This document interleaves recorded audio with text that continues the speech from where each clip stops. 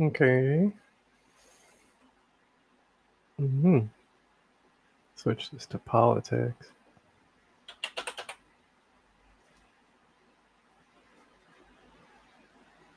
Mm-hmm, mm-hmm.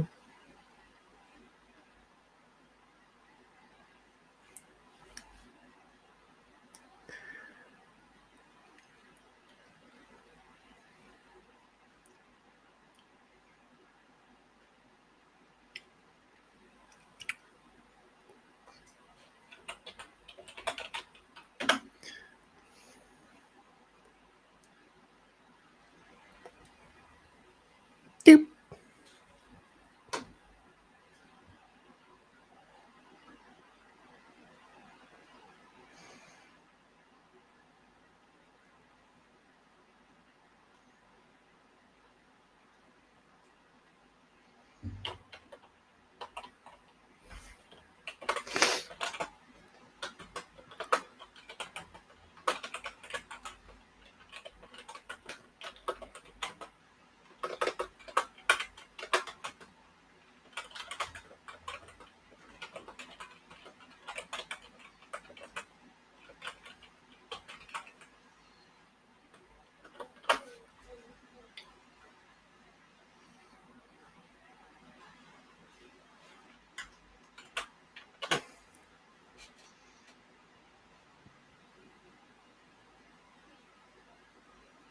Okay.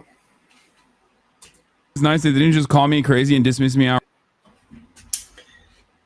All right. I don't think we'll disagree on much. If anything, on Palestine, despite what you've seen on Twitter.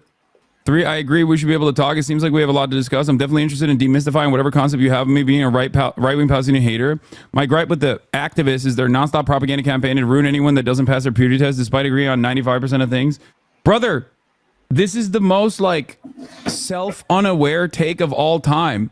If we agree on 95% of things, then why the f have you spent the last month trying to get me and other prominent anti-Palestinian people deplatformed, including but not limited to literally calling Twitch a anti-Semitic neo-Nazi platform that deserves its own adpocalypse? Yeah, calling pro-Palestinian content creators who you know are not anti-Semitic terrorists who love doing terrorism propaganda is not exactly. I mean. Okay, what? Guys, I swear I didn't search for any of these. They're just ads. Yeah. Hold on. I mean, I'm not using an ad blocker.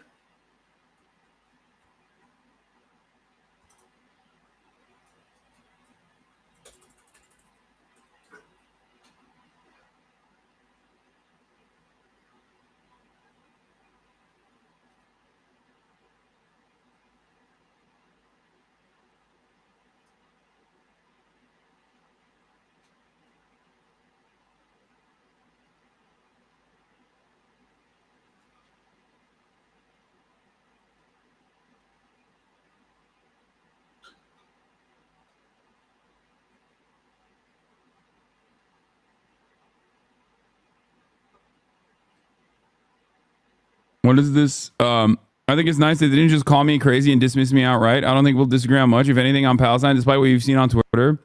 3, I agree.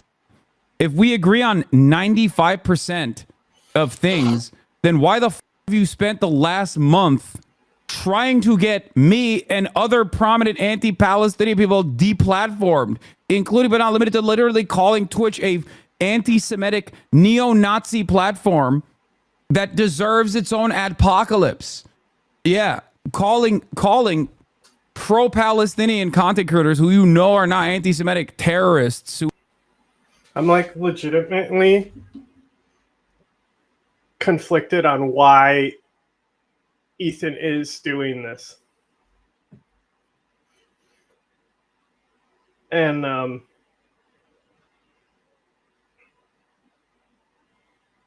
like mental health, he's clearly manic. He's clearly been in a manic state. But like also with me, the main focus I have is like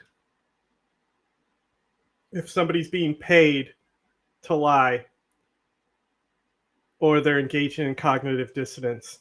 Generally, you can't have both. And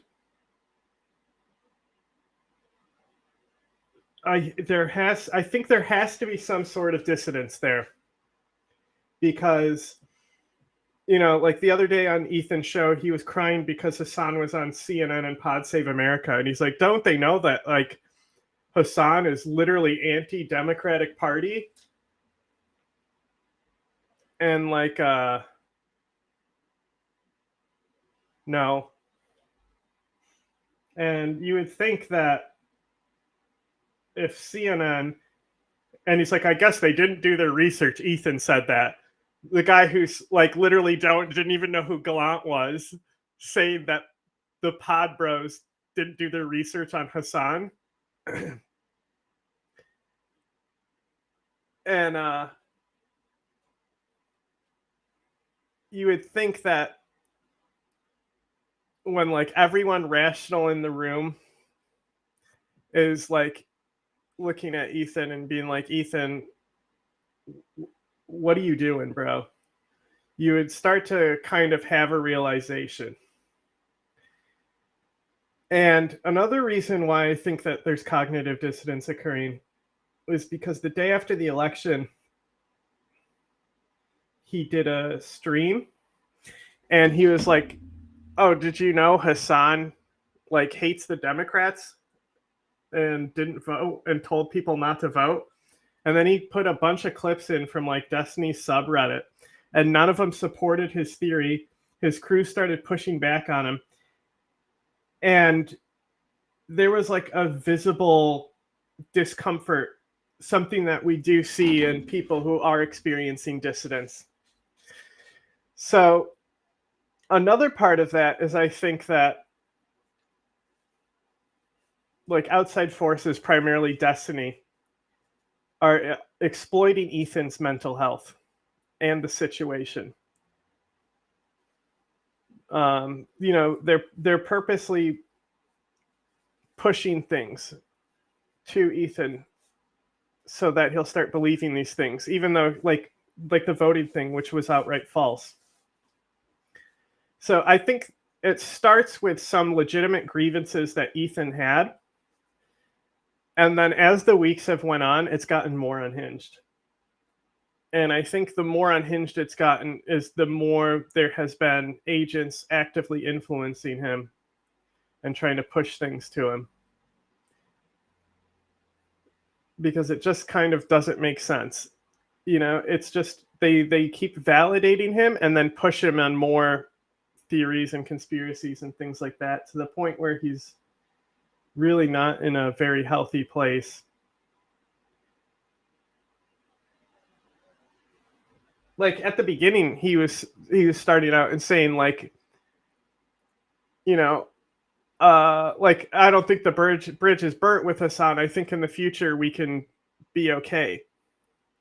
And Hasan didn't really respond or do anything negative to him. And that slowly became about how Hasan is the devil. And I know that Ethan's crew has checked to see like, oh, our Snark subreddit and the Hasan subreddit have like such a percentage of like crossover. Okay, but like, what's the crossover between your subreddit and Destiny's subreddit? I'd be like a little more concerned there. Like, at least like Hasan, obviously, because he's so big, he has fans who are absolutely fucking unhinged. And, you know, but like Destiny legitimately like organizes information warfare operations. And he's like, honestly, I think he's like a more evil Bad Empanada, because Bad Empanada also does that. But like, apparently he doesn't have Twitter, but you know, when he does his actual videos, he at least researches them and sources them, even if I completely disagree with the conclusion that he's coming to, and I think the source is bullshit. who love doing terrorism propaganda is not exactly. I mean, it's not anyone else's fault at this point for making this assertion. Okay, like of course people are going to be like, okay, well, most of your output revolves around going after prominent pro-Palestinian content creators. So yeah, of course people are going to make that assessment. Inevitably, they're going to be like, okay, well, it kind of seems you misspoke and said anti-Palestinian. Oh, my bad. Wait, I just realized that people who are clip chimping you are literally sub to you while hate watching. Yeah, that's why I made it so that you have to subscribe to clip. Like, the reality of the matter is, if you don't want people to think of you as like someone who is anti-Palestinian, then, you know, focus your efforts on more productive battles. Okay? More specifically, I think that's a great point. But like, should we go on it? And more specifically, it's kind of funny also because like the Try Guys were like, we work with the Try Guys doing the Palestine. I think the Try Guys should go on H3 because Ethan already thinks that they agree, and Ethan is going in there and he's going to be like, because he thinks there's like a war he needs to be waging. So he's going to be like, oh, I'm going to go in there. I'm going to present how I'm reasonable, and these things that Hasan has done, like playing the Houthi music video for that guy and platforming Timothy Houthi, right? So he'll go in there trying to do that. And these guys are just going to sit there and like be rational and like not have the needle moved and suddenly be anti-Hasan because like they're well aware of everything going on. Like, I think they should do it. I think it would help Ethan because I think a majority of Ethan's issue now is legitimate in his own mind, like mental health and also like the cognitive dissonance buildup.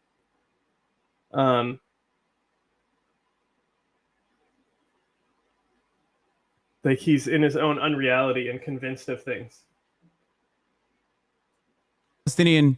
Also, I think lately this entire subject is like very small on everything that Ethan presents and puts out. Charity. And I have not talked to them since, but I assume that they arrived at these conclusions by literally looking at Ethan's output. Okay? And if your output is basically saying that, like, one, guys like myself are gatekeeping genocide, okay? And two, what does that the even past mean? month is literally just, you know, an endless battle of trying to deplatform someone who is very clearly pro-Palestine and also not anti-Semitic, then yeah, of course people are going to arrive at these conclusions. Like, I haven't talked to these guys. I haven't like poisoned the well or anything like that. You know what I mean? It's so crazy and so goddamn self-centered to just like center this genocide around your own personal feelings, man. You can try to moralize it by saying, no, I'm actually engaging in a conquest of anti-Semitism rising. And there is truth to anti-Semitism rising, of course. But like your output doesn't reflect that reality when most of your markers and most of your targets are not anti-Semitic and you're literally claiming that they are. That's the problem. And people, and I don't know why. I don't know why he just like doesn't understand that you know, your output is the reason why people think you're crashing out and going crazy. Exactly. Do people normally endlessly harass people that 95% agree with? Do they team up with Nazi defenders and actual anti-Semites because they're upset? Yeah, exactly. with Ethan, he is someone who, we're both Jewish guys. We have different views about Israel and Palestine. He has said some really wildly hateful things about Palestinian supporters. And so I have a disagreement with him in views. And I think that's a conversation we could have, even though he comes at it from a place of, of wild diatribes. But then, yeah, there's that question to audiences. Is it by even... Ironically, the fucking Try Guys might be the ones with the most ability to help Ethan at this point, because he genuinely needs help. And I don't know how to fix that. I don't know how to actually get in there, because there's so much fueled by this. Like, I checked to see like if there's any pro Ethan stuff, and it's only coming from Destiny from what I've seen. And like, I think if you go back to the beginning of this and look at some of the Ethan stuff, and you look at it now and just compare the two back to back, there is like a significantly visible cognitive decline. He's clearly lashing out in the beginning, and I can completely understand where he's coming from, where he sees all these like subtle anti-Semitism things being platformed.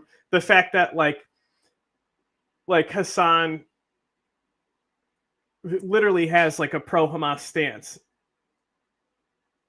Like he's not like out there promoting their views or anything, but he has this idea that it's like anything is justified in response to like what's happening, like what do you expect? Very normative like take. You know? And like I remember going through shit when I was the like one supporting the Iraqi insurgency, and everyone was saying like I supported Al Qaeda and stuff. Same with Syria, but that was more in like the Russian disinfo era. So I think like he let all these emotions build up, and he explodes at first, but then like the next incident and the incident after that, he's still fairly like rational on how he's approaching things. But I think once he did blow up like that, like the Destiny community, like sharks, smelt blood in the water, and since then have greatly contributed to his decline. So as much as like people focus on Ethan and want to be negative towards Ethan, I really feel like he's also a victim. Like he may have had legitimate grievances, and even if you disagree with them or not, like those were legitimate grievances in his heart at the time. And since then, fucking nothing but bees in his brain. Going on their platform, or by platforming them, are you validating? Yeah. And now you're shutting yourself away from those spaces. But if you shut yourself away from those spaces, then you're not able to talk to other people. I don't know the answer. I don't know. Here. I think this is a very interesting conversation. But this is exactly like Kamala doesn't go on Joe Rogan. No, it And is. by the way, it's exactly like that. It's at least as close as we can get. But it is, I think, It's interesting how you say the same thing, but you say it as a brown person, so you're a terrorist. No, like there are definitely differences in opinion between me and maybe even other people who are pro-Palestine. Everyone has a different method, okay? But like for me, the only people that I have no charitability for are people who have demonstrated truly openly anti-Semitic tendencies, okay? If you are the type of person that starts talking about the Talmud, or how, or if you are the type of person that literally pairs Israel with Judaism and Jews, okay, and then says like, yeah, Israel's doing a genocide because, that's just how Jews are, then yeah, I'm done. I'm done with you, okay? That's it. And it's ironic that I'm consistent on this, okay? Whether you are doing this in defense of Israel or whether you are doing this because you are an anti-Semite who wants to pair themselves up with anti-Zionist sentiments, I don't want anything to do with you. And that's the difference, okay? That's why I've routinely shit on Jake Shields and Dan Bilzerian and the like. Like, I've done that. And it's incredibly frustrating to constantly have this back and forth, to constantly have this conversation over and over and over again, okay? It just doesn't make any sense. Like, he literally said I was, going after low-hanging fruit because I shit on Myron from Fresh and Fit. That like the real anti-Semitism that I have to actually reckon with is my own personal community or something. And that's because members of my community that happen to be crossover fans of his, former fans of his, don't like the way that he has communicated throughout this goddamn genocide. That's it. And I tried to communicate this to him early on. I was like, look, dude, if you sound like Joe Biden, or if you sound like Ben Shapiro, okay, then yeah, people are going to think that you are like Joe Biden, Ben Shapiro, or Steven Crowder. If your output in defense of why, I don't know, Israelis don't see eye to eye on this issue is because you were like, no, you don't understand. 90% of Jews are Zionists. 90% of Jews are Zionists. And that also simultaneously, there will never be peace in the region. And there cannot be a one-state solution. And that Jewish Voice for Peace are capos. And then you make fun of Aaron Bushnell and all of this stuff. Like, yeah, of course, people that don't pay attention to anything else are going to see that and not give a fuck about what you have said formerly about Israel and Palestine. That's it. At a certain point, it comes across like, you know, you don't really care about the actual significant conversations that need to be taking place, the actual significance of this genocide. Like, he literally, yeah, I mean, it is also incredibly narcissistic. That is the other part of this conversation. It's incredibly narcissistic that he thinks that the only reason why I'm calling out blatant Nazi rhetoric was to appease him, as though it's something that I secretly agree with. Like, what is the implication? There's never been a moment where I've given charity to Fresh and Fit, okay? And that's before I even found out about their, like, Holocaust denial and anti-Semitism. There was a ton of things that we don't agree on, we don't see eye to eye on, okay? Anti-Semitism being yet another very glaringly obvious reason as to why we don't see the world in a similar fashion. And that's what's so annoying about it. It's like, here, I'll give you a good example of this, okay? Myron is constantly in my replies being like, see, this is how the Jews are. They'll never accept you. That's why they'll never accept you. Because he also thinks I'm anti-Semitic secretly. He's a idiot, okay? And I don't know how to communicate this to people. It's like, no, dude, we're not allies, okay? We're not. I don't agree with you. I don't think that Israel's actions have anything to do with Judaism at all, okay? It just doesn't. And people don't understand that. They like anti-Semitic people who present themselves as anti-Israel genuinely think that other people are also anti-Semitic just like they are, okay? And that they're secretly hiding their anti-Semitic tendencies because they're afraid of the media coming after them, okay? Like, it's so stupid. Oh, he's like constantly, he's constantly in my replies on Twitter being like, see, they're never going to stop coming after you. You should align with me. It's like, no, dumbass. I don't align with you because I don't agree with you. Like, in the simplest terms, I do not agree with you. Okay? I don't think it is truthful. Okay? I don't think it's truthful. I long for the day you don't have to address this every single stream. It sounds exhausting to say the least. I know.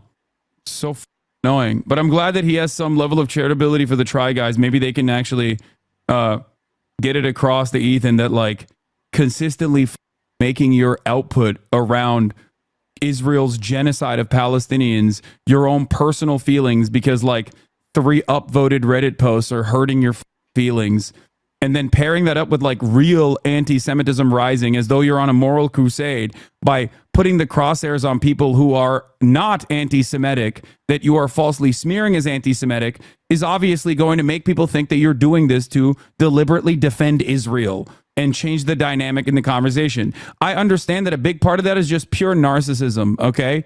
I do. Narcissism, not knowing anything about the history of Israel, and just, like, probably mainlining pro-Israeli propaganda on a regular basis will change your attitude quite a bit. Anyway, holy yeah, I don't want to align with actual anti-Semites, but he has no issue aligning with Islamophobes like D-Man or all the right-wing drama YouTubers who also have literally said a ton of anti-Semitic things too. It is ridiculous. Anyway, tying that back to, like, you know, real world news, Senators who voted to approve arms sales to Israel this week, who took over 3 times more money from pro-Israel donors than those who voted to block the sales. Nice political system we got here. Senators who approved arms sales to Israel got 3x more cash from pro-Israel donors. Median dollar accepted from pro-Israel donors in the 2024 election cycle. Just call him, go to his house, have a convo. What the f*** are you talking about, dude? Yeah, Take a do week it. off. I'm not going to go to Do his it. house, you dumbass. Do it. My views on this stuff, for the record, have not changed at all. And Ethan knows my views on this because we've both privately and publicly conversed on this issue. So if you want to know what it would look like to have a conversation with Ethan, go back and watch the videos where I did have a conversation with Ethan on this exact issue. Okay? They exist. It's out there.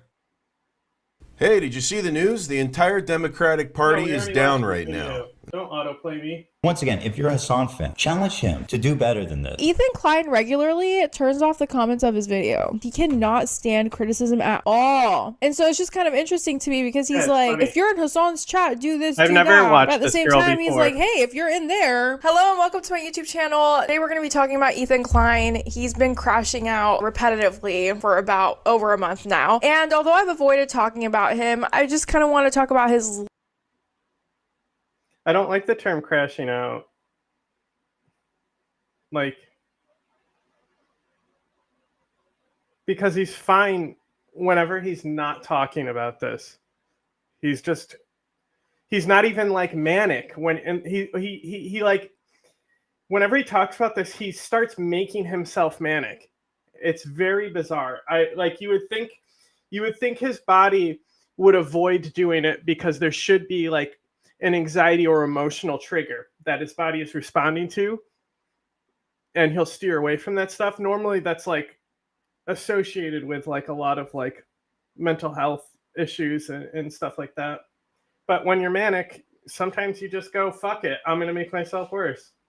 latest, most recent crash outs. It's getting a bit ridiculous in my opinion. So let's get into it. Make sure you comment, subscribe, like, do all the things you have to do so you get notifications when I post a video, and let's get into it. So I honestly roll my eyes whenever I see Ethan Klein come on my timeline again because it's always something Islamophobic, but I don't think he's gonna go away anytime soon. He's been going on these tangents on his story. Like, he writes dissertations and I'm just like, bro, if you want to write dissertations, like, go get your master's or something, you know what I mean? Like, whenever I see a story that's this long, I'm not reading all of it. I'm not. In this particular situation I am, because I'm trying to cover his mental health breakdown, but like normally I wouldn't read multiple stories with this much text. Like, who has the time? Do you not think I even want this fun episode? Do you think I enjoy this? I do it because it's important to me. My heart and soul are bleeding right now. I don't want to talk about this shit. Piers Morgan interviewed a Nazi to millions of people and all the comments supported the Nazi. This is significant and not normal. I would be a useless coward not to call this out. As a Jewish man, this makes me feel extremely unsafe and uneasy. Away is fun. Use the chapters of break. Okay, well, I'm not gonna lie, Dan Bilzerian was on some bullshit, so I'll give him that much. Israeli I'd also propaganda like is to see entirely Ethan constructed on easily engage debunked with lies, Dan but to Bilzerian. fully understand the Zionist narrative from Palestine to Amsterdam,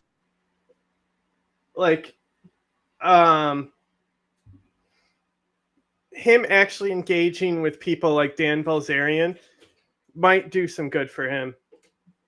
I know a lot of the people in the chat had a lot of problems with Loner Box on there, but like, I think that's another. See, I was gonna say, I think talking to Loner Box helped him. Like, it's the only person besides Destiny who's going to take his side at this point. And I also think that, like, more friendly conversations like that with Loner Bucks, regardless of like who they are and what their position is, as long as they're the what I guess people would say the liberal Zionist, even if they're not Zionists, right? And I think Hasan's point about how most Zionists are Christians really needs to sink into Ethan's head. And I think just talking to people, like I said, the fucking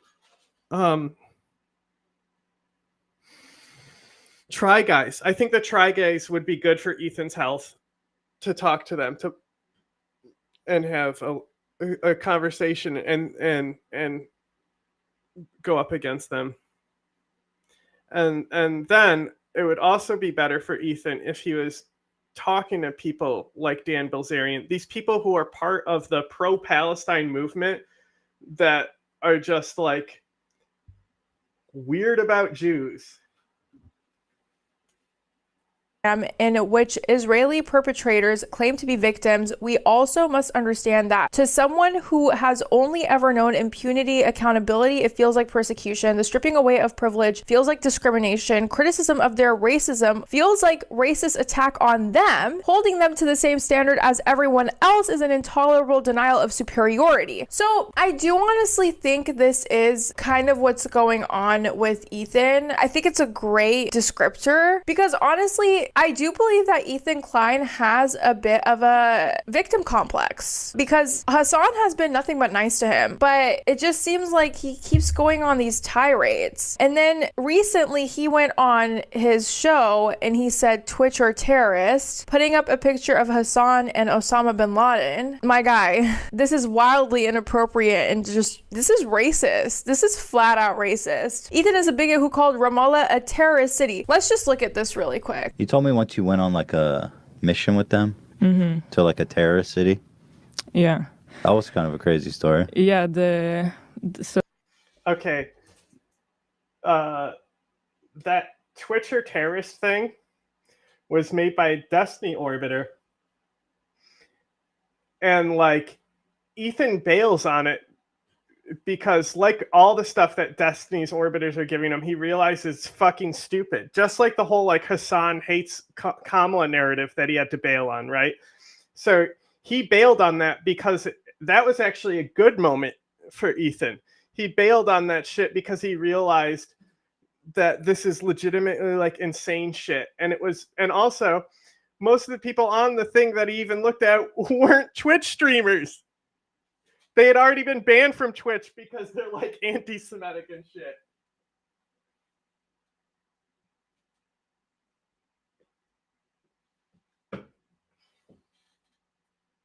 so my officers and like the soldiers in that brigade. Okay, so Hilla is his wife, and she was a part of the IDF, I don't know, whatever you want to call it. IOF, IDF, whatever, Israeli Defense Forces. He legitimately called one of her missions a mission to a terrorist city. And what they're referring to is Ramallah. Okay. I wouldn't put it word for word. Like, how strict are we going to be on what he said? Like, maybe there was like a stronghold there. Like Ethan literally was like, I clearly didn't understand and was recalling something there. Like at least we can like levy credible shit at Ethan because there's so much insane shit. And already we got 2 strikes for you out the gate here. Which is a Palestinian city. And it's just like, you're out here crying about this, that, and the third, while you're calling a Palestinian city a terrorist city. And your own wife was an IDF soldier. This double standard is wild to me. They would go every night on a raid Right.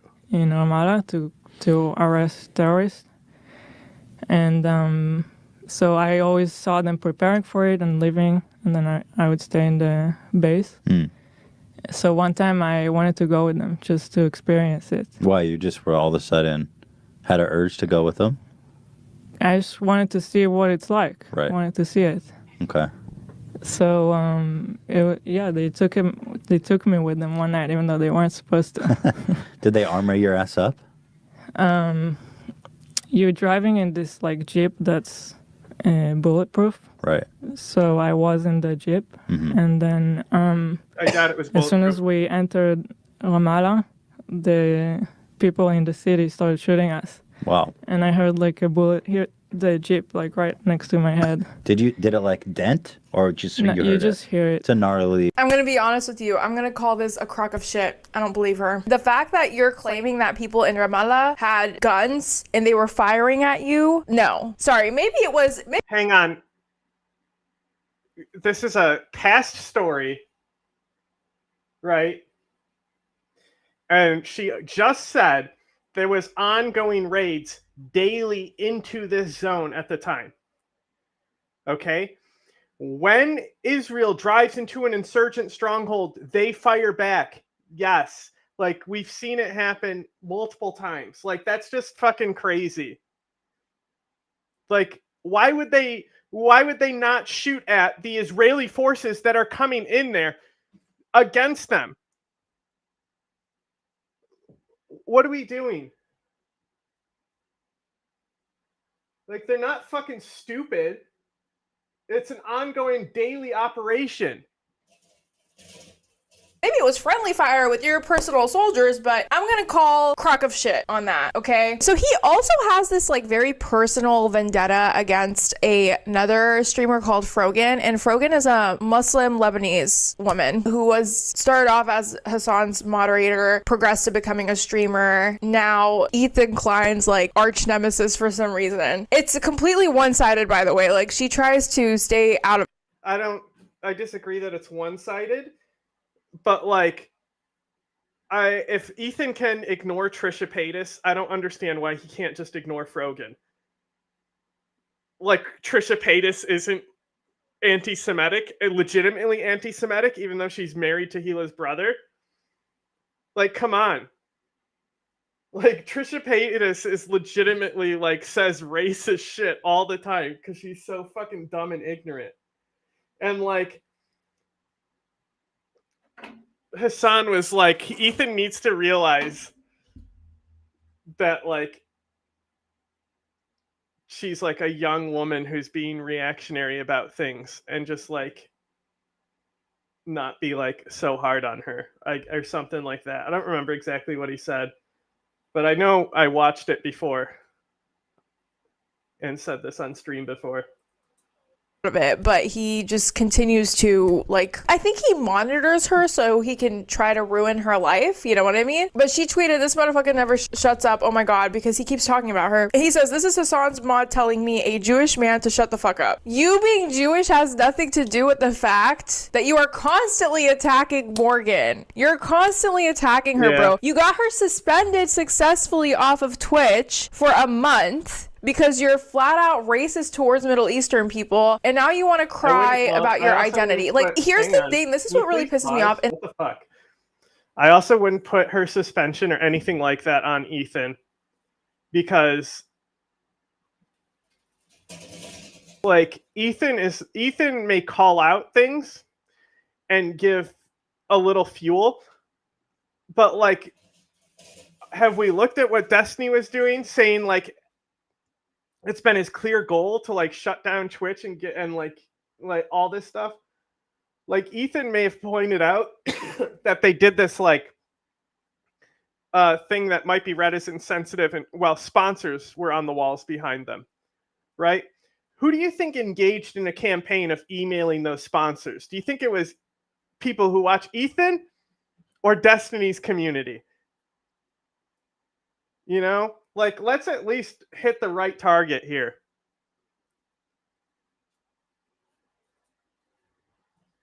And I see this with a lot of people who are marginalized. They say some shit and then they try to hide behind their identity. And then they're just like, oh, I'm a Middle Eastern woman, therefore I'm allowed to say that. No, you're not. Just because you're Jewish doesn't mean that you can compare Osama bin Laden and Hasan with each other. And that's like, that's what's so annoying. People on his own channel try to tell him like, hey, yo, you're being very problematic. And he just doesn't really, like, it's not computing. He just keeps going on and on and on these like insane tirades. Today, my friends, we are going to play the exciting game here.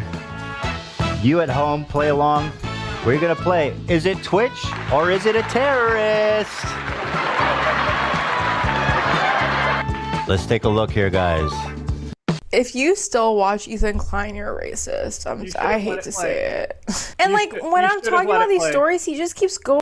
Like, there's so much, there's like, that is like, anyone who like sat down to like make an outrage video specifically on that segment on the H3 stream, I don't know how you would get a lot out of it.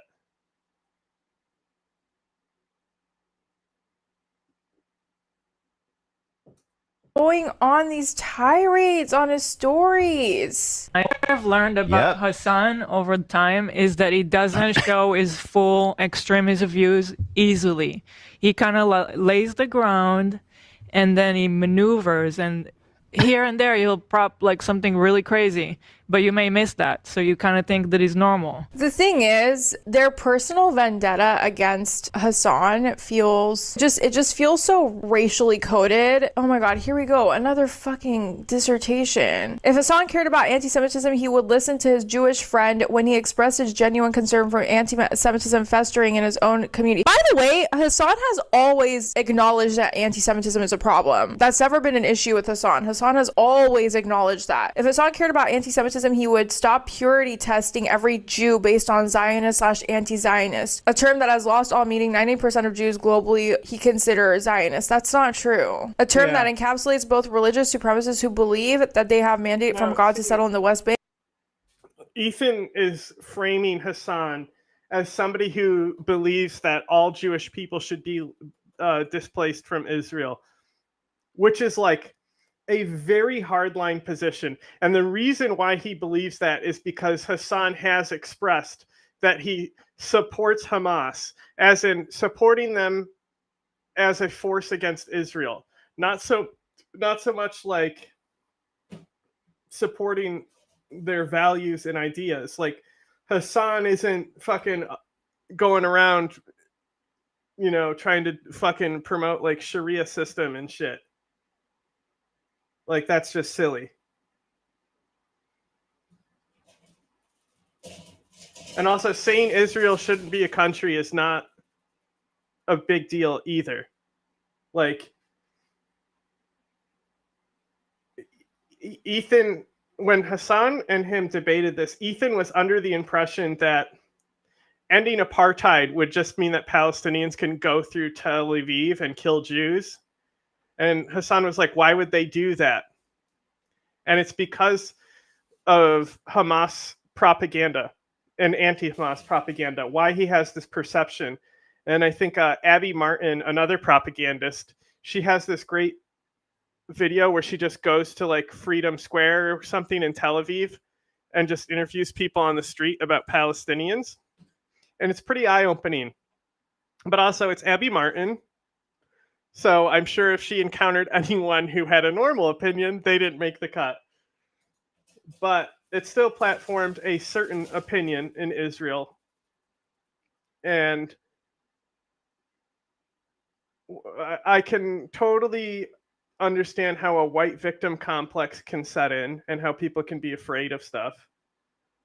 But like with the Loner Box conversation, their discussion about South Africa and how apartheid ended there, like, that was an important part of that conversation that more people need to understand, because I think they did have a good point when they were talking about how like Hasan just dismisses all terrorism, saying Mandela was labeled a terrorist once too.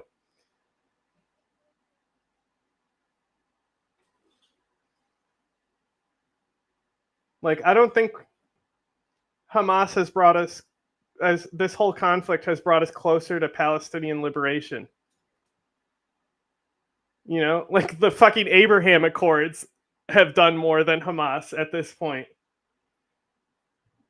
And every secular reform Jew in the world who thinks Israel should continue to exist. I know for a damn fact that 90% of Jews don't. I don't know what percentage of Jews do or don't, but I know that percentage point is wrong. You know what I mean? You're just starting to pull shit out of your ass at this point. But also, he did something that was like really wild. So he went on this like,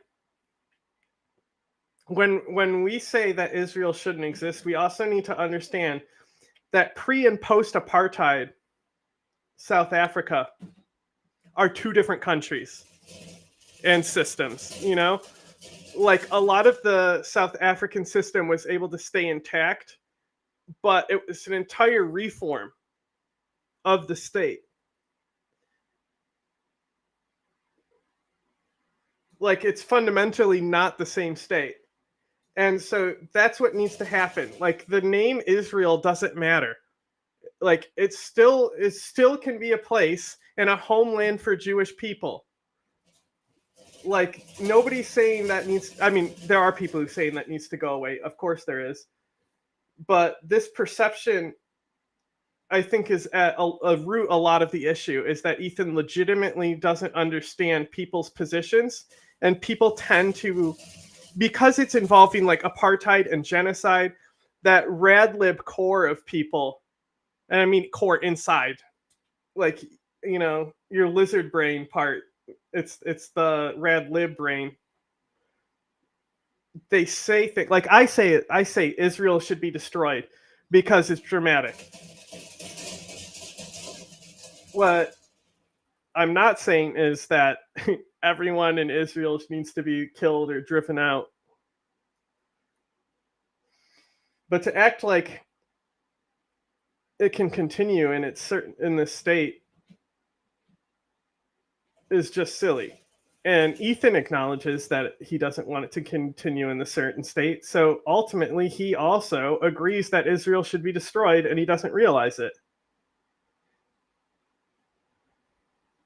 Tirade. I don't know if you guys know the Arabs podcast. Basically, they're Arabs and Middle Eastern streamers. They're partner streamers. They had a panel at TwitchCon, and they ranked every Arab person from like being super Arab to not Arab at all. And like the bottom tier was love Sabra hummus. And that's basically because no Middle Eastern person eats or likes Sabra hummus. First of all, Sabra hummus is created by Pepsi Cola, right? I'm sorry, like you should be eating hummus from an authentic Middle Eastern restaurant or an authentic Middle Eastern company, not Pepsi Cola. Also, it tastes like cement. Also, they have ties to Israel. So Middle Eastern people genuinely stay away from eating Sabra hummus, and it was just a joke. And he posts this video. Hello everybody, it's Ethan Klein from my basement.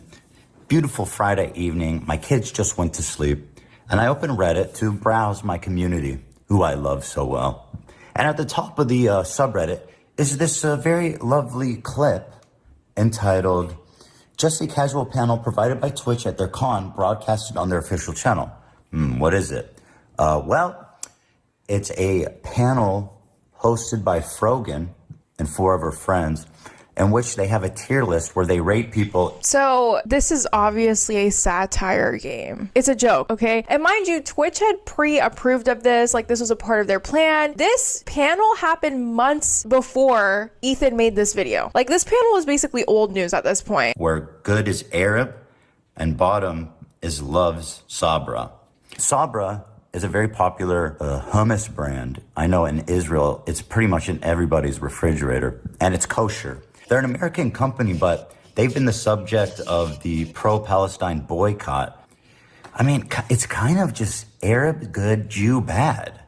I mean, just because Middle Eastern people don't like to eat Sabra does not mean it equals Arab good, Jew equals bad. We don't give a fuck that y'all have Sabra hummus in your refrigerator, okay? So he goes on this tirade. Mind you, for someone who's been doing YouTube for so long, I don't understand why the camera is so zoomed in his face. Like, I don't need to see all of that. But this continues. Like, it doesn't stop here. You would think he would just stop here because he made his point, right? It continues. I'm having a hard time seeing this any other way. And what's crazy is that I've been suspecting that Twitch has an anti-Semitism problem. Obviously, it started with Hasan platforming Houthi terrorists and showing unfettered terrorist propaganda on his channel.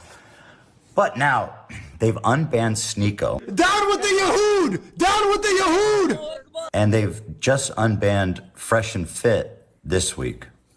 These are 2 of the most prolific Jew-hating creators on the entire internet.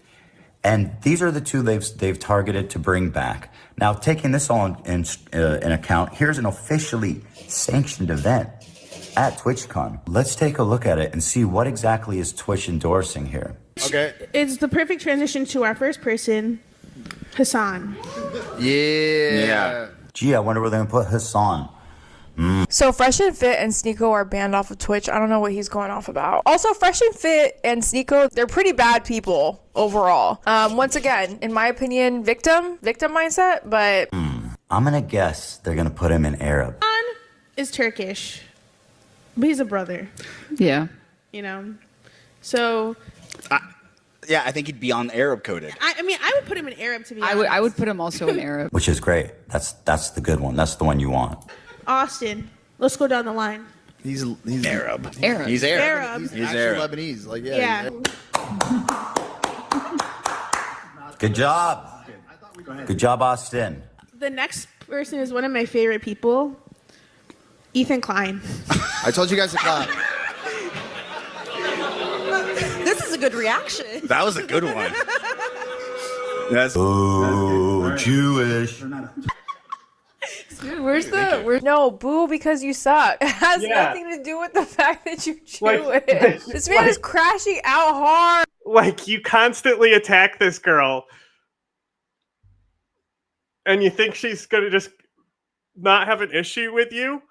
To think that she has an issue with you because you're Jewish and not because you constantly attack her. Like, get real, dude. Where's the? You guys are missing a category for Zionist. That was a joke. That was just a joke in my. Stand up.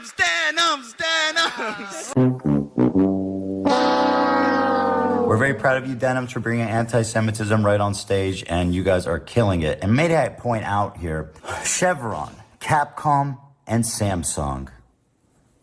Do you know that there is an Arab to Jew tier list happening not in front of an your Arab to sponsor? Jew tier list. And you guys were so kind to sitting right in front of them. Pot. Chevron, Samsung, and Capcom. By the way, a bit of irony. I love that they're boycotting hummus and sitting in front of a Chevron logo. Like, yeah, I wonder which one's doing more damage. So, first of all, they cannot pick and choose who the sponsors for an event is, right? There's only one TwitchCon once a year. They're partners. They've spent a lot of their lives and a lot of their times becoming partners on Twitch. So, of course, they're going to go to TwitchCon, regardless of who is sponsoring it or who's not, right? So, this, like, whataboutism, like, what about Chevron sponsoring Twitch? Like, yeah, a lot of us talked about it and a lot of us covered it. You know what I mean? It's not like we were all game for it, but it's one of those things where it's like, okay, they're the sponsors. All right, fine. Like, it sucks, but we still have to go to this. We still have to go to this event because we are partners and this is a part of our job. But also going beyond that, Arab good, Jew bad. Once again, just because Jewish people like to eat Sabra hummus, like, that's not our fault. We hate Sabra hummus. We will continue to hate Sabra hummus. It's just a thing. Like, I don't know what to tell you. We don't like Sabra hummus. I don't know a single Middle Eastern person that likes Sabra hummus. Like, if that's a threat to you, that sounds like a you problem, not me. Anyway, so he goes on this tirade, right, on his YouTube channel. I'm kind of over this brain rot. I don't want to keep listening to him. And he effectively gets every single person on this panel banned from this video for a whole entire month. And listen, this was particularly evil because, first of all, their goal was not to say Arab good, Jew bad. Sabra hummus is something Like, Ethan is just like a small cog in, like, a greater machine going on right now. And the thing about Ethan is that he's an easy target, he's loud, and because I think most of what he's experienced is legitimate cognitive dissonance, he's not doing, like, sneaky shit, you know? Like, he's not organizing attacks on sponsors and things like that. Well, other organizations and Destiny orbiters and fans are. And so just because Ethan is loud and annoying, we're attributing him having the power, one guy having the power to totally, like, deplatform like 4 or 5 people just because they're in front of sponsors and he can frame it as Arab to Jew. No. Why would Twitch cave to one fucking guy who's not even on their platform or anything? Like, come on. that we all in the Middle Eastern community use to make fun of each other. It's a very common thing to talk about. But second of all, you just cut off all these people's salaries for a whole entire month. Twitch partners depend on their paycheck from Twitch in order to survive. So it's one of those things where it's like, it's the victimization to repel on other people's lives. Listen, I'm not saying people on this panel haven't said inflammatory things. Like, disclaimer, I'm actually friends with Frogan, the hijabi girl on this panel. And sure, she said some inflammatory things before she got banned. She said that something along the lines that like US veterans deserve PTSD or something like that. And sure, that's inflammatory. It could be seen as offensive to some people, whatever. But that's not why she got banned. She got banned because of this panel. And not only did she get banned, everyone else on this panel got banned. All these people who are very anti-Middle East, very anti-Islam on Twitter were celebrating, and like they were literally celebrating their banning, which was just so foul in my opinion. But this isn't the only thing. He continues to just do shit that's like continuously hurting Middle Eastern and Muslim people. In this video, I just want to explain why I stopped watching H3 over the past few months.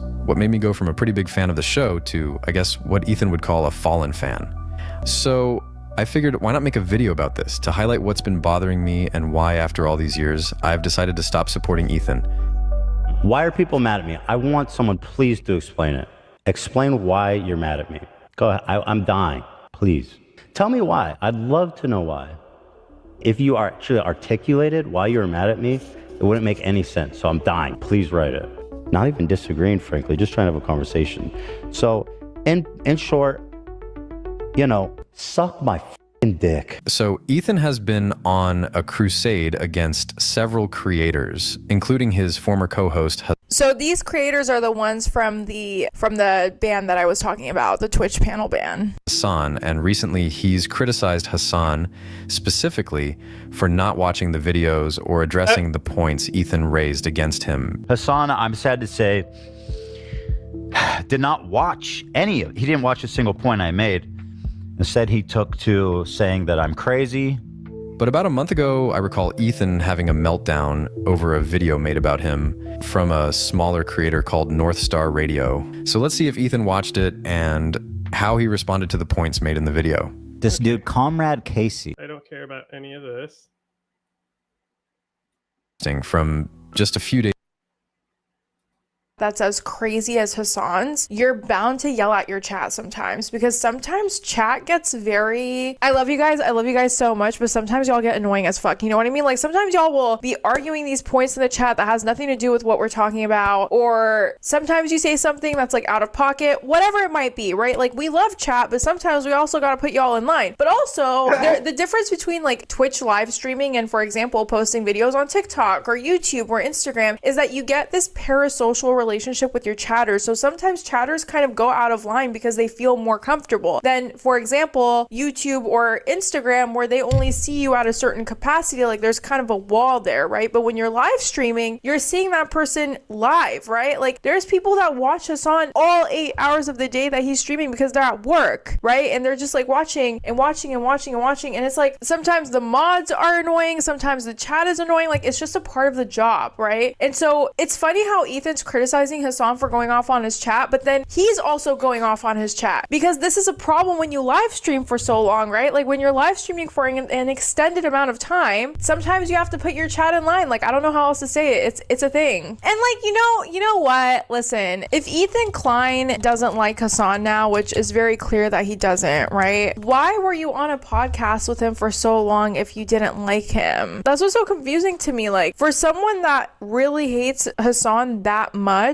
you're spending a lot of time. You were spending a lot of time doing podcasts with him in X, Y, and Z, right? And it's like, why are you doing all of that? The Hasan Piker double standard. Hasan Piker is a weasel. Brother, at some point you just gotta move on, my friend. Hasan Piker is a Weasley little liar. I won't let Hasan Piker lie about me to his audience. Twitch has a major problem. That was once again about Hasan. It's just kind of giving a bit like obsessive, to be honest. Crazy clip of Ethan Klein crashing out after a call with Philip DeFranco on stream. He makes Phil and his employees uncomfortable, then asks what he did wrong, and then Okay, I want to see that Ethan Klein, Hasan is a Weasley little liar video.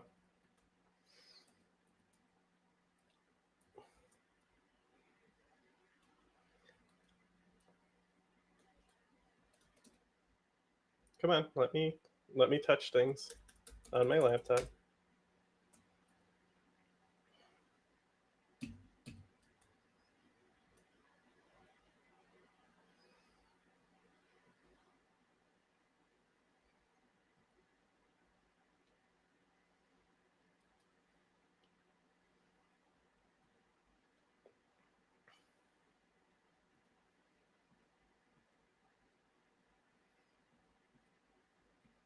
To address something that happened on Thursday's show. We were doing our post-election cope stream, and the subject of Israel had came up, and here is what was said about it. Let's take a look. Trump is so pro-Israel, it's insane. Not only is he pro-Israel, him he and hates Bibi, Arabs. him and Bibi like talk a lot, and Bibi's become a lot like Trump. Yeah, so. Bibi's his guy. They're like homies. Bibi's celebrating last night. Just the other day, Bibi fired a really good guy that a lot of people are pissed about, and he fired him because they had a disagreement, and that's like so Trump coded. Well, he was like a moderating voice in the war room. Yeah.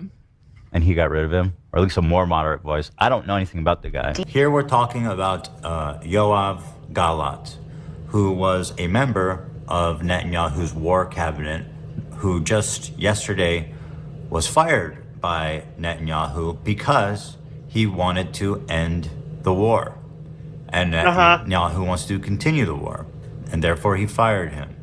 Once he was fired, people in Israel took to the streets and are protesting because as far right as Netanyahu's, war cabinet is, he is literally a moderating voice in that cabinet and was the only one representing the people and pushing for the war to end.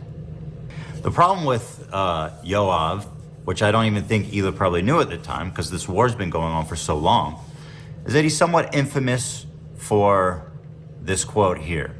He said on October 8th, there will be no electricity, no food, no fuel. We are fighting human animals and we act accordingly. When he's talking about entering Gaza in the first phases of the war. Now, a lot of people look at this language and think that it's dehumanizing and genocidal, and I'm one of those people. I agree that this is a horrible thing to say, and I don't defend him, and I never would defend him, a statement like this, which I assume people who watch this show know and understand. Now, a year plus later, for whatever reason, this is the same guy who's advocating for the war to end in Israel. And Ela, looking over the news, sees that people are rioting, that people are upset, and that people who want the war to end are upset that he got fired. And that's basically all that happened.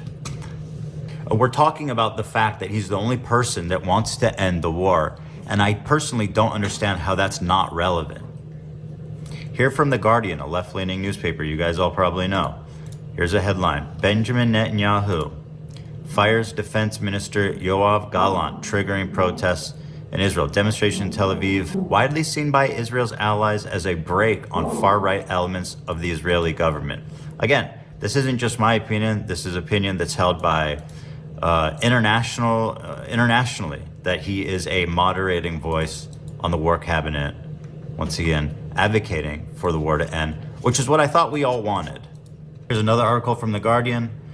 Yoav Gallant reportedly says Israeli army has nothing left to do in Gaza. The ousted defense minister also quoted as saying Netanyahu rejected peace deals against advice of his security officials. As you can see, I'm not saying any of this to defend him. What he said and what he's done should very well be investigated by the International Criminal Court, and if he's found, he should submit to an investigation. If he's found guilty, then charge him. But what I am saying is that I think that while Ela misspoke and said he's a good guy, her intention was that, this guy is trying to end the war. And I'm pretty sure we're all on the same page as that being a good thing. I feel like the reason I brought it up was mainly to express the frustration with Bibi and him firing the one guy that was somewhat, attempting at moderation. There wasn't really so much to say, gone. It's like, Mike Pompeo in Trump's cabinet. Like,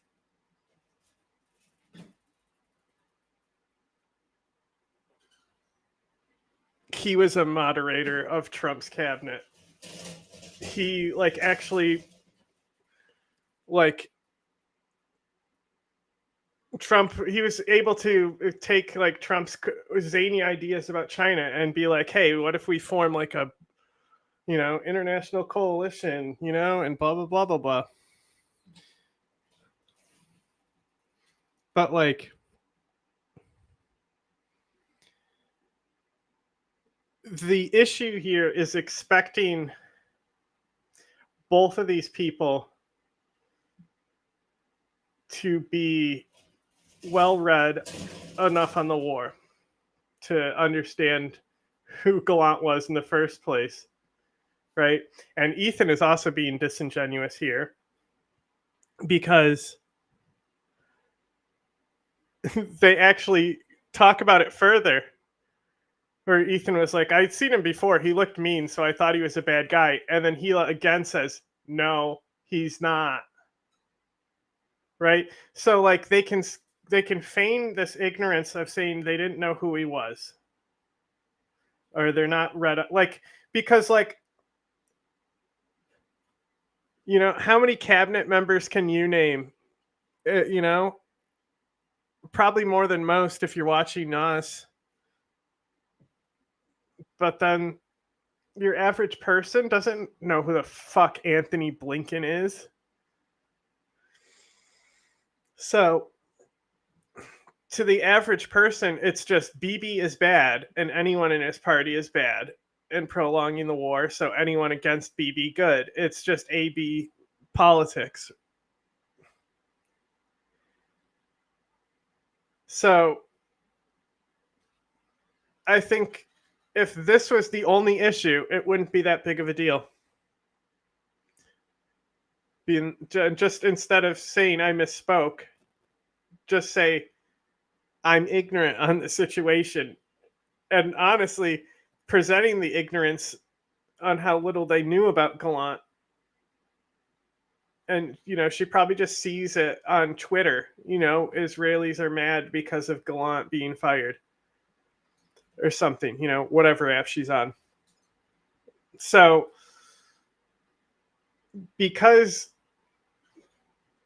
the opponent against them here is Hasan, who is daily covering the conflict and very informed on it. Like, something like, oh, apparently he was a good guy and a moderator in the cabinet. That's just a wild thing for somebody like Hasan to hear because he understands that's fucking horse shit. These are plebs.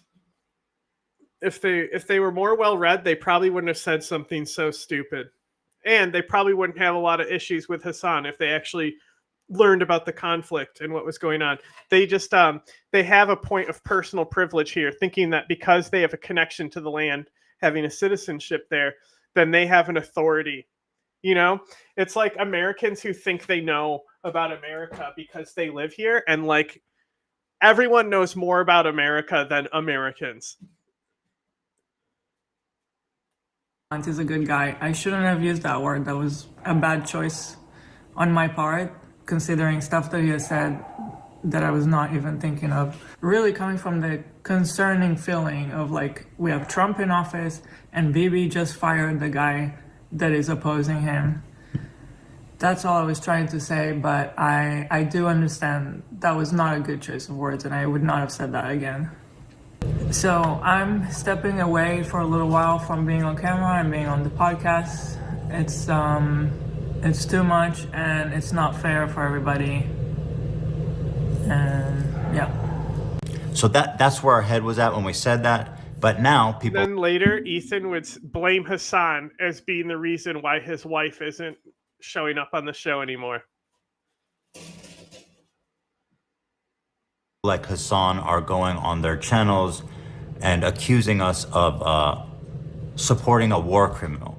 Anyway, here's what Hasan said this evening about the clip that sent everybody into a frenzy. Crazy. I just hate how Ethan is brigading smaller content creators like the deprogram because he. Like, if Ethan hadn't started all this shit with Hasan in the first place, Hasan would immediately engage in good faith here. You know, and would have reached out and said, what did you mean by this? And Ethan would have been like, oh man, I just didn't know. And it wouldn't even be a problem. He couldn't get to you. It's fucking gross how he keeps picking smaller content creators that are just getting by, and he is sitting on his golden throne. Is just straight up harassment. I know. He's just. I can't get over the fact that they keep fucking crying about me responding to these communities. Like, this is the biggest socialist podcast. They have like they have hundreds of thousands of subscribers. Second Thought has 2 million subscribers. When can I respond to these people? When is it warranted? Like, give me a fucking break. He's just like aligning with all these fucking drama peddlers like Keemstar and shit in an effort to try and get me fucking banned is psychotic to me, you know? I just don't get it. I don't understand it. What a fucking liar, dude. What a Weasley little fucking liar. He's just straight up lying. He's just lying right now.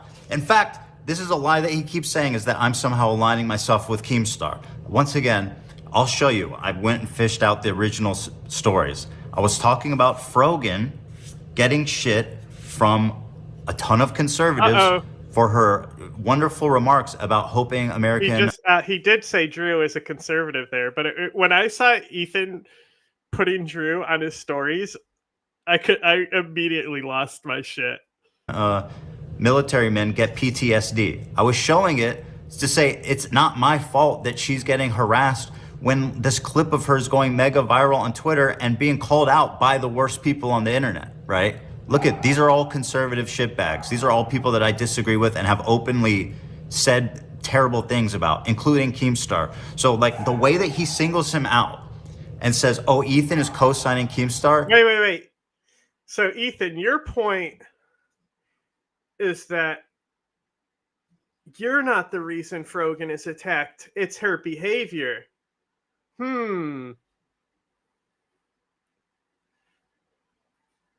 I wonder if it's not the fact that you're Jewish is why you're being attacked. And like, also, have you helped the anti-Semitism? Have you felt like since you've called it out, people have been less anti-Semitic to you, or you think you've gotten more attention from like shitheads? He's a fucking liar, dude. He's a Weasley little liar. He never, and also, you're being disingenuous to Hasan here because just as much as like people can be disingenuous to the whole Gallant comment, even though I don't think it's that disingenuous to criticize you for saying Gallant was a really good guy. Okay. But like Hasan didn't mean what you're interpreting him to mean. And this is what really agitates me about Ethan's attitude towards this. And everyone but Hasan's attitude towards Ethan. Like Hasan has been so nice about the situation and is rarely taking what Ethan is doing out of context from what I've seen. I can't see everything. And like Hasan said, you're aligning yourself. Alignment is not an alliance. It's not allies. You know, when you go on Wikipedia and you look at the conflict, there's 2 columns normally. Sometimes I've seen 4, but normally there's 2 columns. You know, and you'll see things where factions who have nothing really to do with each other but are fighting the same enemy end up in the same column. Wow, crazy. The person that they're talking about is Yoav Gallant. Yoav Gallant, alongside Benjamin Netanyahu, has an active petition for his arrest by the ICC. The person that they are talking about here, before getting fired, And what they need to realize as well is like this Hasan like is a little bit worse with the Hamas apologia, but Hamas also has warrants. Okay? And I say this all the time. When the fucking Bosnian genocide ended, there was still Bosnians on trial for war crimes. It wasn't just only the side that perpetuated the genocide. Okay? So like this type of thing where you're just saying, "Oh, this was a really good guy," is the equivalent of light Hamas apologia. You know, like I see it a lot with like Hezbollah, really, more than Hamas, because people don't understand Hezbollah's background and what they actually are. They don't really know anything about them. They're ignorant, like Ethan and Gila are here. So they're just like, oh, they're fighting Israel. They say they stand up for Palestinians. They must be good. It's simple. By Benjamin Netanyahu, the person that they're calling a moderating voice, said this, which is the reason why there is an active petition, an active application for a warrant for his arrest by the ICC. I don't know. I'm legitimately shocked. The problem why I'm frustrated with this whole situation, you guys know me. I'm more than willing, more than happy to address shortcomings and errors that I've made and take every chance I can to learn and grow from them, right? Except when it comes to this, which is so weird. Like,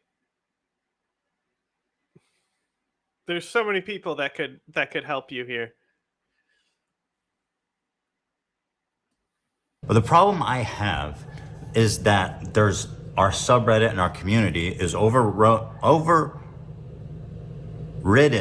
with these 8-year longtime ultra fans who can no longer, tolerate us, or they can no longer walk down this path with us as we've thrown our lot in with the Nazis, right? But like these same people, okay, they hold no standards. And Hasan can go out there and this is ultimately like how I see it. Is like at the end of the day, like it's just like going back to the Iraq war activism. Like you hear me talk about how ethical the Americans acted all the time in Iraq, right? Like I knew that because I was actively like involved as a kid. And then I started meeting grifters who are just like, conspiracy theorists trying to like, so they constantly would hijack the activism when a lot of these insurgent groups were like publicly available to talk to and stuff. And they wouldn't listen to them because they didn't care what the insurgent groups had to say. It wasn't about that. And ultimately, though, the people who weren't trying to get involved with movements, because anyone who ends up getting involved with any of the Iraq war movement, they all eventually like joined the brain rot crew. But then anyone who was passively against the Iraq war, like whether they believed that America was actually there fighting Al-Qaeda, they just wish that the war would end. Like they may see America's goal or America's, reason for occupying Iraq as like valid, but they still want to see the war come to an end. Okay? Those people are still fine. Like it doesn't matter. As long as you're like pushing for the war to end, it doesn't actually matter. And so to somebody like Ethan then sees Gallant as somebody who's pushing for the war to end and ends up in that broadline side, which is understandable, but it's fucking looks like a bad image, considering everything else you've done around it. Glaze, an international terrorist organization, and its leader, and glaze up Hasan Nasrallah like he's a fucking great dude. Hasan Nasrallah was assassinated. Hezbollah is a paramilitary organization that is also a part of the Lebanese. This is so weird to me. Like Hasan interacting with normal people and not able to shut off his fucking brain like this. Like we both Hasan and Ethan need their computers taken away for a little while. Like this is so cringe. I'm dying inside right now. I like to me trying to fucking engage with anyone about Hezbollah, because at this point, like, everyone thinks they're like cool. The last group I'm going to bring up in person to anyone. Parliament. Do we like them or no? I think as a resistance group, they're pretty successful against Israel. They are a terrorist organization. Like they're designated. They are designated by the American state as a terrorist organization. I do not like them then. Well, like I like what you like. I don't have an issue with them. Let's just say. I'm going to give you guys a crash course on Hezbollah. Let's start back from the beginning. I can't wait. 1983. I can't wait for this crash course. What is this source? Why aren't you giving a source? Like, you're clearly taking this infographic from somewhere. Suicide truck bombing of the U.S. Embassy in Beirut. 45 embassy staff were killed, 34 injured. They bombed the French Marine barracks in Beirut, 300 dead. Attempted murder of the head of the Turkish Jewish community. Suicide bombing of the Argentine Jewish Mutual Association building in Buenos Aires, 85 killed, 300 injured. I don't have an issue with them. Let's just. That's it. Like, if anything, that's helping the people who like Hezbollah like them more. Like, your issue is, and your criticism of Hezbollah shouldn't be that they were really good at terrorism when they were initially founded. Like, the reason why it's cringe to like Hezbollah is because Hezbollah is fucking cringe. Like, there's no group more laughable to stand than Hezbollah. They're a fucking joke. Say. Bombing of a restaurant near the U.S. Air Force Base in Spain, 18 killed, 83 injured. Car bombs of the U.S. Embassy in Beirut, 11 killed, 58 injured. Hijacking of Kuwait airline planes, killed 4. Suicide bombing at the Israeli Embassy in Buenos Aires, 29 killed, 240 injured. I don't have an issue with them, let's just say. Suspected of carrying out suicide bombing missions against Israeli vacationers in Bulgaria. Indicted for the assassination of former Lebanese Prime Minister Rafik al-Hariri. I don't have an issue with them. Hezbollah participated in the Syrian civil war on the side of Assad, violent dictator. They're responsible for the genocide of well over 500,000 Syrians. Here's an article from Don't minimize the Palestinians they killed. Amnesty International. Syria, surrender or starve, strategy displacing thousands, amounts to crimes against humanity. Does that sound familiar? I don't have an issue with them. While the Syrian government's stated aim has been to vanquish opposition fighters, its cynical use of surrender or starve tactics has involved a devastating combination of sieges and bombardments. I don't have an issue with them. These have been part of a systematic as well as widespread attack on civilians that amounts to crimes against humanity. Sounds like what Israel's doing in Gaza. I don't have an issue with them. Relentless attacks on civilians, in addition to immense suffering caused by siege tactics, deliberate attacks on civilians and civilian objects cause unimaginable misery. The government and Hezbollah forces burned the agricultural fields just as a form of punishment, even though we couldn't access them. I don't have an issue with them. Once again, sounds like what Israel's doing in Gaza. As of May 21, a minimum of 580,000 people is estimated to have been killed, with 13 million Syrians being displaced and 7 million refugees forced to flee Syria. I don't have an issue with them, let's just say. Here's some quotes from Hezbollah leaders, including Nasrallah. Our struggle will end only when this entity, if Israel, is obliterated. We recognize no treaty with it, no ceasefire, and no peace agreement. According to Okay, hang on. There's just no solution to the conflict in this region except with the disappearance of Israel. Our struggle will end only when this entity, Israel, is obliterated. We recognize no treaty with it, no ceasefire, no cease agreements. Okay, so this is like standard jihadi rhetoric. First popularized with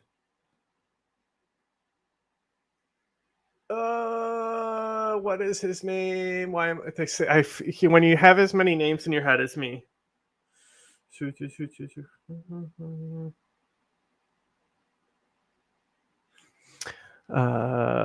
He was a Palestinian. Abdullah Azzam. So Abdullah Azzam popularized this philosophy that revolves around the phrase jihad and the rifle alone. No conferences, no negotiations, no dialogues, or something like that. So it's maybe a different order of those last three. So it's really no different than like the United States perspective of not negotiating with terrorists. These are ultimately just beliefs that can't coexist no matter what. So I think we should have been working to oust Hezbollah, so we didn't need to even bomb Lebanon to get rid of them, and I don't think they will be gotten rid of. But like, I fucking hate Hezbollah, and I still just think about the civilian crossfire in Lebanon just to take out the leadership in like such a foul swoop that they did. And I really hope like long term Hezbollah can be ousted and something might come of this, and Lebanon can recover economically without those fuckers around. But I don't know. Lebanon was a decent country. They've had economic strife, but so is Greece. You know, that's really not that much different other than like Hezbollah being an active faction in the government. And it would be really unfortunate if this ends up causing it to slip away from like being a modern developed country that offers like civil rights and freedoms to be advanced. You know, like you can actually criticize the government to an extent. Like, go do that in Jordan, see what happens. Israel is obliterated. We recognize no treaty with it, no ceasefire, and no peace agreement. According to Shal Shai, Nasrallah said in a speech delivered in Beirut, "What do the Jews want? They want security and money. Throughout history, the Jews have been Allah's most cowardly and avaricious creatures. If you look all over the world, you will find no one more miserly and greedily than they are." I don't have an issue with them. If we search the entire world for a person more cowardly, despicable, weak, and feeble in psyche, mind, and ideology and religion, we would not find anyone like the Jew. Just because Hezbollah is hooked up to the IRGC network, it's hard for Hasan to see anything because he's way too biased. He just sees Iranian propaganda and narratives and he nods along. Notice, I do not say the Israeli. I don't have an issue with them. Badi Kainban, in his 23 issue. October 2002 article, quoted Nasrallah as saying, "If Jews all gather in Israel, it will save us the trouble of going after them worldwide." The history of Jews has proven that, regardless of the Zionist proposal, they are a people who are evil in their ideas. The state of the grandsons of apes and pigs, the Zionist Jews, and he condemns them as the murderers. The point is when Hasan defends Hezbollah and Hasan Nasrallah, who is a violent, genocidal, anti-Semite who mass murdered Syrians and committed terrorism all around the world. And Palestinians. Where's all the 8-year subscribers flooding into his community saying they can't follow him in these footsteps anymore? I can't believe I'm calling Nasrallah base. I mean, listen. Listen, you have to remember something, okay? A lot of these dudes, you see them in their fucking fits, and you hear about like some of their attitudes about like gay people, for example, and you immediately fucking resort to Orientalist perspectives, not realizing that these motherfuckers are better read than you by a million. Okay? Like it's not a broken clock situation. No, wow. Nasrallah could use history to back up his fucking hateful rhetoric. Wow. Dude. Who the fuck cares? Half of these dudes literally get educated in America and in the UK. What the fuck are you guys talking about? This is why it's Orientalist to literally look at these dudes and go, oh no, they're fucking barbaric baboons. Hezbollah are pretty dumb. Most Hezbollah that I encounter end up being really fucking stupid meatheads. And like sometimes they get this shit right. No, dude, he knows. It's crazy. He's read more books than you could ever imagine. And also, ultimately, he is regarded as a pretty brilliant a person in terms of like everything that he's done. You might not agree with his methods. You might not agree with his attitude overall in terms of like... I don't understand what's the issue with what Hasan's saying here. In terms of his opinions on civil liberties and shit like that. But ultimately, this motherfucker has read a shit ton of books. I don't have an issue with... Okay, that's our issue with Hasan's statement is he said Nasrallah has read a lot of books. Okay.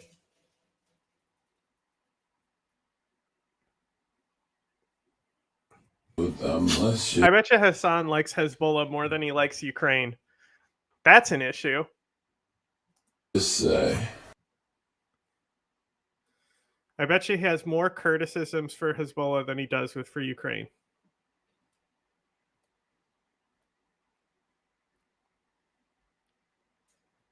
Is this wonderfully stated? It's crazy how Hasan's community takes themselves so seriously, Lamau. They live in an echo chamber of fervent superiority that everyone else can see is cringe and actually psychotic. They're gatekeeping and genocide right now. That is what they're doing. Wait, what? Wonderfully stated. People like that are the biggest obstacles of Palestinian emancipation right now. They look and sound like freaks and make their cause sound unimaginable and unrealistic. This person is literally a former Fallen fan. He's saying unimaginable, talking about Palestinian emancipation. This 100% is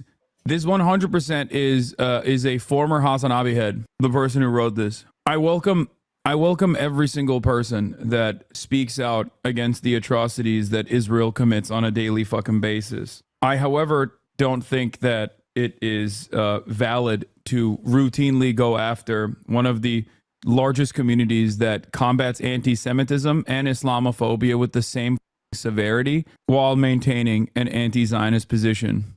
This is not gatekeeping. This is simply people who are being far too gracious. People who are being far too gracious to those who have no grace left to give like to if any. If you looked at like some of the anti-Semitic shit Ethan pulled up about Nasrallah, if you showed Hasan that shit, he'd immediately backpedal and say like, well, you know, not everything they said is good or blah, blah, blah. But ultimately, he would still be prone to a more defensive position about Hezbollah when like specifically challenged on something like that.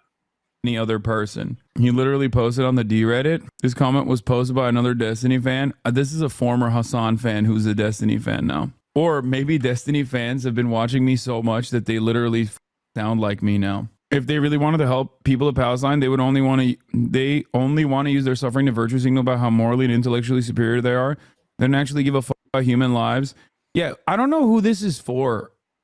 Like, I'm gonna be honest with you. I don't know who the this is for. I don't know why he like wrote this, because I don't think anybody believes this. If you believe anything that happened here, that I'm not trying to desperately bring on more people to recognize the truth about what Israel is doing. What is gatekeeping and genocide or mean? that I've been viciously attacked by random drama perverts who can't just can't just stop making themselves the centerpiece of an ongoing genocide. Like, if that's gatekeeping, I don't know what to tell you. But I just don't, I don't know. I don't know who this is for. Now, like, no one is going to read this and be like, I don't think Ethan is centering himself because ultimately everything that Ethan has done has been a very small part, as I've said, of like what's going on. Like, he only does like a 3-hour show, so like this is a pretty like small significant part of like what's been going on. But for like a week straight, oh my god, brain rot central. But Ethan, one of the only points that I think he has made in this entire argument is like, I'm calling out anti-Semitism, and according to you, anti-Semitism has nothing to do with Israel. So, and so that's what he's saying is like, why are you connecting anti-Semitism against me to the conflict in Israel if anti-Semitism has nothing to do with Israel?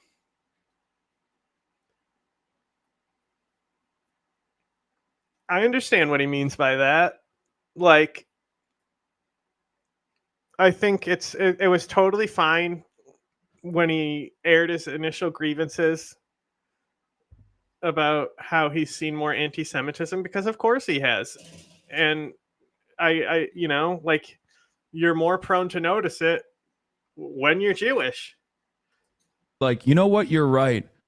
I actually don't think Hasan and his community are sufficiently pro-Palestine. They're just there to morally and intellectually feel superior. Yeah. I saw a comment on HD subreddit today saying Boy Boy's commentary on Israel is measured, whereas you sound like a terrorist. I love the Aussies, but that's so blatantly Islamophobic. You can say many things about Alexa's commentary, but measured is not a word I'd use, and I love him for it. He's also very much openly racial or radical than most YouTube leftists. Yeah.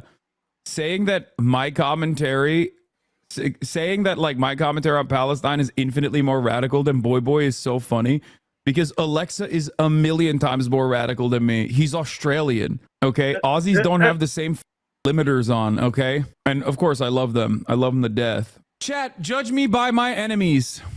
If you cannot make up your mind on the virtues of the things I speak of, judge me by who looks to me and says, you're a bad person. Okay?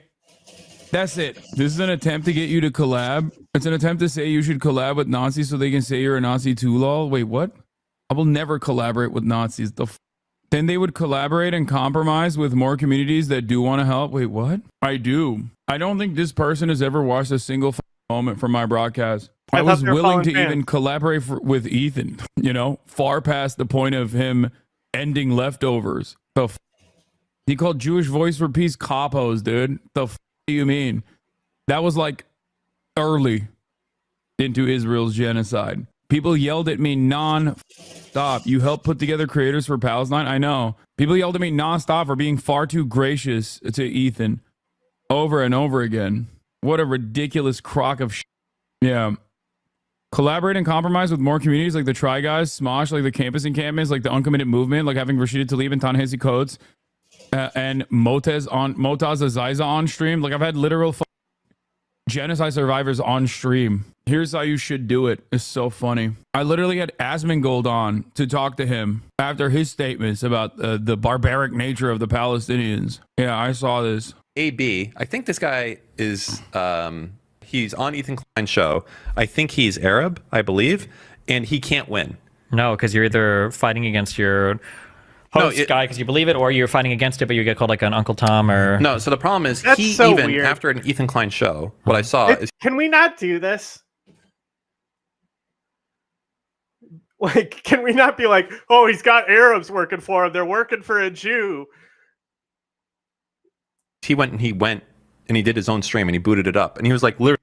Why are you stalking Ethan's producers, man? What kind of freak is that? Really just watching Hamas. DDGers? Yeah. It's propaganda, right? And his audience still turned. It wasn't... This man said AB was watching Hamas propaganda. Literally just watching Hamas propaganda, right? And his audience still turned. It wasn't enough. Oh, Jesus. Because you're working for, the King Zionist, yeah? The Kleinenstein. True. You work for the Kleinenstein, you got to stand up. You can't do anything there. This guy, AB. I just don't think that Ethan is aware that his like, or maybe he doesn't care that his community is like entirely brigaded. His subreddit is filled to the brim with people who might be tuning in as long as he's like giving those guys what they want, which is blood, right? But most of his community is leaving in droves because he spent years and years developing a wonderful progressive community only to cast them aside. Yeah, Ethan should keep his show not about politics because he's pretty ignorant, which is fine. So you could get allegiances from like Ethan should watch me and then have that be his politics engagement for the week. Simple. The weirdo neo-Nazi brigade, like all the drama perverts, Keemstar orbiters who literally collaborate with Nazis, and some of them are straightforward Nazis. Keemstar being another one of those people. I don't know how he just doesn't understand. Anyway. Thinking with which the Biden administration continues to approach critics. There's no way he lost 480 subscribers, 80,000 subscribers since last year. That's insane. What? It's on social bit. A lot of those subs are from the last 3 months alone. Jesus Christ, dude. I mean, that puts into context why the Hasan train has come, you know? Would you be open? See, and that's what really makes me more on the line that it's definitely cognitive dissonance that he's experienced. Because like it's hurting his bottom financial line. And it's actually because it's hurting his bottom financial line that I think it would be more likely to be pushing him into dissidence. And you know, like I think a lot of people would think a person would realize, hey, I'm losing fans. I should change what I'm doing. And I think that has occurred, but only to a degree where he was like, after the election, he was basically like, I'm not going to say it anymore. I'm not going to talk about it unless it's really relevant. And he has largely barely talked about it since then. But I think the only reason why he's not talking about it is because he knows that it's hurting his bottom line. But I think there's a lot cooking in his head constantly. And he's a very unstable person. And ultimately has to help himself. Because he's shown that anyone who genuinely cares and wants to reach out and have a conversation can get fucked. Open to talking to him again if there was someone moderating it like Sam Cedar? Yes. But I don't think he would like that. I don't think he would want that. I asked him to talk to Sam Cedar privately, and he said it was anti-Semitic. So I love how your haters can't decide if you're a far-left terrorist or a right-winger. It's because my haters are almost always coming from very similar areas of the internet where they fancy themselves to be the perfect center with the ultimate goal of trying to get me canceled. So, you know, Monday it'll be I'm a horrific racist, and then Tuesday it'll be I'm too much of a woke leftist liberal. I mean, that got banned recently was actively trying to go to like the likes of Tom Cotton and right-wing senators to expand on the anti-Semitism crusade so that he could bring on conservatives into the fray. He was like, he actually moved on from just simply attacking Twitch on the basis of anti-Semitism and wanted to also bring in right-wing Republicans and have Twitch go in front of Congress because of anti-white racism that Twitch was demonstrating. Anti-white racism and anti-conservative politics. Does that strike you as someone who's a liberal? Does that strike you as someone who's a serious person or a sincere person? I don't care. And now he doesn't have to be a part of this like supposedly anti-Semitic website that he was so aggressively in pursuit of, including but not limited to like unmasking people that work at Twitch, combing through their tweets, combing through every single log that has ever been logged in this chat to find personal information of people in my audience. going after my friends. That person is now banned. Now he can be on the not so anti-Semitic and not so vicious website that is Kick. Now you can be on the, now you can be on the website that doesn't have those sorts of things, right? Now you can stream from Kick. Living out so hard, he turns into a groiper. No, these guys are, man, I don't care. More Lamau, he doesn't know your contract expired many weeks ago. Yeah, that's also very funny because like I have very openly talked about how I hated running ads to begin with. And while I still return, don't care. A deity in your eyes. You're in a cult. Okay. It's sad that so many people have been misguided and deluded online, and they genuinely think, and this is not even about. Not you though. I am immune to it, he says. Like Destiny or Dan or anyone like that. This is just like an overarching. This is just like a principle that I've noticed online is that so many people online personally think that the only way that someone can be honest or truthful is if they're being a scumbag. Like we are stripped away of our humanity online so significantly. And everybody just thinks like, oh, that guy's a real guy. He's just saying it like it is. He's just saying things that I agree. I don't understand what he's talking about, nor do I care. Is to try to walk people away from the cliff of radicalization, right-wing radicalization. And I think I do a very good job at that. Any other type of radicalization, just a different cliff you want him to jump off. Yeah, right. I get it. Is this demand, this endless demand of dishonesty from my naysayers. They're like, please be dishonest. The biggest validation your haters give you is the level of tongue twisting they have to do to make you out as a scumbag. I know. The question I have for a lot of people is this: would you ever grift to the left? Does it seem like a good audience to captivate if you were to grift? Or would you go to the right? There's nothing leftists hate more than other leftists with marginally different points of view than them. Okay? If I'm such a bad person, then why, oh why, do you have to constantly massage the truth with clips out of context? Why do you feel the need? Why can't you let my commentary stand on its own? Are you afraid that people will see the truth? That's why every day you still see on Twitter people posting my quotes from the Fox News article and others being like, damn, I thought this guy was a real piece of shit. I'm actually going to tune in now. It's like, dog, I've been saying these things for years. It's not new. That is precise. That's the thing about Hasan is like, I want to say he's like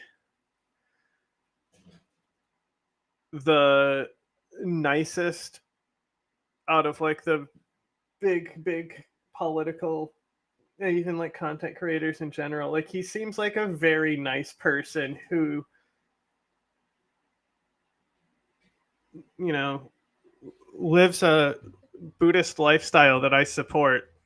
That's, you know, he has enough money and he doesn't actually care about it.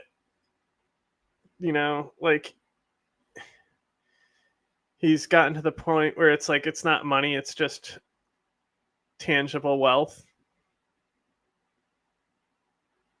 And he's not like chasing dollars and views and shit, which is like pretty cool. He's still going to be chasing whatever is most popular because he's trying to do like news engagement. So obviously what's on the news is going to be more popular at the time.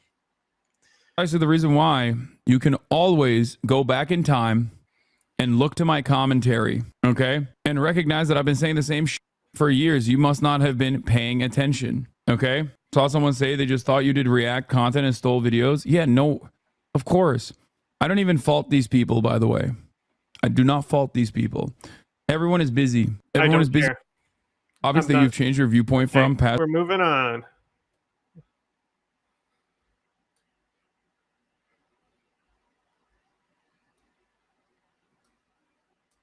Lama Boboy got featured on Ethan Klein IG story, the perfect conclusion of their last ever Twitch stream. Also, is this an admission that Ethan... What?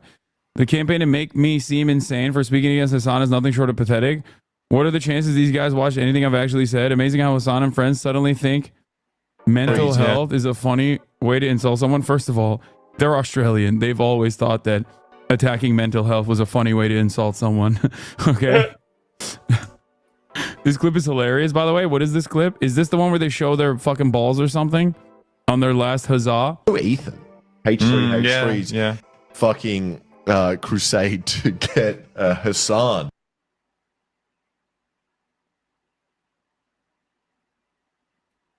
His previous co-host. Yeah. I don't know, executed? Like, I feel like weird music in the background. I'm sitting here like checking what tabs are open, and whenever I pause it, it stops. But there's like this weird, like, I don't know.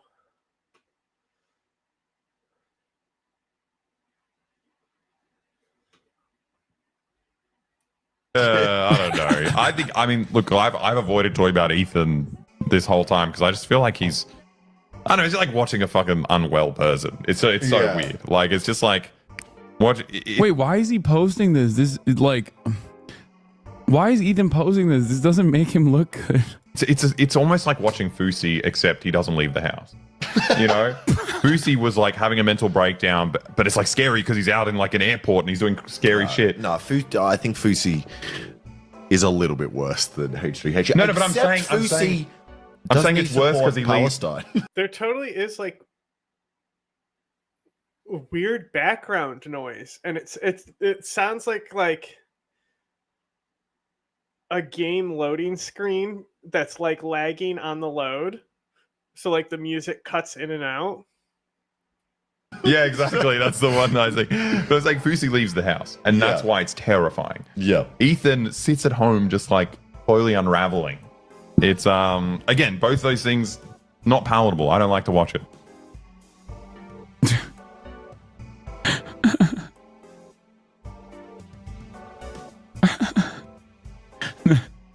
What? That's. See, now the music. I don't know why he posted this clip. It's just like, I don't know why he posted his own L voluntarily.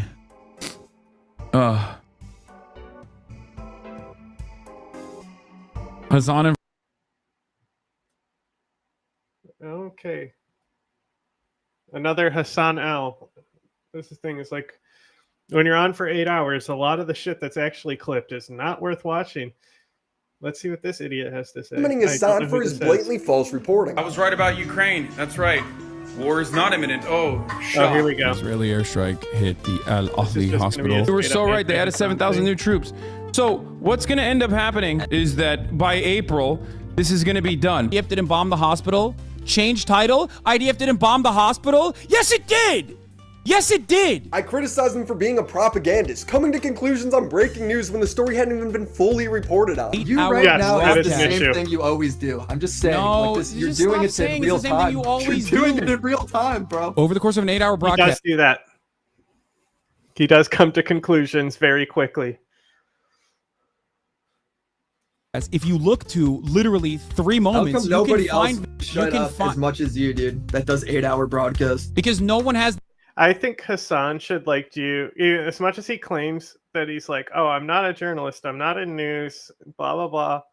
I think he should still take like a journalism ethics course and try to live by that, because it doesn't matter whether he sees himself as a source of news or not.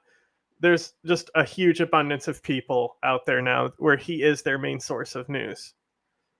The most psychopathic fandom, like idiots like you who sit through every minutia to find a clippable moment, to be like, he sucks, he's bad. That's the reason, dickhead. All right. He followed this up by interviewing a terrorist, eating up propaganda about taking hostages. He's saying he hasn't spent much time with Chinese people, but one of the captain was not a terrorist. We've been over it a million times. Chinese, and he did qat with them, and he danced to music with them, and he was vibing. So he likes them, yeah. So I mean, what? That's so see, not the right reaction to the situation. Crazy. He's saying that they win over the crews on these ships, and they like win them over with their charm, and they make them hate America and the U.S. government. That's so funny. See, that Okay, part, that doesn't that probably part's take much. fine to laugh at, but like him personally saying that he interacted with hostages, not a good look, dude. Hilarious. The crew is still held captive, and Hasan continues to glorify terrorism by playing their propaganda and passing it off as happy musicals. What do you mean a music video? They love walking over like the American flag and the Israeli flag side by side. They will always like march on it. When you said music video, I'm expecting like, bad example, Chris Brown dancing, you know? No. They do like, they do musicals. They're very musical people. I fucking love this so much. This is one of my favorite moments out of all of this. They're very musical people. Brown dancing, you know? No. They do like, they do musicals. They're very musical people. Praising their leaders, all while hypocritically defending Russia and China's invasion of their neighbors. You call Crimea? I call it a part of Russian territory, bitch. That's what I call Crimea. I call it Crimea River. Bite the bullet of the... Okay, come on. He was clearly just being an asshole and sarcastic there. Because he was sick of... He's allowed to be sick of people constantly coming in, thinking he has bad takes on Ukraine because he's not well read on Ukraine. And because initially he thought Vladimir Putin wouldn't be dumb enough to invade. Hasan is bad and lazy. I don't think he's lazy. But for many things, he's short-sighted, refusing to use human brain properly. On the Tim Houthi kid, why? Why would I ever? If I did something that was fucked up, by my estimations, I would of course apologize for it. I have time and time again. Name one time. He can't because he's never owned up to anything. Hasan continues to be the worst political streamer, and Twitch supports him. Yeah, where is that? Okay. There's probably worse. But also, I'm not like sitting down for an 8-hour stream, but the amount of like, I mean, like we do media analysis in depth 3 times a week. How many times have we tried to pull something to see what Hasan says, and we're just like, wow, why did we try Hasan once again? Why did we think once again this would be a good video? And like, you know, I think that's why I think Ethan's stream is like entertaining, because he has like a whole crew put together like a tight 3 hours that they never end up getting through, you know? Like, I think when you stream like Hasan, you really have to rely on your chat and fly by the wire, because you don't like actually prepare, you know? You just like kind of show up and let it hit you. It's a very like a shift worker mindset, you know? Chatter. He was like, come to Israel. It's so He has beautiful. very bad takes and it should be made fun of. I agree. That said, his popularity and frequent bad takes makes it really good to be able to frequently, but not frequently enough, get just primo clips and then make a great video in response to it. Just like Sam Cedar making that Social Security video about Tim Pool because Tim Pool's a fucking moron. But ultimately, Hasan is like in this space the biggest voice, right? So like if you look today, just like throughout other like channels, even in just chatting, look how many people are doing something like the Jenksgiving thing, like to tune in to see a debate between fucking Jank and Hasan. Like, I'll wait for the clips, you know? I'm not gonna sit through that entire thing. That's fucking torture. But Hasan is so influential. Like, he basically decides what a huge chunk of Twitch and YouTube and other creators do. Like, there is an entire orbit around him. Like, like so many people are just like, hey, we're gonna do Hasan's stream from today, and we're gonna look at him debating his uncle, and it's like, okay, whatever. I should go to the old city so I can get my fucking shit pushed in by some of the most inbred fundamentalist hicks. No, it's not illegal, it's not criminal, but it feels like it should be. Sort of like those monthly subscriptions you signed up for. I love the caption, talking about Jews. He was talking about Israelis who happen to be Jewish. And we know exactly, like, these are the same people that just, you know, basically caused that trampling incident. They're meaners. Like, don't be part of like a mean little club. Forgot about, but are still paying every month. I've been paying 2 monthly subscriptions.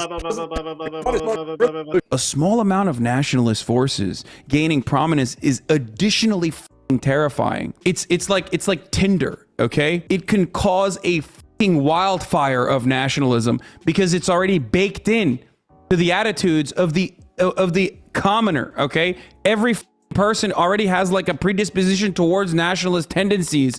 So the issue is when you start legitimizing the nationalist guys, boom, all of a sudden the country could turn fascist like that, okay? He justified Russia annexing Ukraine constantly. Regardless of whether he wants it or not, he needs it as a buffer state. Exactly.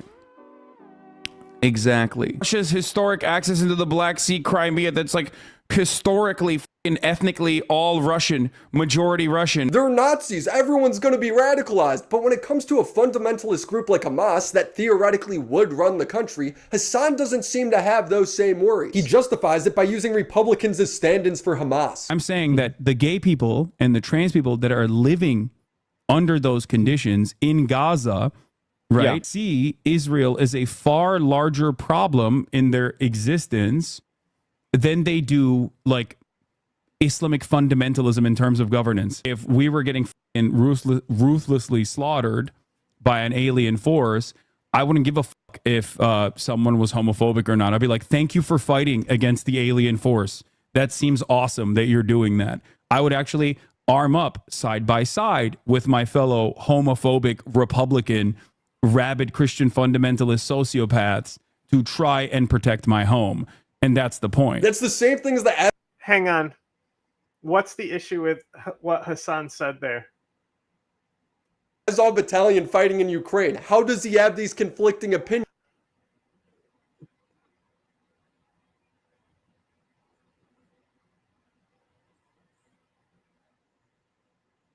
Why are we still talking about Azov battalion?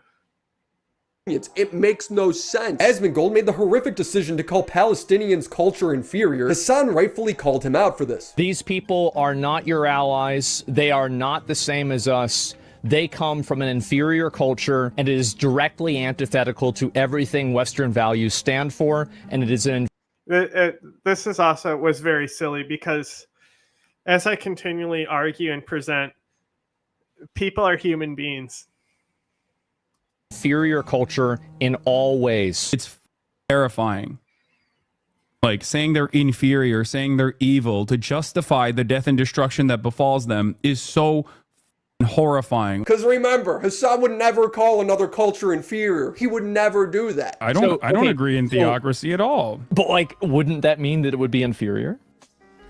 Or, no, I wouldn't say that any culture is inferior to one another. All life must be cherished. Their lives are no different, even if they disagree fundamentally with you. But if we just go back to last year, Hasan was justifying China's invasion of Tibet for the same reason. Their inferior culture. He says China's imperialism is good because they focus on taking over their neighbors. Chinese development and Chinese military action is either irredentist in nature, which is different than imperialist, where it's like it's more expansive in its own limit. I think we've already made a video about this. I want to say it's like 3 hours long.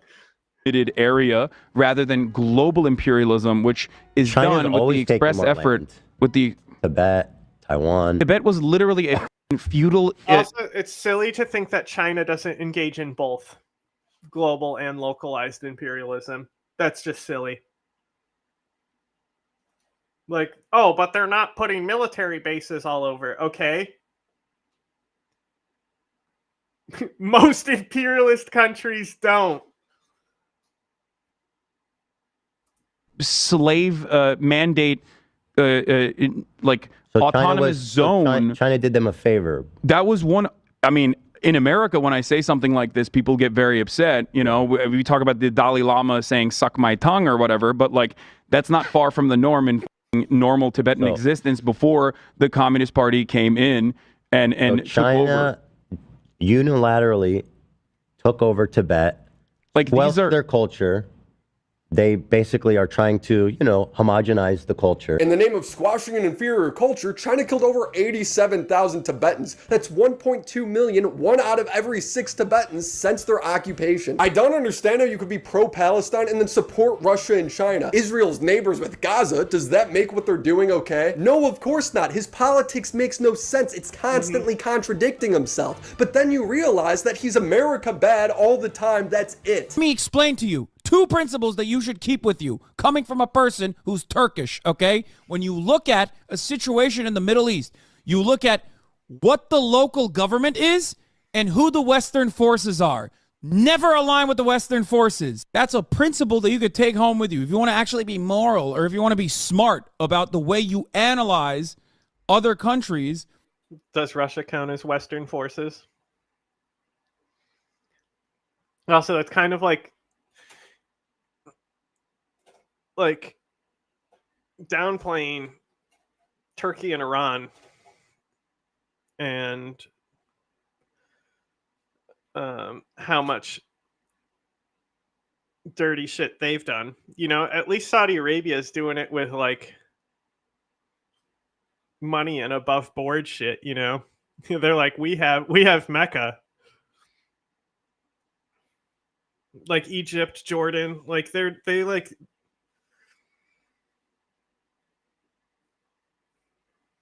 you know, like obviously MBS is a fucking shitty leader and a fucking horrible human being. But like I don't want him to fuck off like I do fucking Erdogan. Like Erdogan sucks so bad, bro. It's crazy. And like are those Western forces? What about the Russians fucking backing Assad and shit? Who's like in that case, like there's a lot more Western backing of Assad than there is any other faction. But you know, that would mean Hezbollah and Iran are bad. So we can't analyze that, I guess. We can say Assad is bad, bare minimum. Like everyone can acknowledge that Assad is a piece of shit, but we don't acknowledge the collaborators there. We acknowledge the collaborators when it comes to the USA and Israel. That's one basic principle that you can take home with you.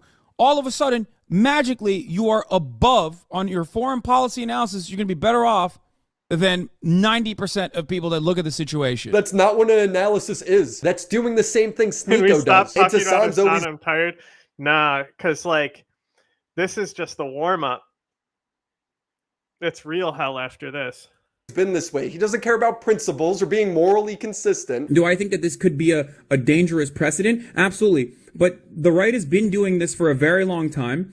Yeah, but they've been able to. That's the point. The point is they're wrong, and I hate them, and I hate their tactics. But no one cares about being morally consistent, or no one cares about. I do. I care about that. I know you do, but in the end of the day, he just wants his side to win at all costs. It's turned him into running straight up terrorist propaganda for the past 10 months. Mamma mia, mamma mia, mamma mia, mamma mia. I'll be making fucking dough in the pizzeria. Him actually changed the dynamic of the interview if he was. Most people don't know that he isn't a Houthi or have seen his post about respecting Jews. I don't really care. They will just say, oh, he's doing PR. These are all provable lies. When Hasan initially interviewed the Houthi, it was framed as him being a terrorist. Bro, are we about to have a Houthi rebel on stream? Yes, brother. What do you mean? Excuse me. Of course, I'm about to have a. I'm a journalist. Okay, this is journalism. When Hasan asked if he was Houthi, the guy did not answer, instead referring to the Houthis' justification for pirating commercial ships. I don't know if he is allowed to speak on this. I don't know if he's like actually a part of the groups at all, or just like simply a TikToker. You know what I mean? I don't know how to ask that in the best way possible, though. Yeah, I feel like we can ask it pretty directly. His answer is he's a Yemeni who stands with Palestine. Hasan would go on to greenlight the Houthis' mission of attacking civilian commercial ships on behalf of him and his entire chat. Dude, we think the Houthis, Ansar Allah, is doing what Luffy would do. You should tell him that. The whole point of this interview, like, a Houthi or no, a Yemeni who stands with Palestine, and again, people always say this is fucking the Houthi flag, and I'm like, no, it's not. Okay, the Yemen flag is the Houthi flag. They fly the official flag of Yemen. There is a nationalist sentiment behind the Houthis as well. So the Houthis ultimately care about the country in a way that a nationalist does. It's not like Hezbollah, where they don't really give a fuck about the rest of Lebanon. You know, like, obviously the Houthi don't give a fuck about the other faction that's controlling Yemen, but Hezbollah isn't advancing a goal for Lebanon that they see as like furthering the nation. The Houthi believe in the nation. And another part of that is also the unification of like all Muslims behind like a cause like Palestine. So when you say, does he support the Houthis? It's like saying, does he support Yemen? Like, it's not the same. It's not the same thing. Like, it's just not the same, like, analysis of culture. And it's not because he, like, grew up in Yemen and grew up in, like, a war-torn society. It's just like you're like proud of where you come from. It was to make this Houthi soldier seem relatable. He's just like me and you. One of his viewers would point this out, and Hasan would tell him to shut up. Like, come on, bro. I've said it before. This is like a fucking Hashmi, like fucking former speaker of the Taliban. You bring him to the West, and they just experience a little bit of like Western freedom. You know, and they get to hear all our music and shit. Like, you think that this guy already doesn't engage with Western culture? Explain why you're trying to get this type of humanizing information from. Okay, shut up, chatter. Come on, it's not like that's crazy. What does he have to say to dumbasses that consider him to be a terrorist? What does he think about that? Ask me that question. I just banned one of those stupid fuckers in the. This kid would fit in on any campus in America. He's not. He's more normal than Hasan is. Chat just now. You know, and like, sure, he posts people being impaled and stuff. He lives in Yemen. But like, if you put him in a room, he's not going to be like having some brain dead conversation about something the other person doesn't know about. He says, who are they? Just fucking dumbasses. Wow, what an insightful interview. When a viewer offered a real question for Hasan to ask, awful. Hasan ignores it, instead asking about food. Right. Okay, what else do I want to ask? So he is a person whose only experience is like, it's literally like talking to fucking Anne Frank, basically. Okay, being able to talk to Anne Frank. That was epic too. In real time. That was a fucking epic line. That was such a good drop. Now, I don't remember Anne Frank being part of a militia group that boarded commercial vessels and took captives, shooting missiles at commercial ships that have nothing to do with their stated mission against Israel. But you know, Anne Frank had a diary. Yeah, I don't know. Also, I don't even give a shit. This is why this entire conversation is f***ing idiotic. It's not a Jewish person He said, this is, I think if we're, why am I held accountable for some random fucking 19-year-old in Yemen's tweets? What is happening? How many steps removed are we from this situation? How is this the conversation that you want to have right now? I fucking despise all of you, dude. I do. I really do. I hate all of you. You aren't responsible for his tweets, but you're constantly... Okay. It's pretty much everything we've seen before. Now, let's get to some real brain rot and torture.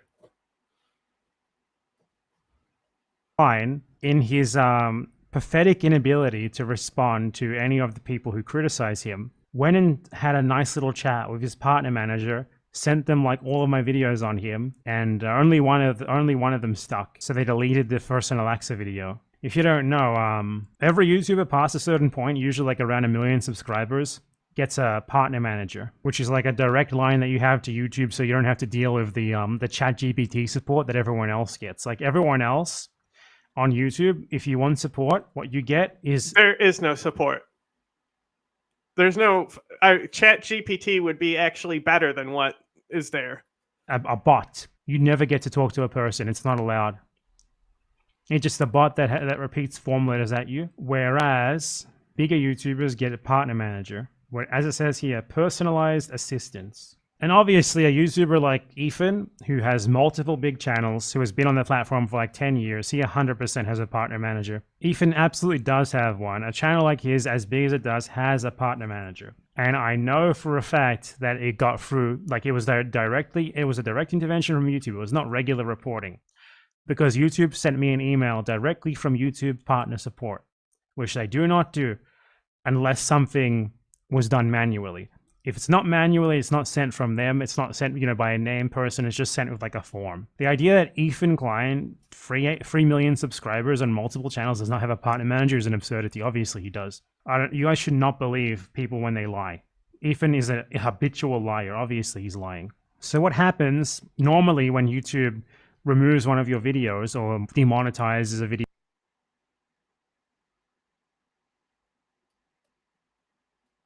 Who wants to watch the Ethan Klein Zionist compilation? Do you guys know that Ethan Klein is actually extremely pro-Palestinian and he's anti-Israel, actually? It's the same thing that people said with Lonerbox. I deal with this so much. Like, people are like as long as someone says that Netanyahu is bad, they can't be a Zionist. The worst thing for Ethan's mental health is Ben Empanada getting involved with this. That's basically the argument that these people always have. And it ends up with people like convincing themselves that Zionism is actually anti-Zionism, and then they end up just being Zionists. So let's check out the Ethan Klein Zionist compilation. I could watch the Ethan Klein N-word compilation, but I prefer to watch the Zionist compilation because it's honestly more offensive than the N-word at this point. And you're actually allowed to show this one on YouTube. You won't get banned for it. Let's check it out. But, I mean, the Palestinian cause is for sure plenty talked about. Supposed to, like, from the river to the sea, literally is the saying that we need all of Israel must be ours. See, I think that's part of the problem is that people don't necessarily understand what the former IDF terrorist butts in to tell us all about the Zionist perspective, the perspective of the marginalized Zionist folks of Israel. this stuff means. Yeah. Like Olivia probably doesn't even know what from the river to the sea reference means. No, I mean, no. So to these people, the idea that Palestinians from the river to the sea should be free of radical Zionist oppression, to them that seems like oppression of themselves. Because when you are these people, like Hila Klein, born into a state that gave her immense racial privilege for no reason aside from the accident of birth, and Ethan Klein, someone who moved to that state, again, for no reason aside from like an accident of birth, and that this state decided that they were of the correct race to get privileges from it at the expense of millions of other people who are denied said privileges and oppressed and hurt and killed and massacred. To them, this idea that those people who suffered for their benefits should be considered equal with no ifs and or buts in that entire land, to them that seems like a call to genocide of them. For them, equality is unthinkable. the framing, I think, is a little eccentric because, you know, even like from the river to the sea, the same way we fucking give the kid from Yemen some slack when he posts someone being impaled, you know, he's still like a nice kid. Like that kid is not gonna like personally go out and like kill anyone, you know?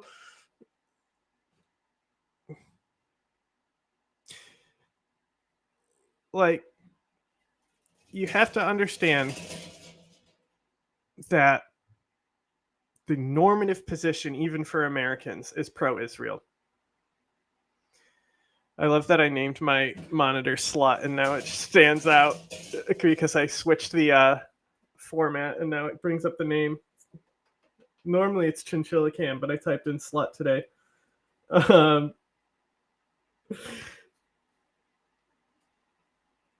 When you come from that position, you're already starting at a point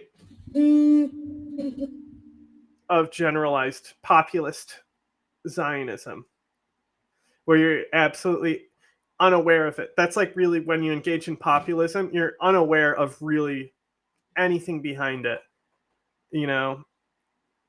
And obviously in Israel, it's much worse.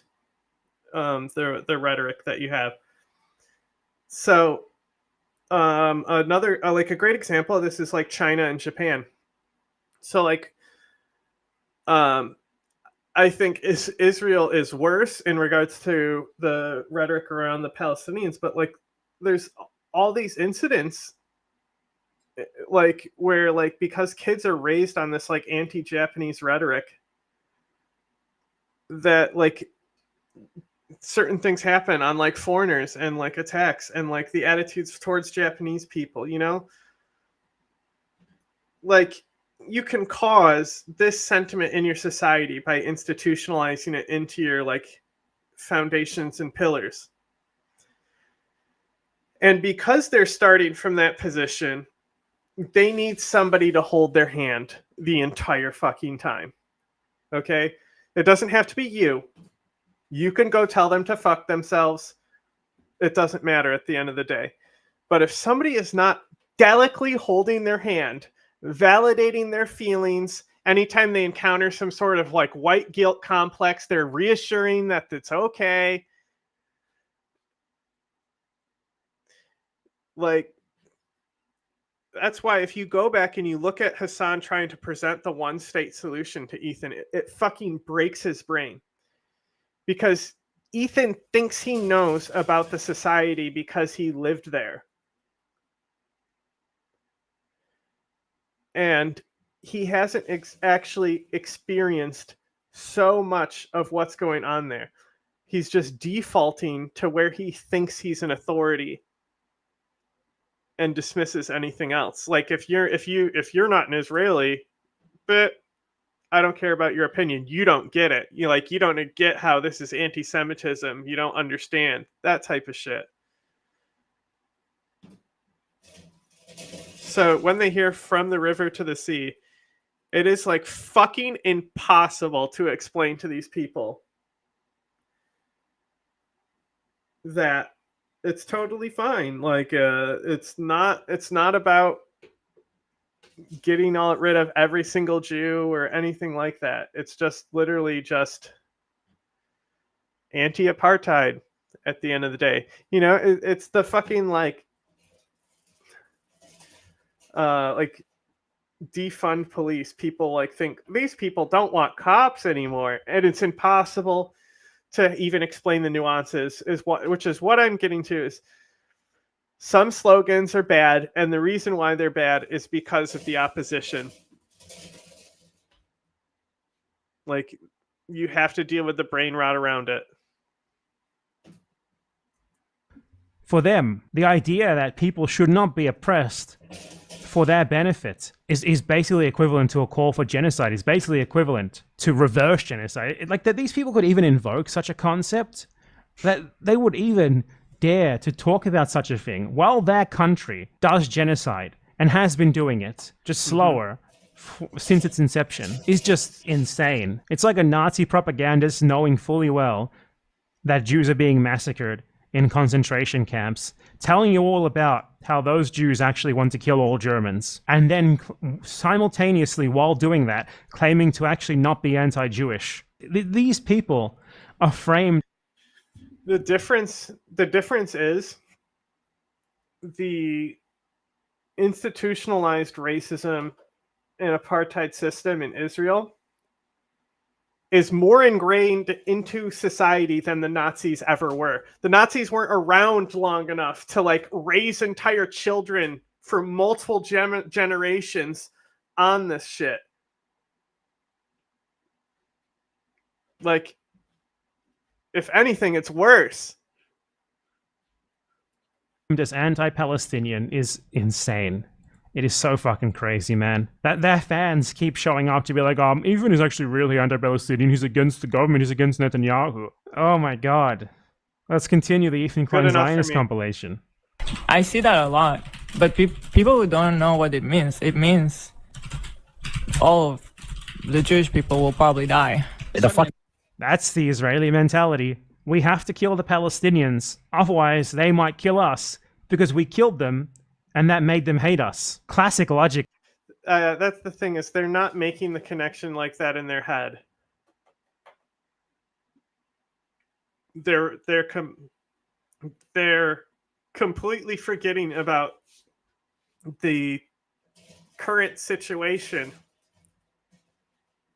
and imagining a situation in the future where suddenly this is implemented and the boogeyman that exists in their head is what comes to get them.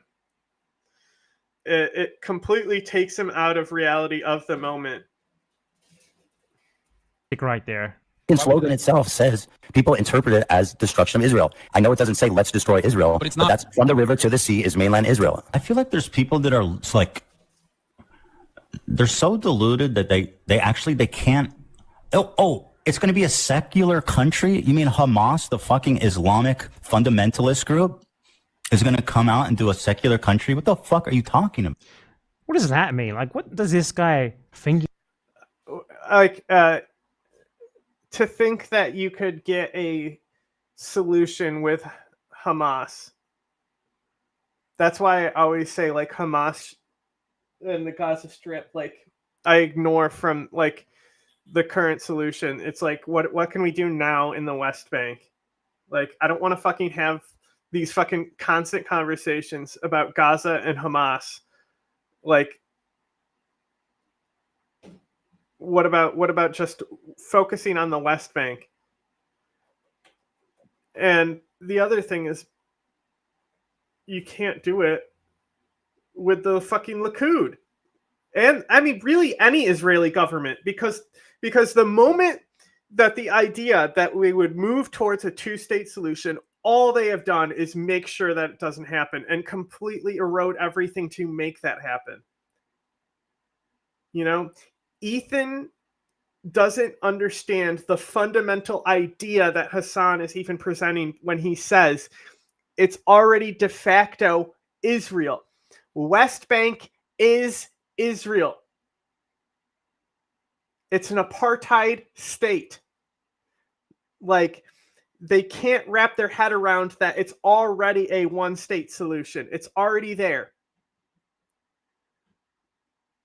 You know, and while Gaza Strip was independent from that one-state solution, they are essentially blockaded and, like, have a fucking wall built around them through a permanent siege condition, right?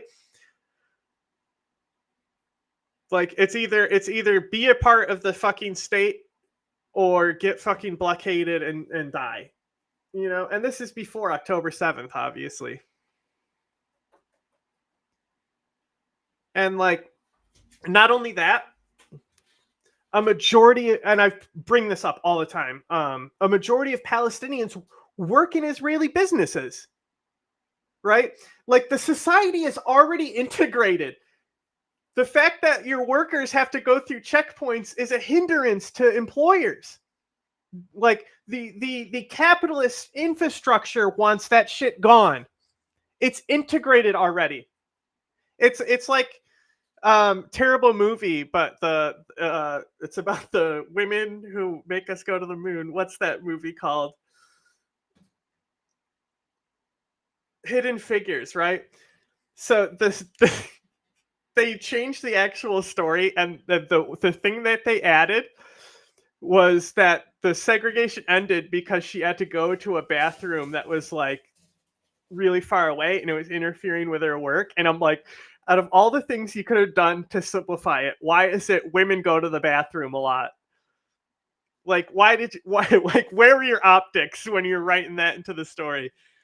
But like, that idea of like ending segregation because the workers that you have to walk way out of the way just to go to the bathroom, and it impacts the efficiency of your work. Like, that already happens because of the checkpoints. And like, there's some stuff that mitigates it. Like, you know, you can get like special approved status and shit, but like, not really. And what's crazy is where this place of integration is also where the Likud party is actively putting settlers who make the entire situation worse. Like, those settlements go away. It's one state. Like, that's really all it takes. Area C. Boom. Israel is one state. You can call it whatever you want. You can call it Israel. You know, if you speak a different language, you can call it something else. Just like how in New Zealand, the Maori have their own name for New Zealand and never say New Zealand. Wow, notice how it doesn't fucking matter. Because they have an integrated state that really also used to be an apartheid state that they agreed to have.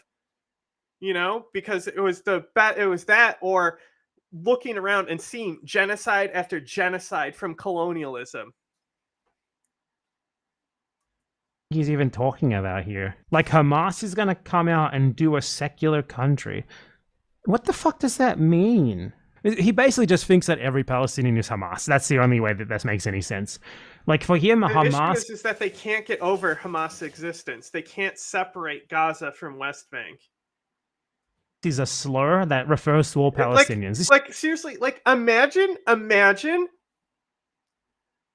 like, just thinking Northwest Syria and Northeast Syria are just the same thing. It's just as crazy. This is the only way this makes any sense at all. I feel like people are so deluded. They'll look at something like, you feel like, from the river to the sea, and be like, oh no, that doesn't mean that they want to, they just want to create a secular state. And you know what? If it did mean that, what's the problem, Ethan? Because if they want that, do you know why they would want that? Because you came there.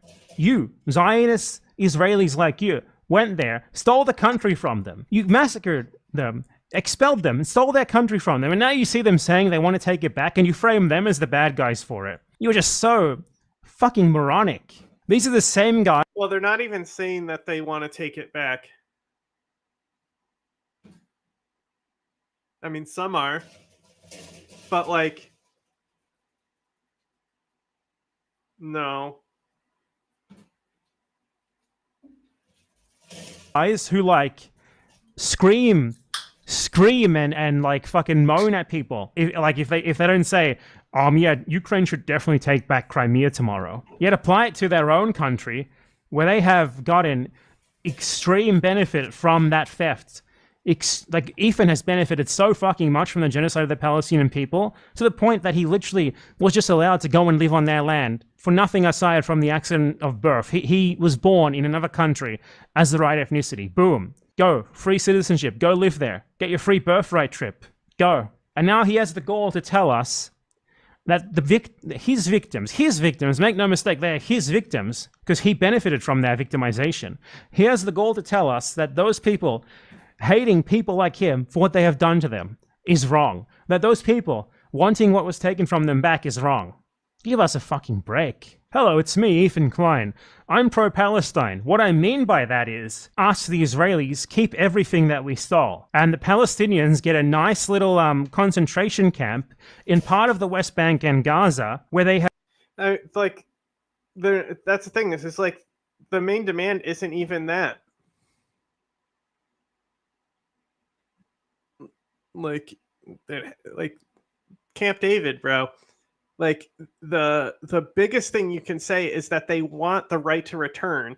And if you want to frame that as them taking back their land, that's valid, and that totally is them taking back their land. But, like, the right of return doesn't mean that they can just go in and do what Jacob is doing over there, just taking houses and shit. Like, that's the issue, is the taking of houses. Like, and like, also, like, granting the right to return under a post-apartheid state. Do you know how much money starts flooding into that country because all those people will need to have their houses built? Your fucking housing, and you fucking have a boom with housing industry. Your banking, like, takes out mortgages and loans against those houses in construction. Then all these people need employment. You have massive expansions of many industries.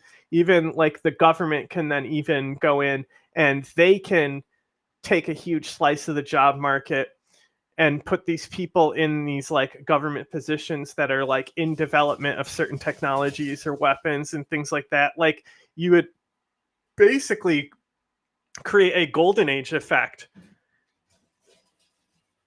Like, believe it or not, a big influx of people into your country is a good thing. Would you believe it? And, like, all those people who are returning are westernized. Like, I don't understand why Israel doesn't want to do it. You know, like, the aspect of this nationalism and racism, to think that it's, like, more beneficial if they take back all of this land and eventually settle the West Bank until there's, like, actually no Palestinians left. Like, turns out genocide is bad for your own people. Who would have guessed? have no right to anything aside from to stay there and be policed by the Israelis. Basically, just wants a formalization of the current situation. That's Why the vision are we of these watching people. that sex offender? That's the thing, is that as long as you don't look at his Twitter, he's really not that bad. It's just like he likes to use vocabulary. You know what I mean? And if you don't don't accept honk at that, me. if you don't accept that these colonizing land thief terrorists keep everything they stole unconditionally, that's anti-Semitic. That's genocidal, actually. Peacefully live with Israelis. By the way, segregation is not real. There's 20% of the population in Israel is segregation is not real. Palestinian. Full There's a citizens, wall, my integrated brother. in all. My brother. Deranged third world is... No, I agree. I agree. I'm just saying that his reputation is much worse.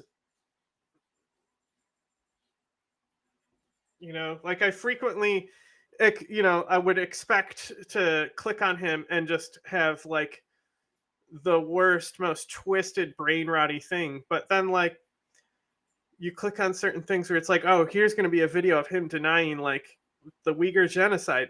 His video about the Uyghur genocide is not anything like that. And it's like, oh, we actually can't get a lot of material out of this. He's just crazy. He's crazy. So even when he's correct, it seems like the most insane position. levels of work and life there. Integrated in all levels of life. Israel is literally legally declared as a nation state solely of the Jewish people. It's in Israel's law that it's only for Jews, that no one else can have sovereignty or self-determination in Israel aside from Jews. Unbelievable. One state is not going to happen, and I don't think it's a realistic. You know what? It doesn't matter if you don't want it to happen. It'll be forced on you. And if you don't like it, just leave like the South Africans did. No problem. If equality is oppression for you, then get the fuck out. If not being allowed to live on stolen land in stolen homes is too much for you to bear, then just leave. Too bad. Just like the Boers did. Go to Perth. You'd be in good company there. That's where you belong. It's your real homeland. Either. Sorry. I think it's kind of silly to even pretend like that's not just a genocide of the Jews there. Again. These people were saying this during an actual genocide by Jews of Palestinians. Yeah. It's just so unfucking believable. Like the inversion. You know what? Like, You see that? You know, this is what I'm talking about. It's like everyone else I look at, it's the same recycled clips. I mean, South Africa discriminates quite against whites currently. The whites still have like a majority of like the wealth and power.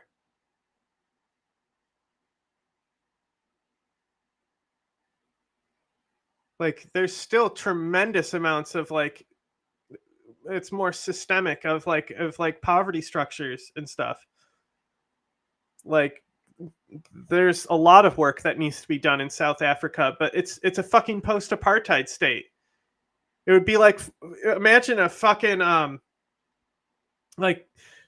Yugoslavia staying together and like existing in a single unified state. Like there would be a lot of ugly shit going on there too. But hopefully eventually it would like meld.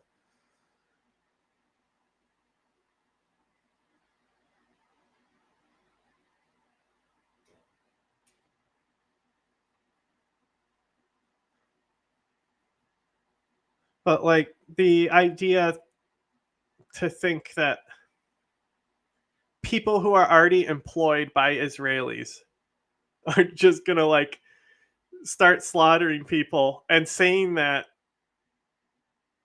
well, innocent people in Gaza are just being wiped out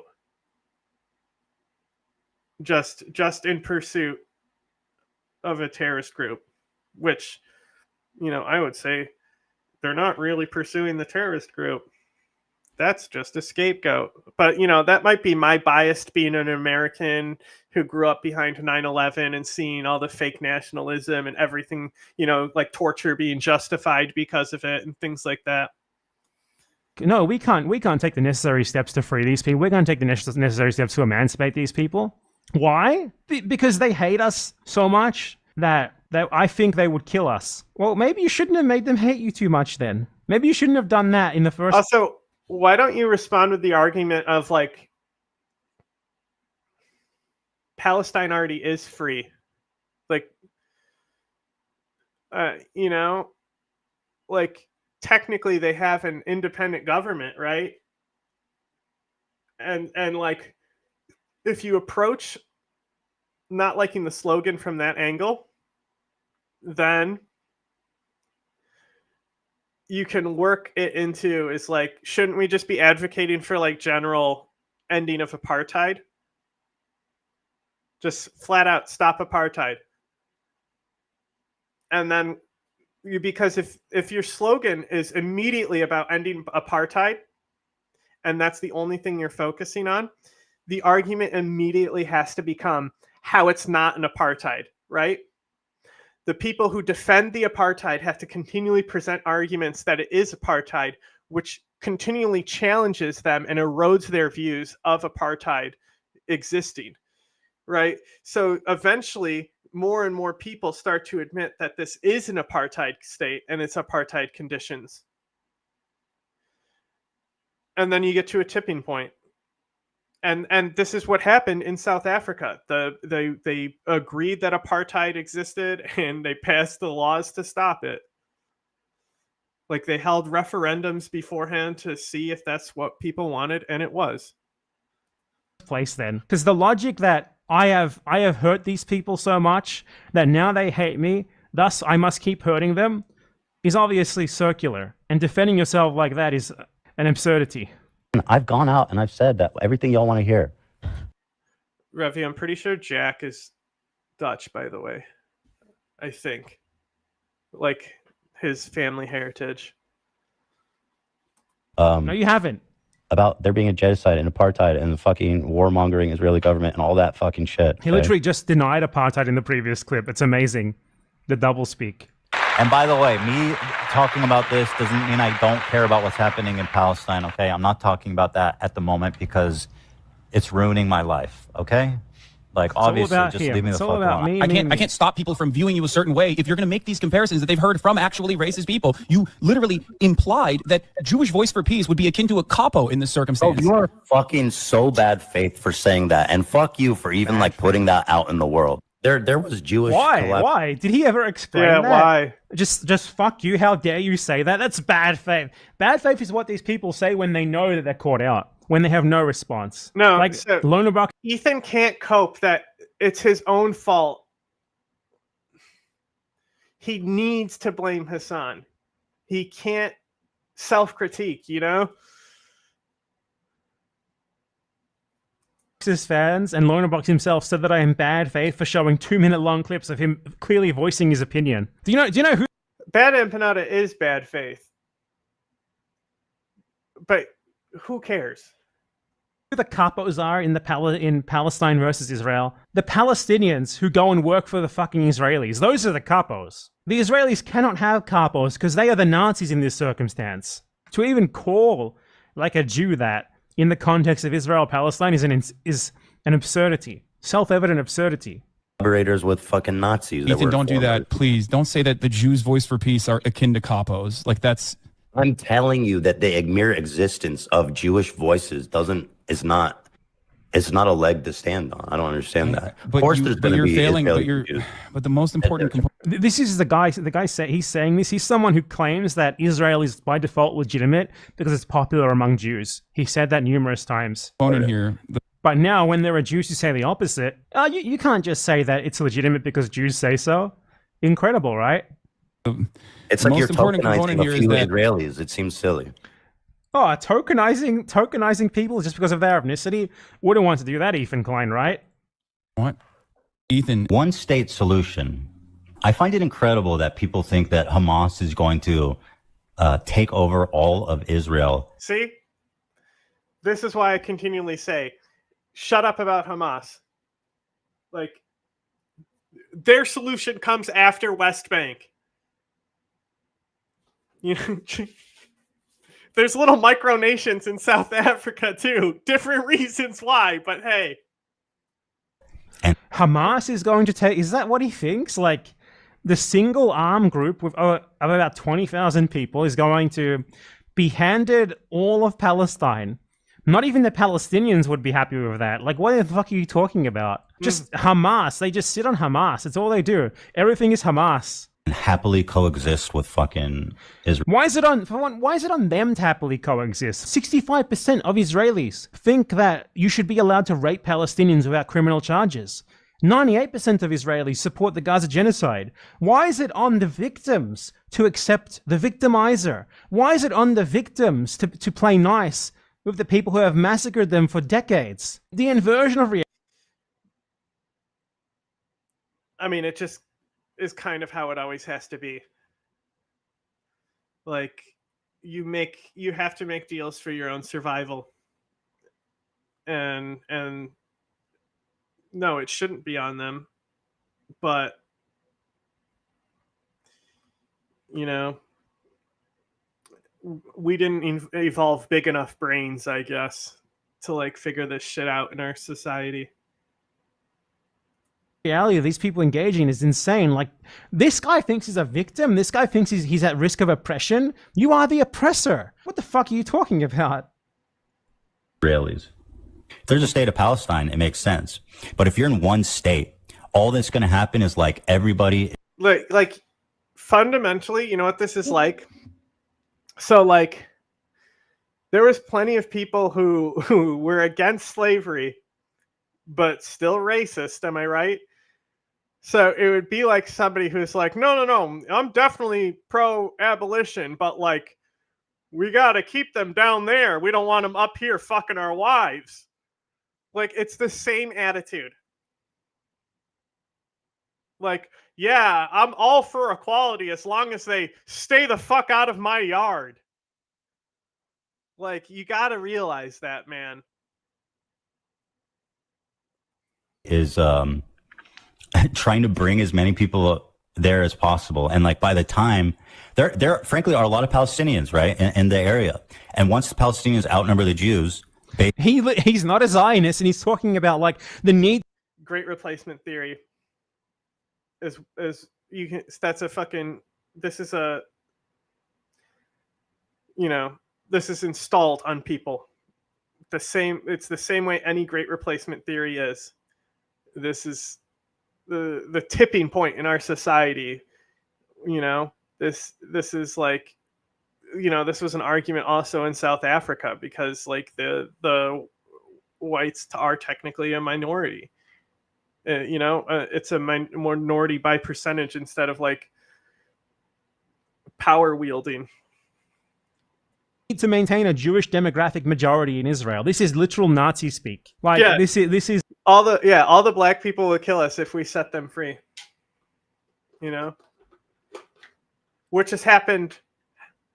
Pop quiz, chat. How many times has that happened in history?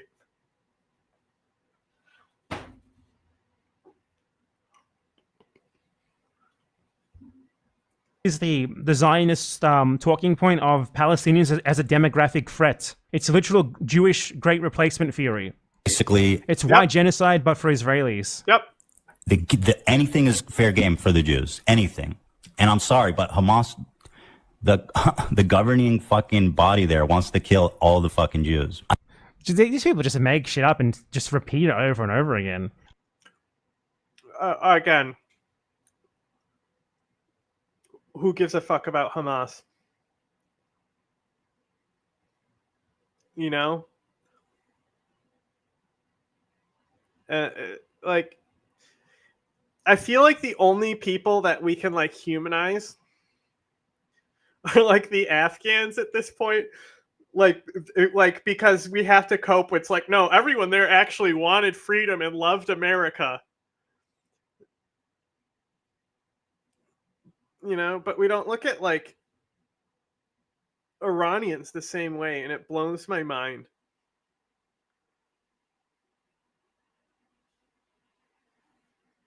I mean, at least you're getting approval from the one woman in your entire life who ever paid you any attention, Ethan, I guess. I mean, if that makes you happy, just keep at it. Especially, to me, it's like, you can make the same... No. There's been one successful slave revolt. And it was in Haiti. All other slave revolts fail. But it also really wasn't around that long. Argument about the Confederate flag, where Southerners will be like, listen... All these people can do is compare the oppressed to an oppressor. It's always like the Confederates are just like the Palestinians, the Nazis are just like the Palestinians. You are like the Nazis. You are like the Confederates. You're an Israeli. You're a Zionist. Like, it's just to compare things that are not the same and act like they're self-evidently comparable. It's just about our heritage, you know what I mean? That has nothing to do with racism. And maybe and some people do. Zionism is just like your heritage, right? That's literally the Israeli Zionist claim. I believe that, right? But at the end of the day, if a black person is like, that Confederate flag is offensive to me, you're not going to argue with them and say, no, it's just heritage. Like, not everybody. Do you genuinely think that you, as an Israeli Zionist Jew, are equivalent to like a black victim of slavery in the USA? He literally just fucking said that. Like, are you really going to doubt me when I tell you that this is anti-Semitic? Yeah, I will. I will do that today. I'll do that tomorrow. I'll do that forever. Yeah, of course. Are you fucking kidding me? Not even just because obviously you lie about it and it's bullshit, but because you're a dumb motherfucker and no one can trust you to make an accurate judgment on anything. Who uses it is racist. So then, You know what I'm saying? Like, it just doesn't seem fair. I know, but it's just not fair. Okay. He says from his fucking Los Angeles mansion. Just not fair. Says the guy who... Why can't we just be like, bro, okay, you're allowed to be offended, but you need to understand that a majority of people just don't see it that way. I understand that you are offended, and maybe I will, not do things that offend you, but I also want you to know that a majority of people just don't see it that way. So you need to, like, accept that's how reality is. And, like, you can be against that reality, but you need to accept that reality. Who got free citizenship in a country for no reason aside from his ethnicity, while 50 kilometers for him, millions of people were in a concentration camp so that he could live there. It's just not fair. All right, where do I begin here? So, okay, yeah, it says, because of constitutional security, military, and political catastrophe to the Arabs. I'm reading it. To the Arab and Islamic nation, it must be finished. I can't hear you. Oh, great response. Ethan, this is not the only thing. This is the Zionists right here. Literally a child. Like, Zionists, when they begin screaming anti-Semitic, it's like a child throwing a tantrum like this and sticking their tongue out. It's the same thing. He's like 40 years old. Look at him.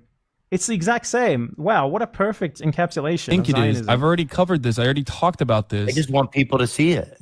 I know. I've showed this on my stream. I don't know why you think this is like an own. It was absolutely insane how he like stood the whole time. That was crazy. I don't even know how that's humanly possible. Again, not to put this uncouth, but he's a champ at fucking burning alive. I mean, that sounds bad, but he did it really good. Does that sound bad? We have to make levity of things.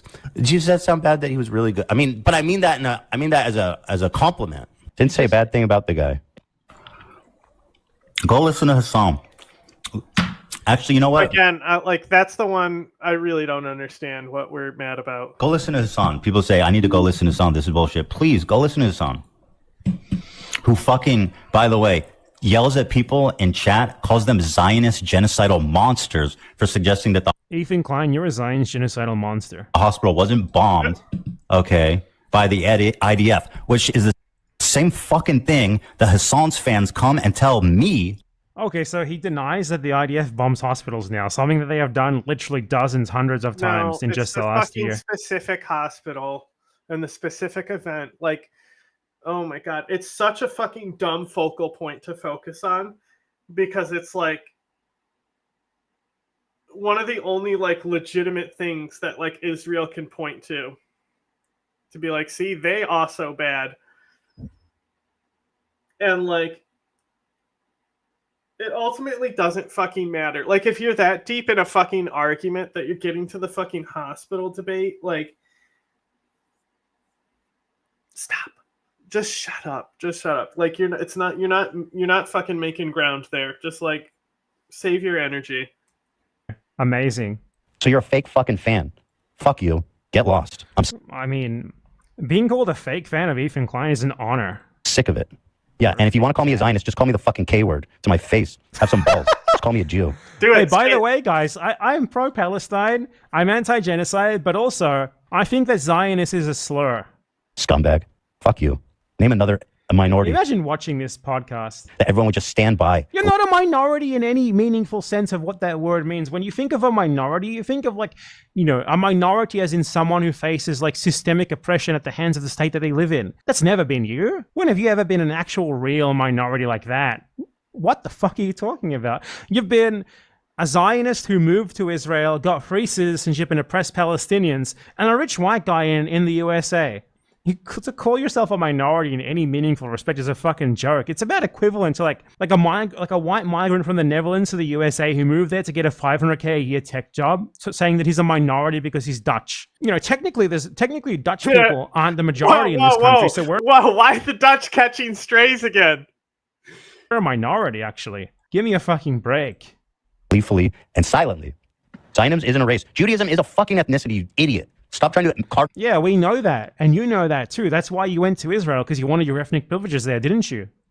About circles for you to be a fucking hateful, bigoted bitch. Fuck you. And you know what? I lose fans, I lose subs, I lose memberships every time I say this. And I gotta stand on my principles, man. Your principles are, I want to state that exists at the expense of Palestinians, and also no one should ever be allowed to criticize me for that at all. And if you do, it's anti-Semitic. That's the principles of Ethan Klein.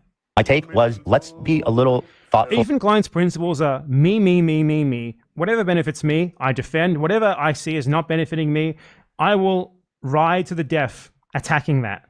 No matter how bad it makes me look, no matter how obviously wrong I am. Me, me, me, me. 40-year-old child.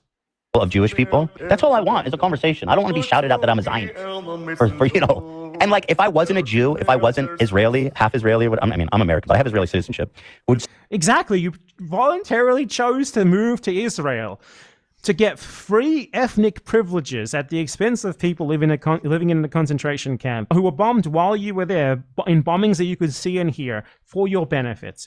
And you have the gall to sit here and act like the opposite of what that obviously implies about you is true, that you are some sort of victim because of that. It's unreal. So people be screaming at me that I'm a Zionist.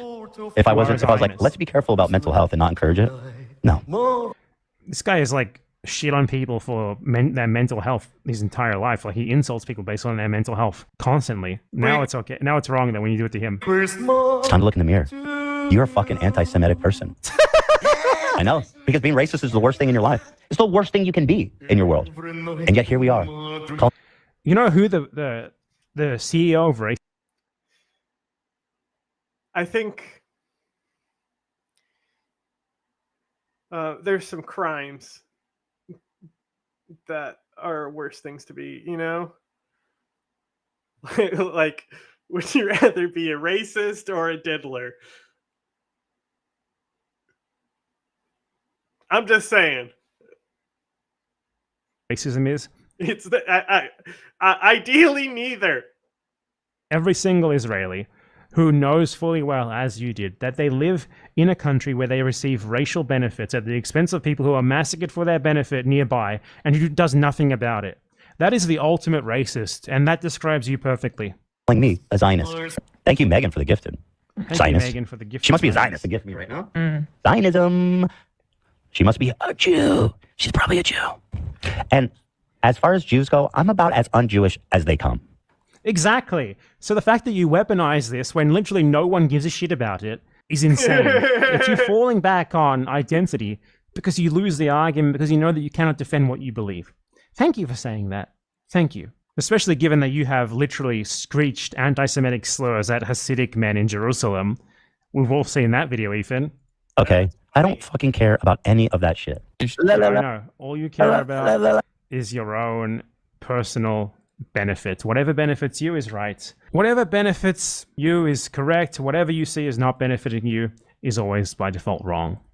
Perfect. Ethan Klein and all other Zionists like him, and there are many millions, make no mistake, they are the modern equivalent of the slave owners in the South who said that the slaves should not be freed because they will kill them. That is who they are. The self-victimization that they engage in is precisely the same sort of self-victimization that is engaged in by like white colonists in 19th century America, both in regards to slavery and in regards to like natives attacking them. It's like, why would they ever attack us? It must just be because we're white. Why would the slaves hate us? We can't free them. They hate us for enslaving them. It's the exact same thing, the exact same logic, the exact same self-victimization, except for some reason we live in a crazy world where we are expected to take it seriously when it's not. This should be laughed at. These people should be framed as ridiculous as they are, rather than us trying to deal with them by like being like, no, it's not anti-Semitism, here's why, blah, blah, blah, blah, blah. Because they're just going to call you anti-Semitic when you finish talking anyway.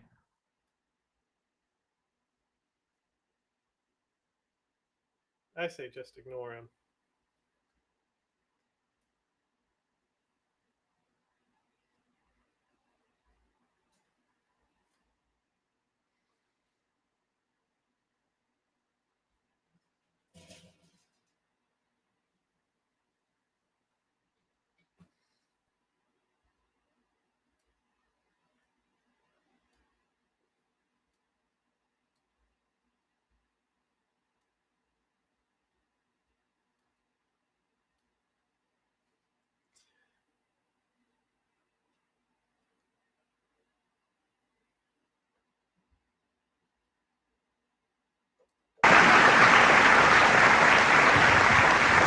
This is the last question.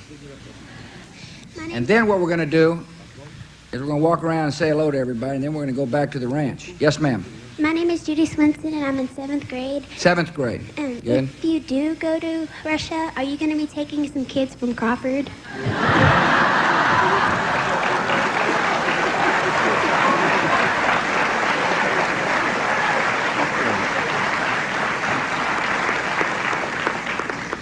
No. Можно? Я вам очень благодарен за этот вопрос. I'm extremely grateful for you for this question. Аудитория начала с этого вопроса практически, и вы закончили эти вопросы. The whole audience basically started on this note, and you finalized the whole thing with your question. Это не случайно. This is not a mere coincidence, I believe. Мне президент говорит, приезжай, когда у нас здесь плюс 40, я тебя запишу в клуб. Я здесь создал клуб 40. Мы бегаем, когда 40 градусов жары, мы здесь бегаем несколько миль. When on our way here, the president invited to come here when it's plus 40 Celsius, more than 110, and he invited me to join a plus 40 club who jog when it is 110 and more. Я подумаю еще. Well, I'll think about it. Но у нас действительно в некоторых регионах страны, там, где люди живут, в Сибири, вот в этом году, допустим, прошлой зимой, температура 2 недели держалась минус 50. Indeed, in our country, there are regions where people live, by the way, in Siberia, where last year, for 2 weeks in a row, the temperatures were around or below minus 50. People live in Siberia? No way. Celsius for 2 weeks running. Я вам обещаю, что я в такие условия президента не помещу в Россию. My promise is I will not terrorize your president with such low temperatures. Но теперь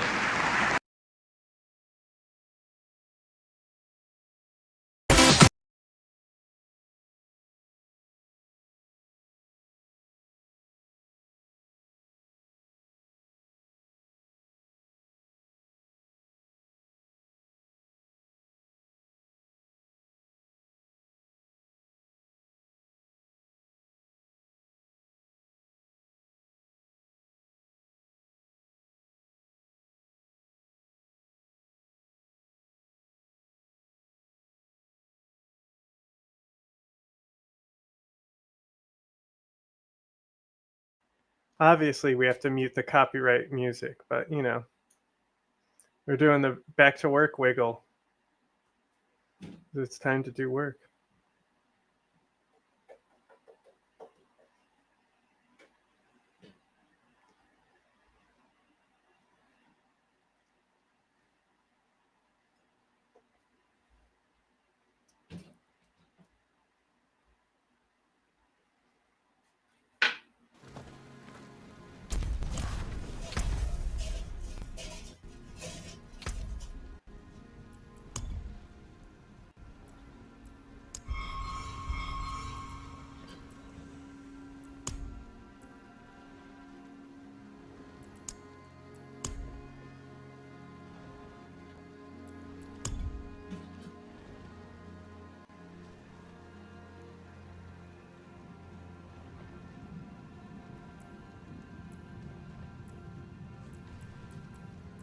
Yeah.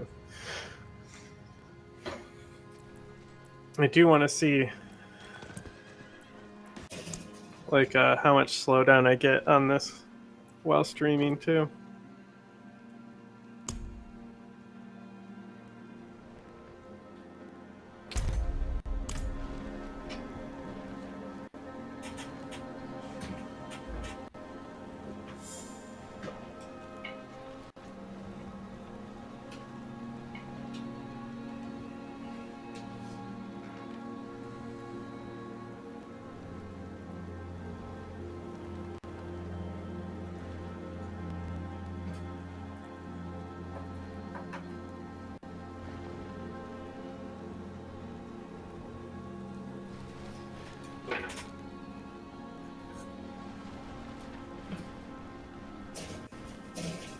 There definitely is like significant slowdown. Just standing still, you can see it on the creeper. And honestly, I don't know about anyone else. Maybe I need to turn my like native resolution up on my monitor. But the game looks like shit regardless.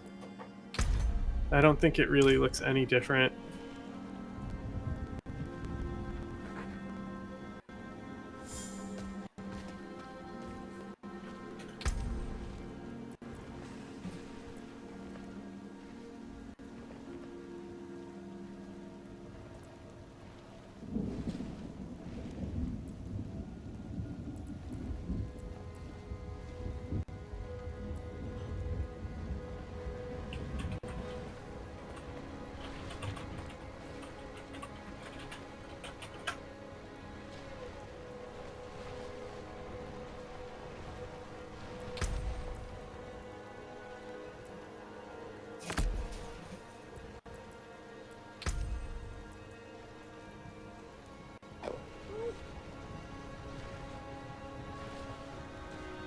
This is the sound a doggy make.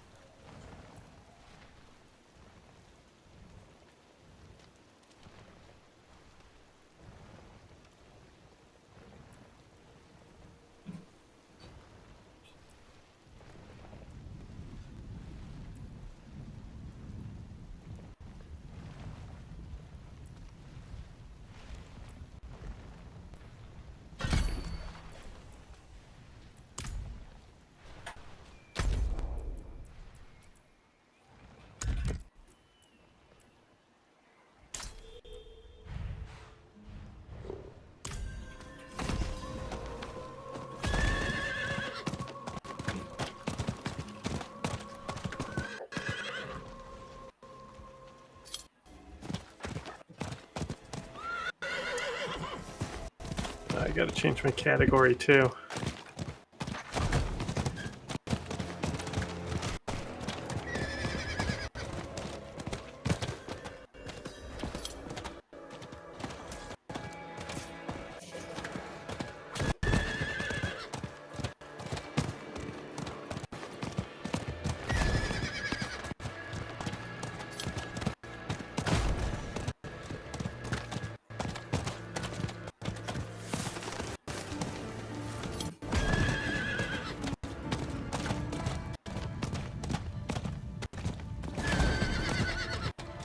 Watch there be a portal here and I'm just crazy.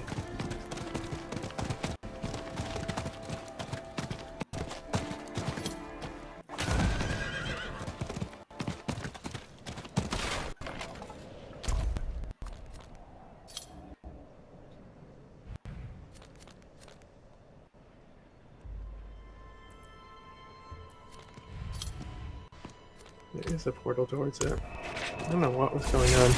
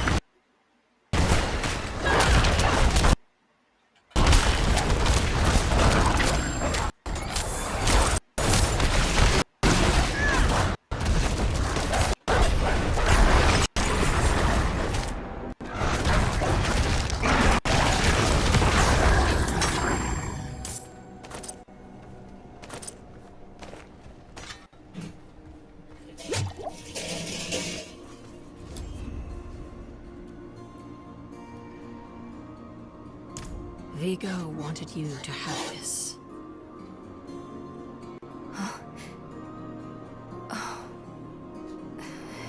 He was a good man. And Lilith? Was she even there? Did you meet her? Already gone by the time I arrived. There is more. I can see that. Lilith took a key to hell off Rathma's body. Then it was all in vain. See some slowdown here. She's the only one who got what they wanted. Neyrel. She came seeking the Haradrim of legend.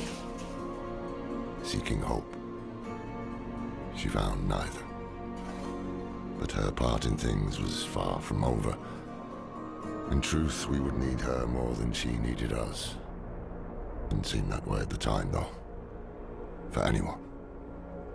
Inarius proved to be just as unreliable as I'd feared. His self-obsession had driven him to murder his son, Rathma. And from the corpse left behind, Lilith had taken a key to hell. Where would she use it? We could only depend on ourselves to find out.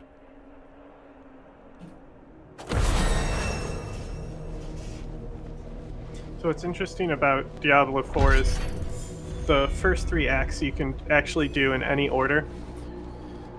So they don't like it's kind of awkward because they don't necessarily connect. You know, there's not like, because they don't know if you've, you know, it's kind of like Breath of the Wild. Like,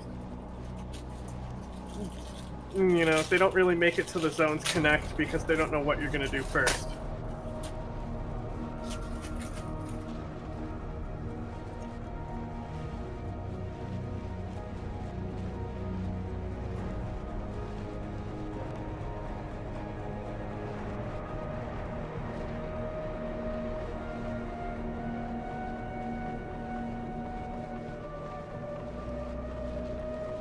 So,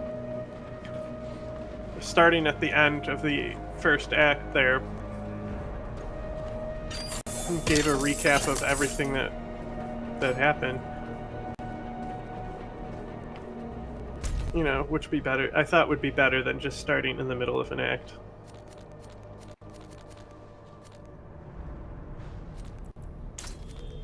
Now we're gonna go here.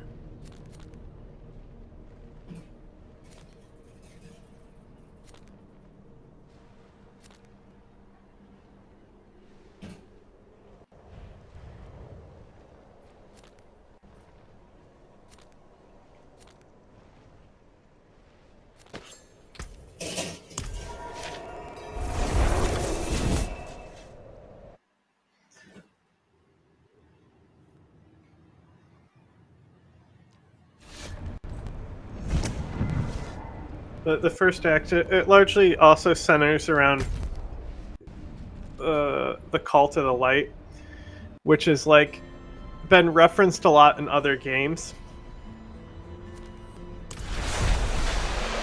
Like I think Farah, the blacksmith in Diablo 2, I think she's a paladin who will always say like blessings of the light, stuff like that.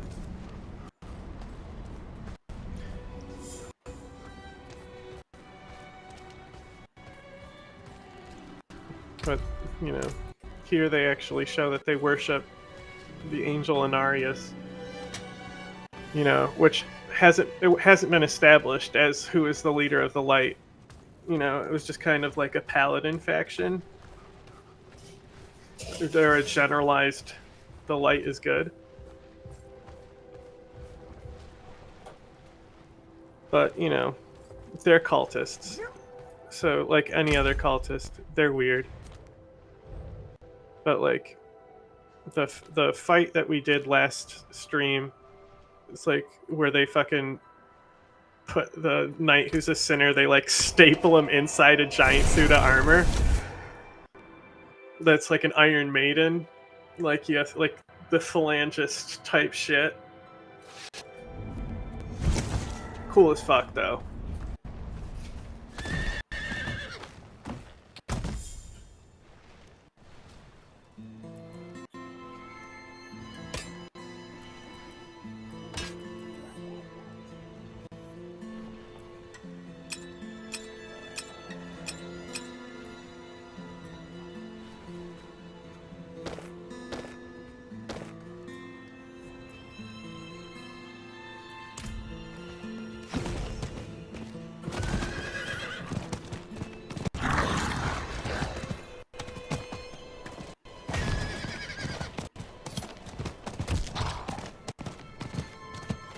Also, this texture has always been like this every time I've ridden by it. I don't know what's going on there.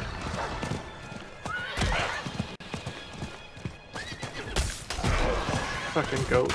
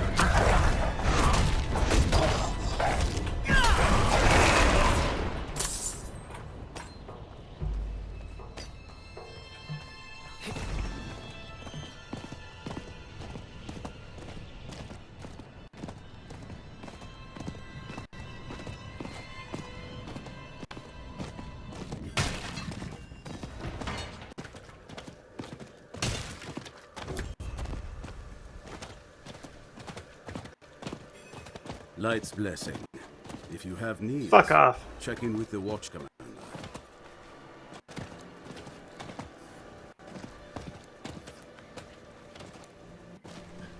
There's like it's up here, like this area is actually like a druid faction, and they've like never delved into the lore of the druids in any of the games because they were just an expansion character in the second game. And the I want to say that they talk about them being down here, but like, you know, it's a religion, so they can like be all over, but apparently I think they're strongest down here. But it was really cool, like actually like seeing like a druid city.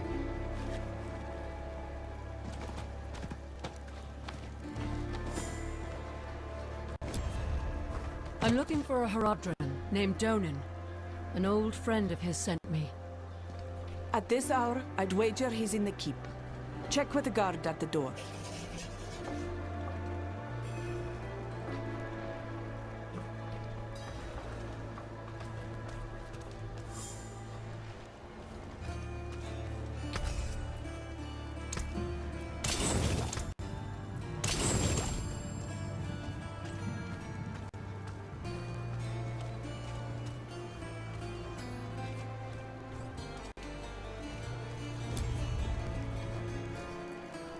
He's upstairs in the Great Hall with his son.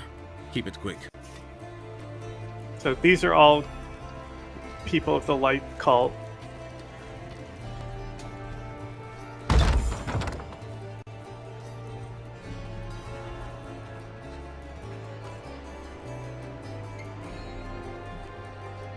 Interesting.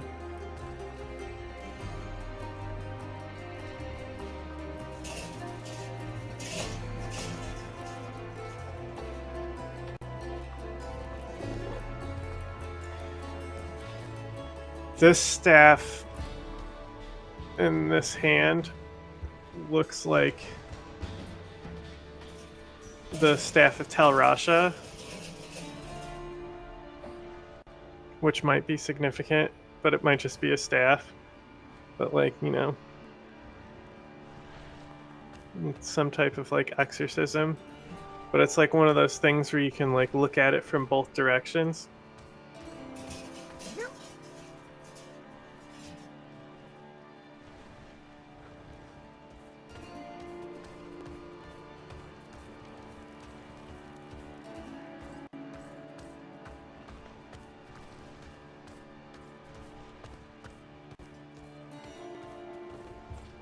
Dad, I need to be out in the field with the other knights.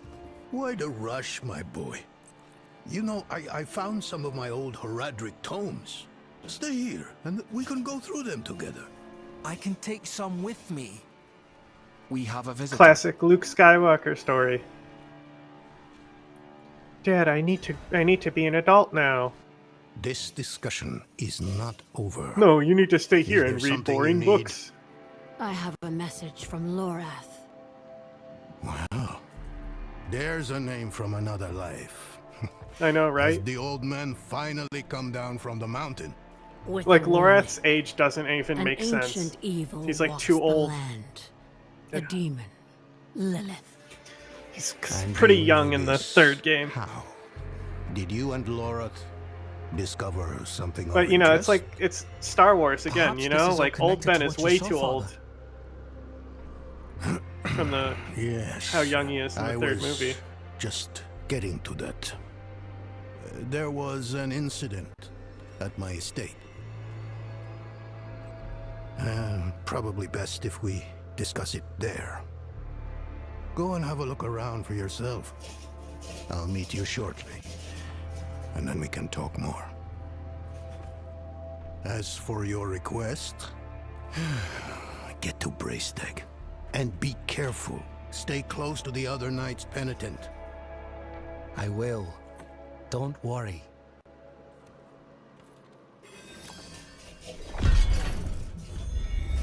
So like I don't know this like because he said he still had Herodric text, so it's like, are you a Herodric mage or you know someone who's in the cult of the light? Like you gotta make up your mind, bro.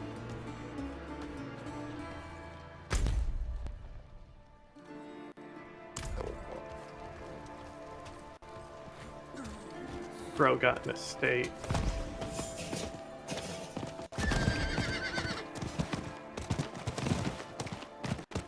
Spare some kindness for an old soldier? Ah, thank you, wanderer.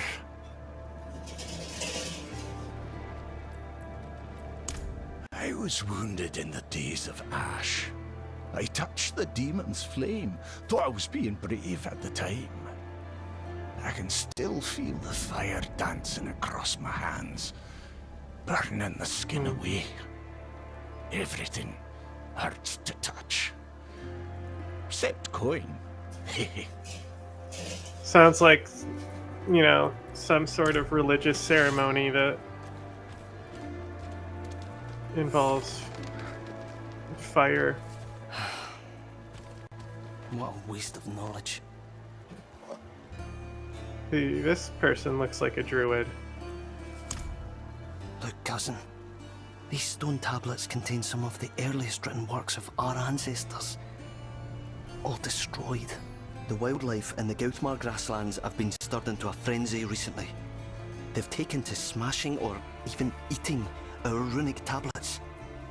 I don't blame the creatures, but we must preserve our history. As a fellow druid, I know you must agree. Please, retrieve whatever you can. Like the first like magic that's like studied is necromancy, but like druidism certainly comes after that. But like there's like not a lot left.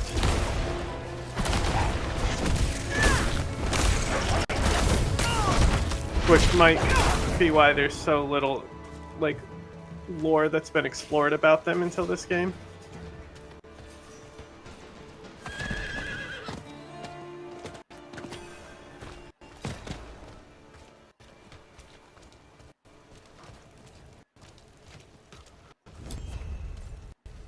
Welcome to Firebreak Manor, traveler. I'm here about the incident. Donan gave me permission to look around. Incident. That was all he said. I must be referring to his study. Something unsettling transpired there.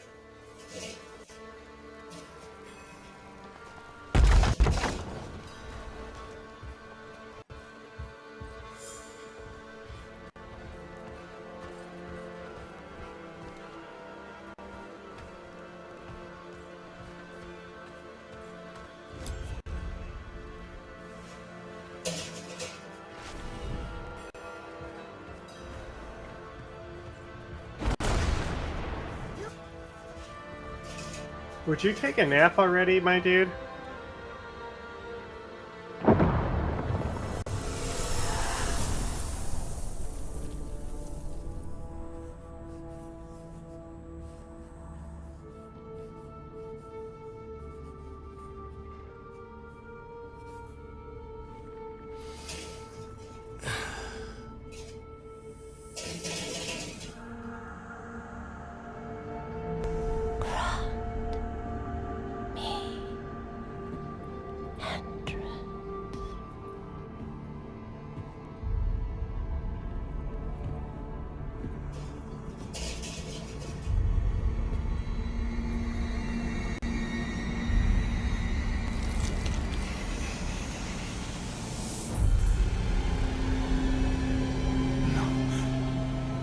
This can't be.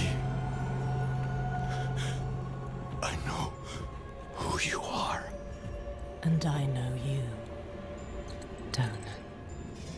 It's interesting to see like where the slowdown is Each on day stream, to live up to because your I can own run it legacy. and it's highest settings off stream. What do you want with me? Astaroth. She's dead. Astaroth cannot die. Not by your hand. What have you done with him? Away, demon. I deny you. You have grown so frail. I can make you the hero you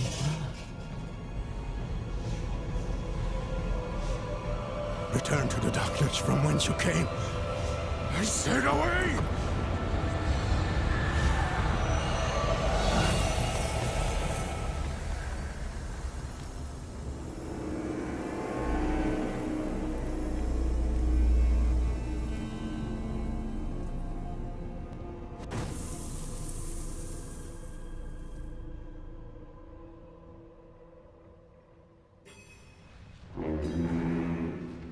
Who farted?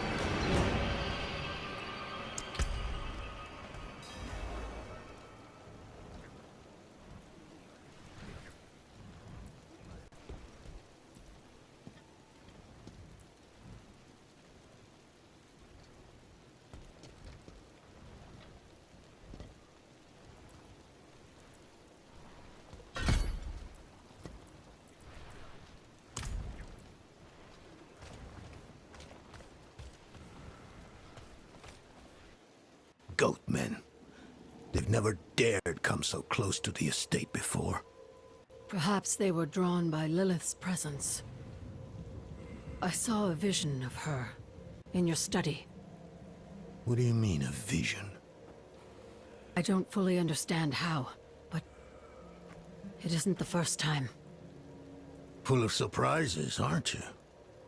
No wonder you caught Lorath's attention. Well, now you understand my predicament. The daughter of hatred in my own home. She must be furious I cast her out. That painting on your wall. Who are the others in it? Why do you ask? Lilith seemed to leave after seeing them. Nafane and Erida, the druids who helped me slay Astaroth. Yes. Yes, I think you're onto something. I resisted her, so she might question them about the demon next. There are knights stationed in villages near the druids. If Lilith passed through, they must have seen her.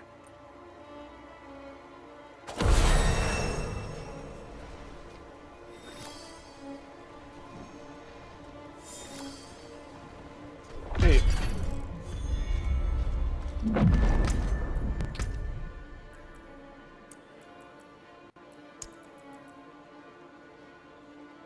I really don't even notice a difference with ray tracing on and off, to be honest. Maybe if I turned up my monitor resolution.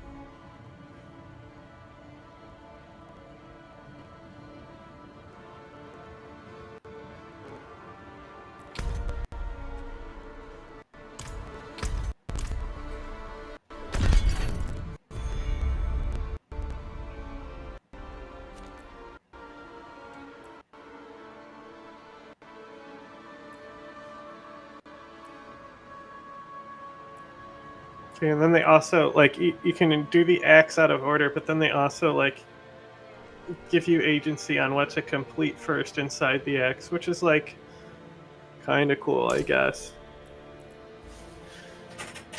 I don't know. I feel like a cohesive, like, connected narrative is a little better.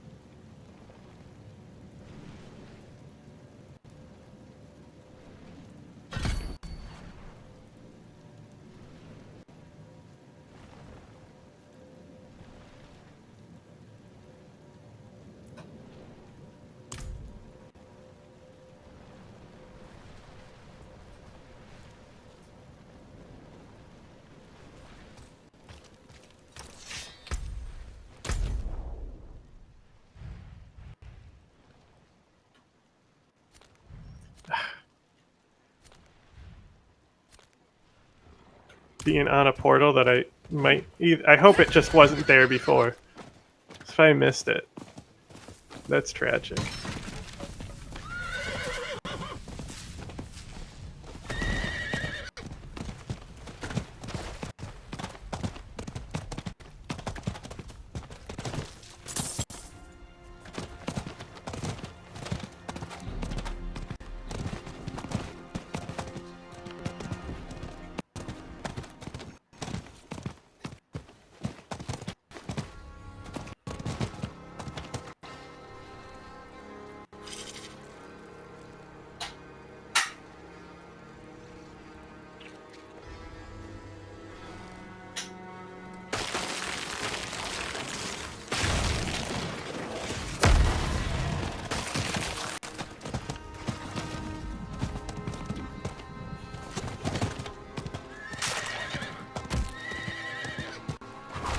Oops. Whatever.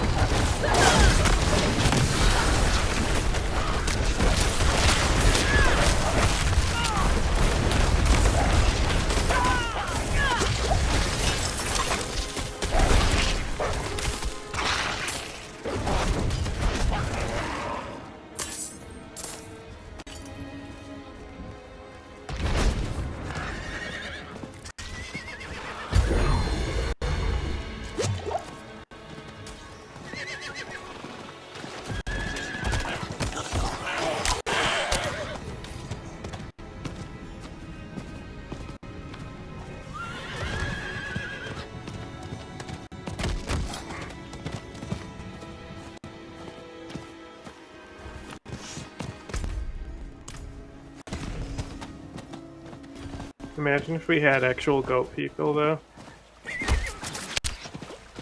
Something with the intelligence of a goat. but humanoid.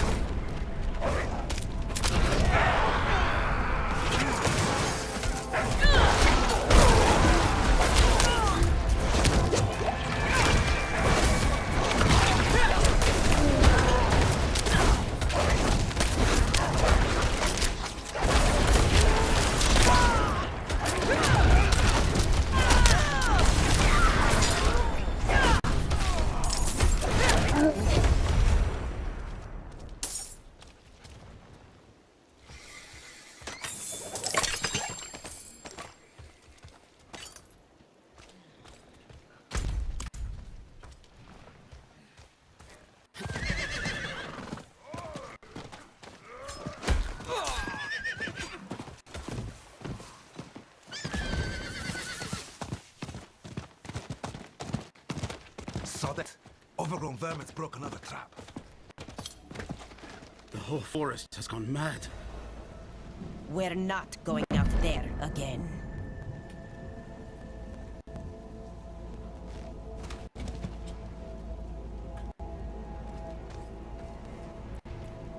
There's a horned woman in the moors, spreading corruption, if that's what you mean. Yes. She's after the druids who vanquished Astaroth. Ah, that madman Nefane lives out there. We already tried checking on him. Got as far as Boglinstone Circle, and then the druid's wolf companion appeared and bit one of my men. I'm already short on knights. Not going to risk what I have left on some bastard who hates the cathedral.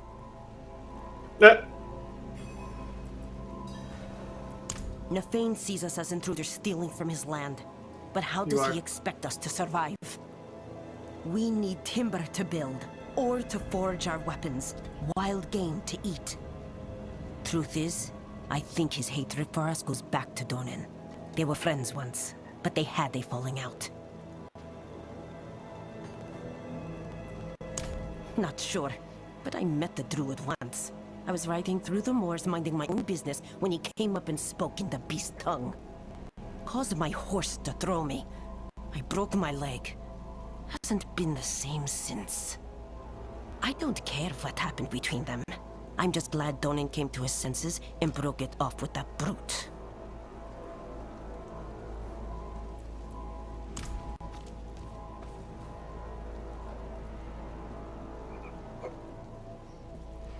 Donin is like collecting religions. Haradrim, Druid. Ancestors, spirits, heed my calls. Corruption wreathes our forests, our fields, our trolls. What ill did we cause to deserve this bane? What can we do to receive favor again?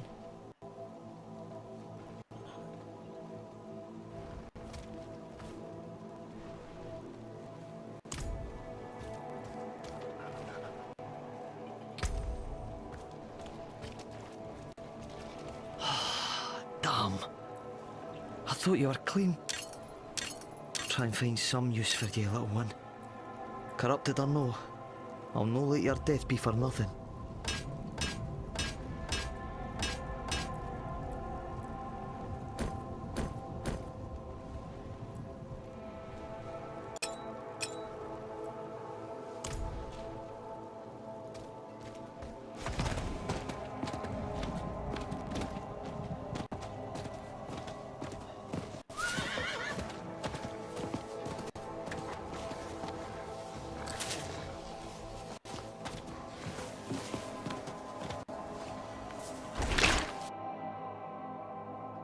We love the pit.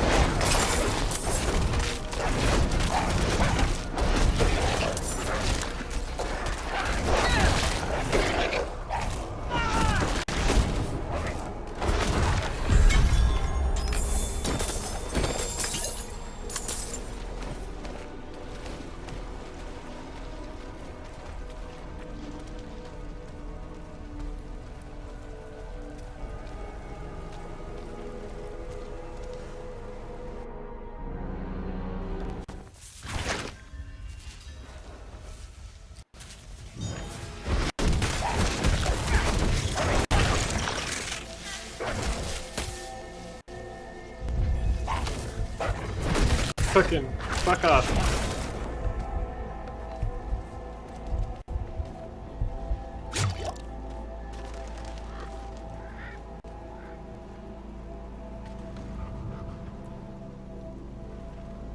Just doing this card with a message. Welcoming travelers to the forest, where they can become one with nature. But something has been written over it and drive back. Cathedral dogs not go. Easy, my friend. I'm not one of the knights.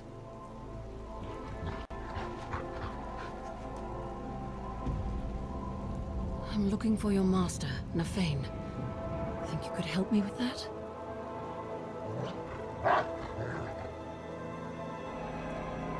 Good boy. Lead the way.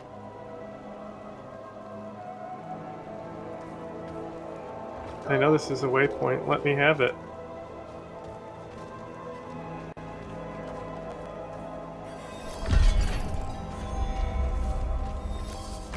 This is just a dog adventure. Doggo game.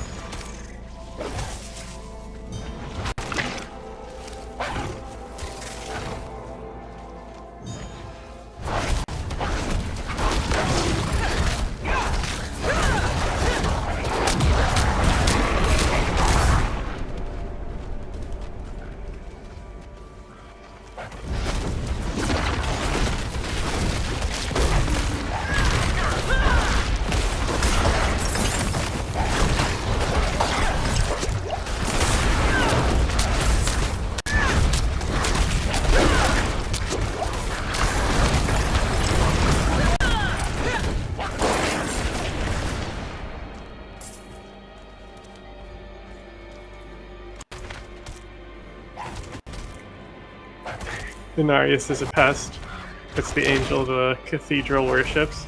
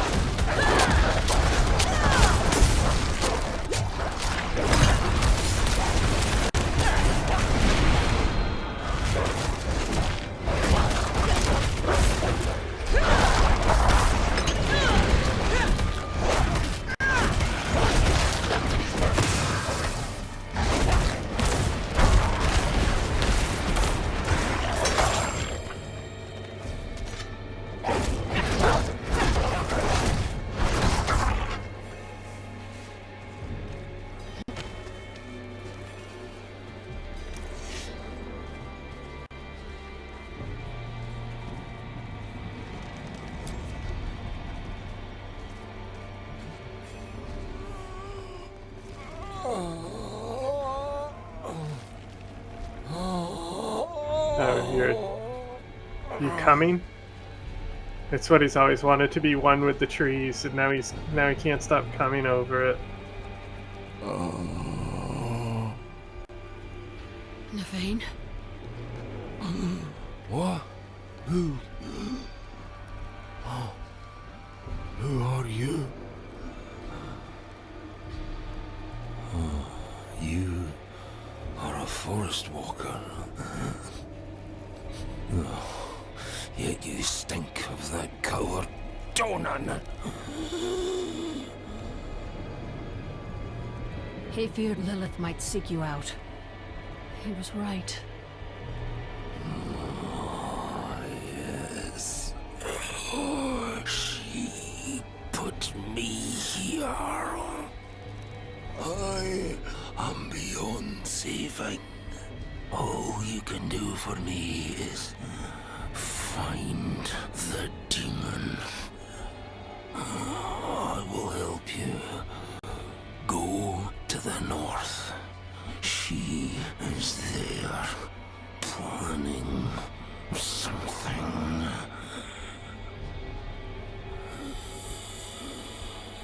There is still time to stop her. Fearban will accompany you. Hurry!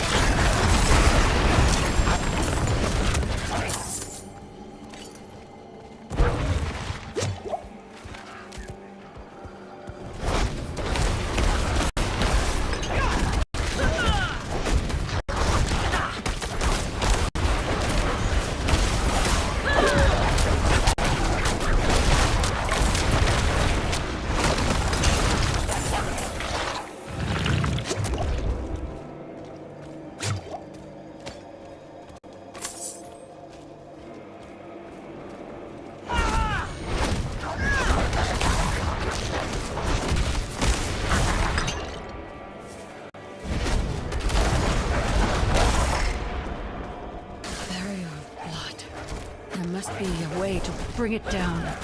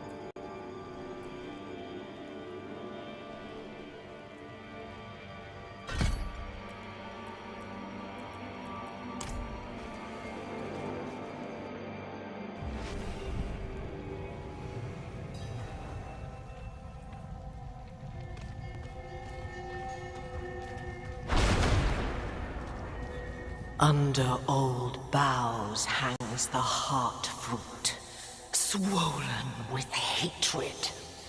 Let it burst forth and flood the streams and burrows.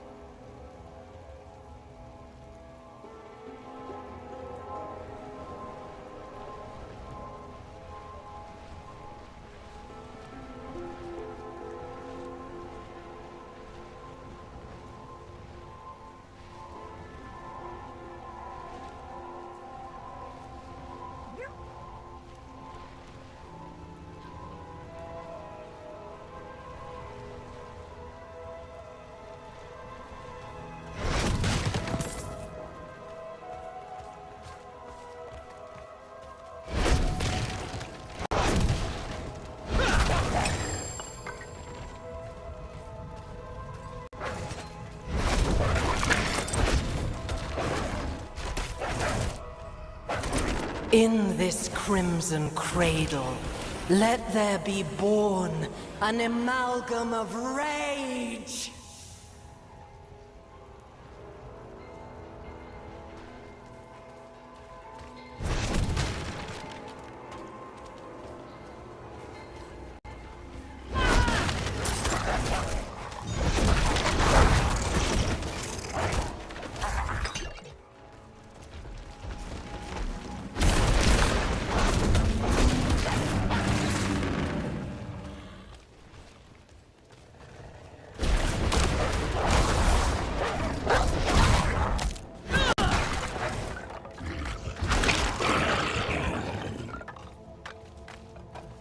Let its anger ever burn, until it has devoured the whole of this wretched land.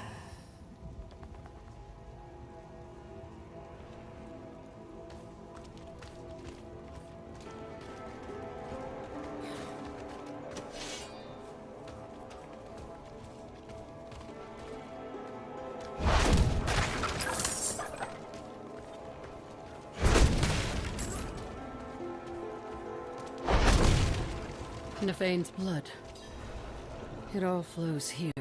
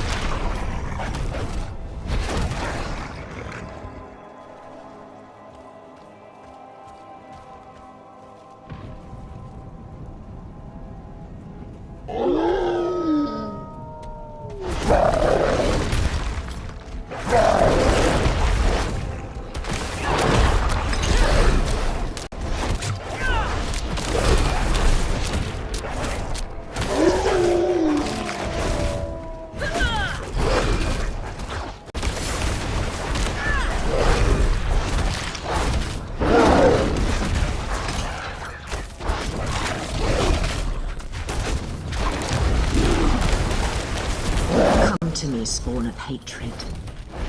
We have tender meat to hunt.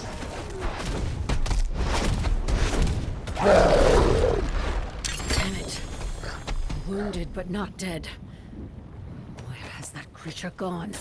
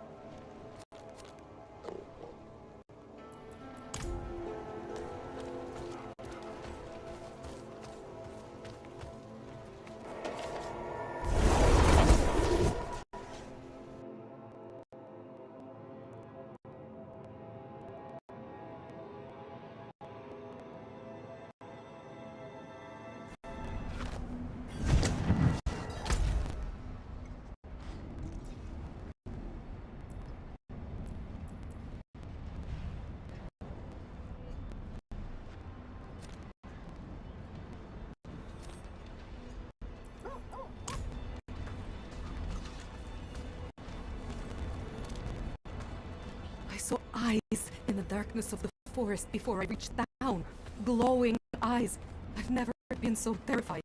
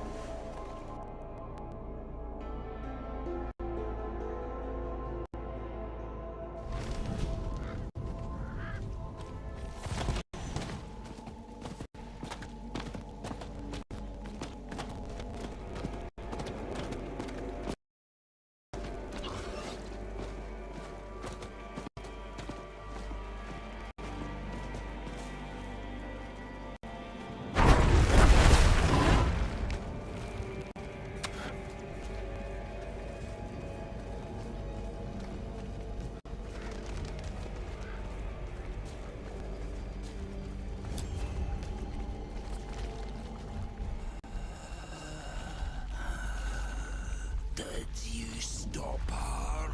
No, she was already gone. And I fear she has taken a piece of you with her. A beast born from your blood. It's my fault. What part did you have in this? A pact with Lilith to help me destroy the Knight's penitent. In return for what? I told her where Astaroth is hidden, held high. Why? In her presence, I lost control. Rage consumed me. I just realized my shit wasn't even on. There's only one thing Annoying. to do now. End the corruption.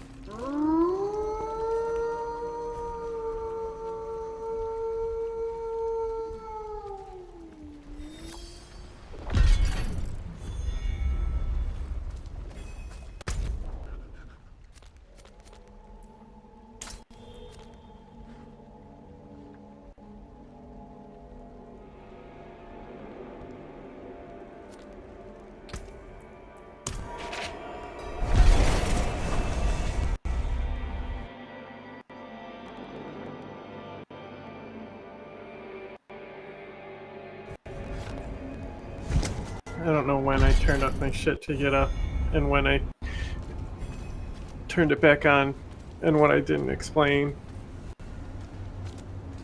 But it was explained anyway, you know? The forest came alive and was bleeding because he hates the cult of the light. And she used that hatred to get her way. And that's why you don't deal with demons. The end.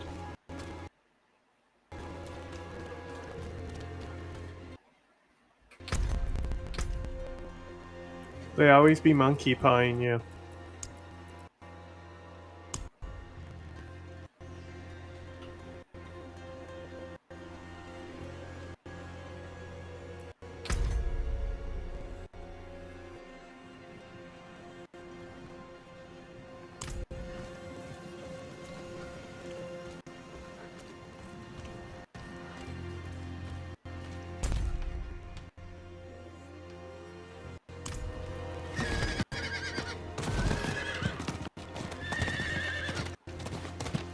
It was really, it's like interesting too, 'cause like how they all treated you different because you're a druid.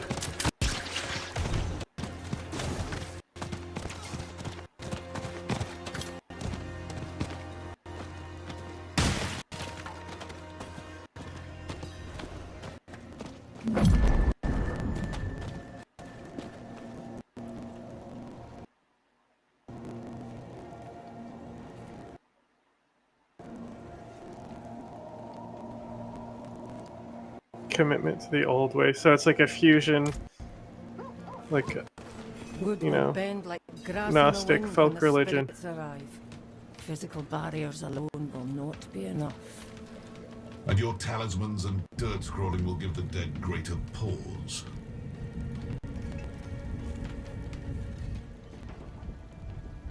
You picked a fine time to visit Brestag, Wanderer. The whetstones are singing. Hearts are pounding. Sweet music for a red day. Don't incent me. At least you're not another night penitent. At least. Yeah. It is us who will protect this village with our lives. Let it be. There is an ominous fog uphill. Mad spirits emerge from it. They'll be here shortly. Are you here to help us ward them off? I seek a demon who passed through. So Audio being crackly as hell. that's what it was. Well, this day keeps getting better, doesn't it? The demon went uphill to Erida's domain. But unless you want to join the spirits, I wouldn't go there. It's best you stay with us. I can lead you to Erida. Out of the question. I'll be safe. Donan puts his trust in this traveler. So shall we all. Tell me when you're ready to move. Oh, that's his kid. You think later on I'll come back and this whatever it is will be built up? Are they just making sections of Palisade? So they'll always be working on a different section of Palisade?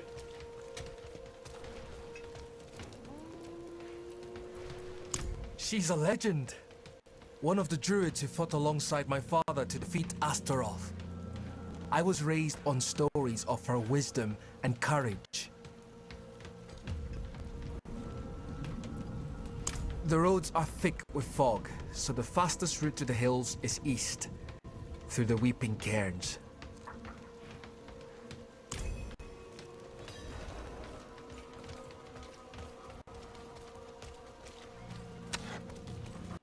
You look like someone who's seen the world. I hope I can do the same one day. What's holding you back? My father. You've seen how he is. My father! I need to persuade him just to let Here we me go, use the Luke bloody Skywalker.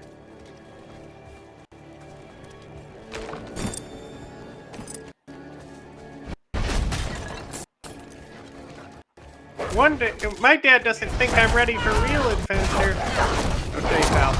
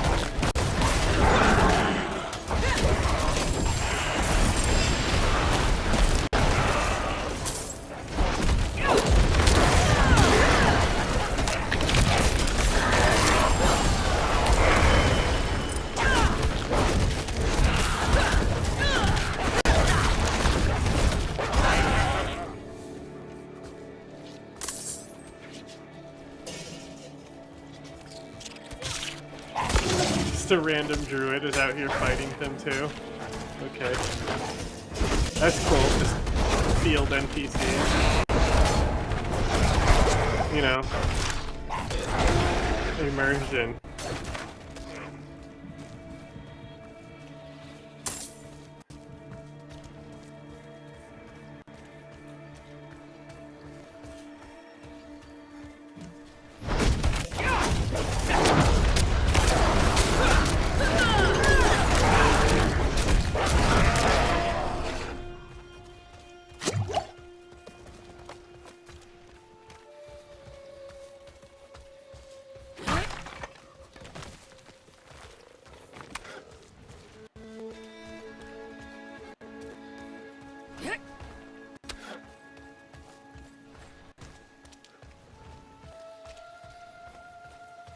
That's the entrance to the cairns ahead. Wait, why is the passage blocked?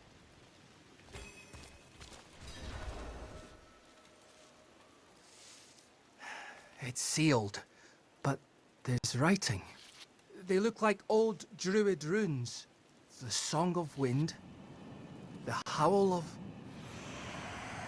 Oh no, they're coming! Hurry. All right. E-a-le. E-a-le du-gru ani-dula-nohre-do. It's a chant. The chant will open the way. Light, protect us. Hold them off. Bro saying light to protect us while fucking doing heretic shit. Okay. I see you, bro.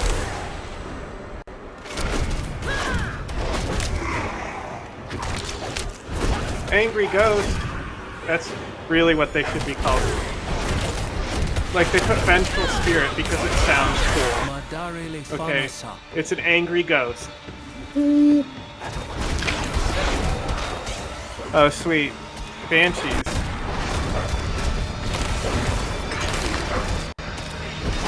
Very druid.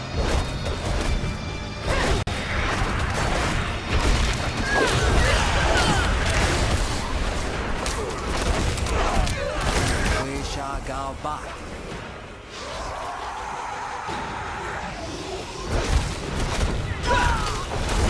They coming out the walls.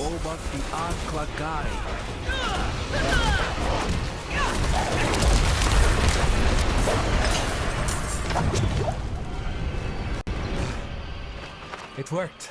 Something's rousing the spirits from their rest. We should make haste within.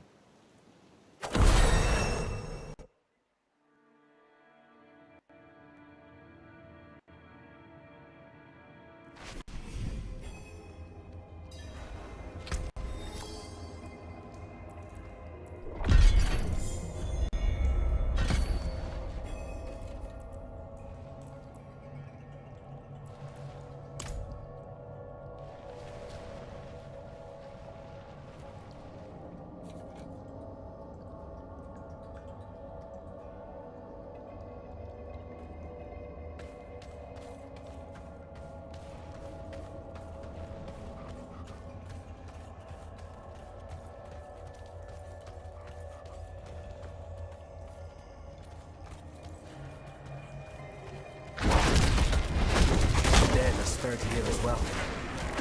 Yet, Erida's absence gives me greater concern.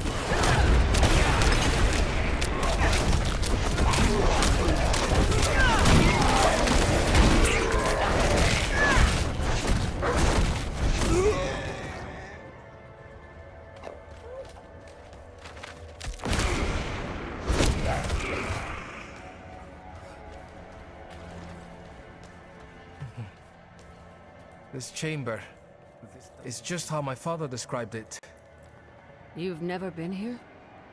Only through the stories he told.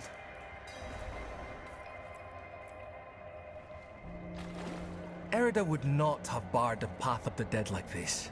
The spirits should be free to roam within the earth. Lilith? Strange. The door is locked with an earthen seal. What was it my father said about this?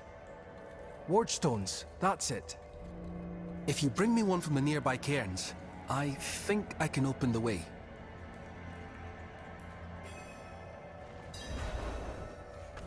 I can do it.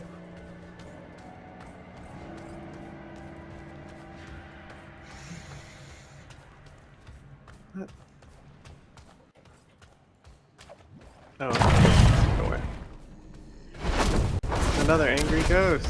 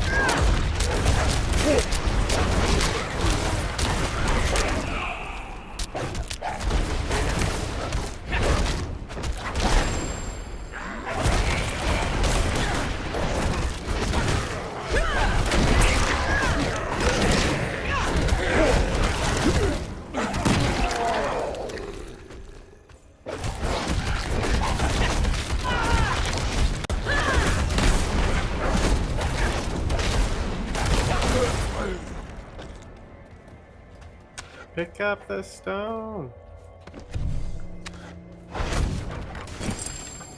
Heavy pants. They're heavy because they're full of food.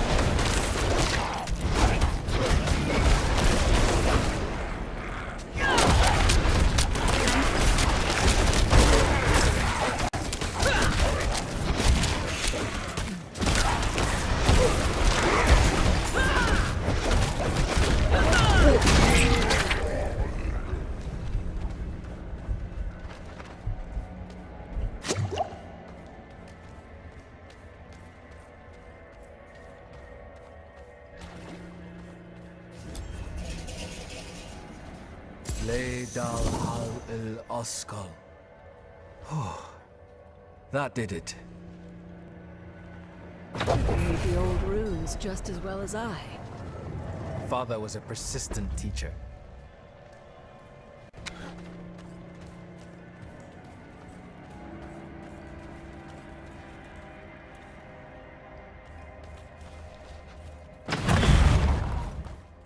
Demonic markings. Lilith's been here. Something's written on the altar.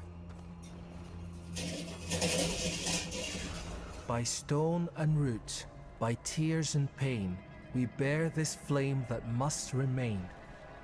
Dead eyes stained with ash and ember, cursed are we who must remember. Ah, an elegy written by Eretha. This is a memorial to all who died fighting Astaroth.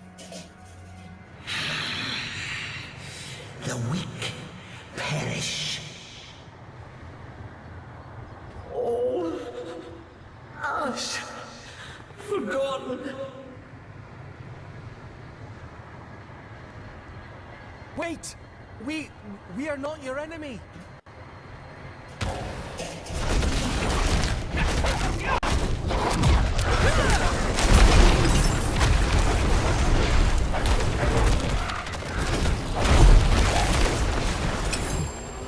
Lilith. She must be bending these heroes to her will. Erida would never stand for it. Unless... Oh, something has happened to her. We don't know that yet. Come on. Bro, take a nap.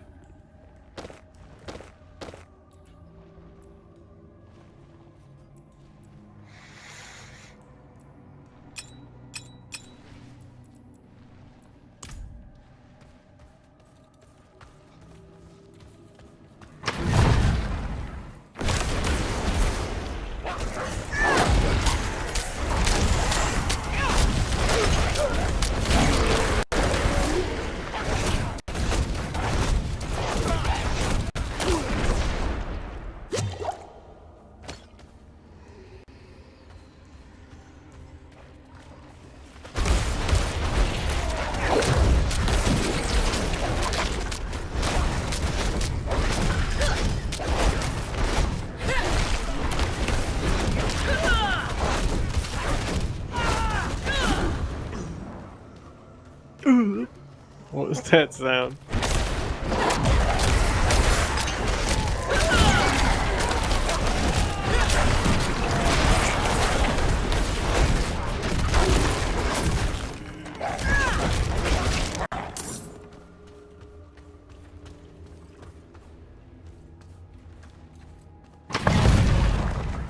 This must be the cairn of the elders.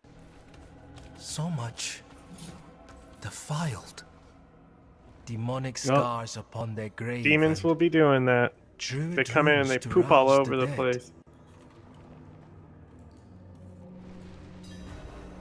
These runes, the delicate touch. This is Erida's work. Do you have to explain this while inside me, sir? Demon. I have seen others fall under Lilith's control. Erida was sworn to keep the dead at peace. What do we do? We'll need to stop her. Right. Solutions are found ahead, not behind, as Father says. Okay. My daddy said. Wait, so now the druid who helped kill Astaroth, so both the druids were unreliable here.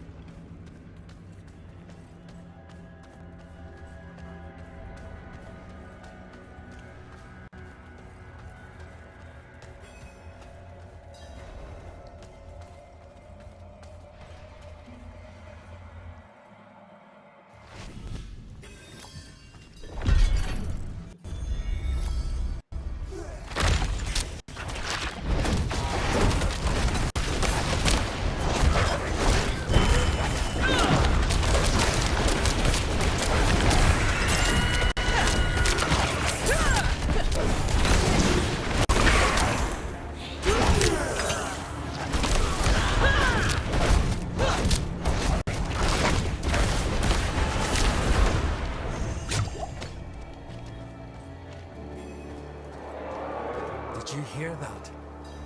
Something screaming in rage ahead. Uh-oh. Ow.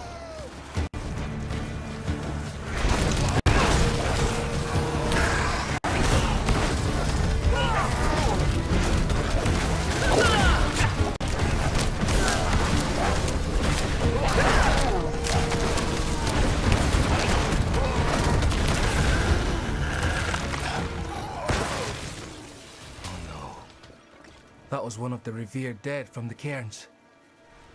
Returned to the worms. May they find rest. Arlo. Did you think we'd so easily join the dead, lad? How did you find your way up here? Through the cairns. Through them? Mighty brave of you. And mighty foolish. Erida came through with a horned woman. Not her normal company, to be sure. Ah. Lilith. They headed towards Solitude, the top of the hill. The sound of Erida's Talharpa carried with the wind. And then, this madness began. If your aim is to follow them, you won't get far with all this fog. It seems to be drawn to the risen remains. We spotted others in the hills before this one tore from the earth. I'll stay so here they to got protect more these dead two. people totems? The fog is too near to leave them undefended. The stones defend us, lad. I remember when you were still... I'm staying, Arlo. Stubborn like your father. That will keep you alive.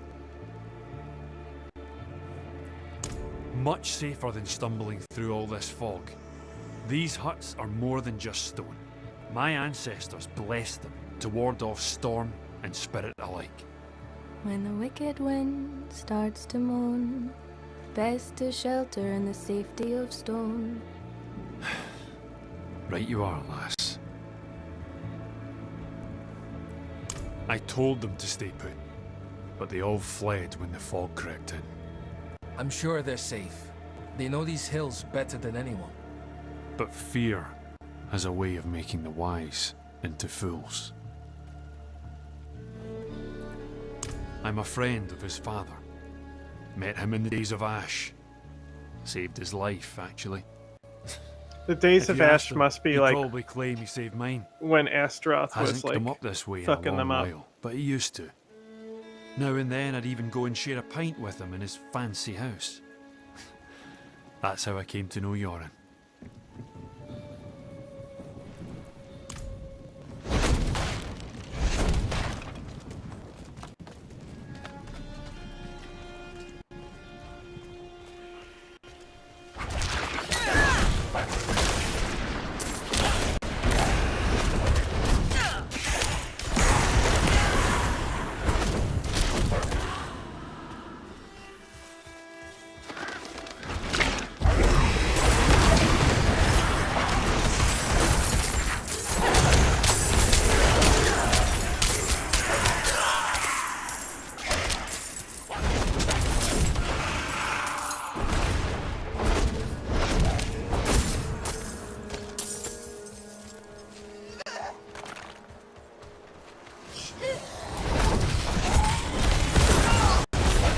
Ow, ow, ow.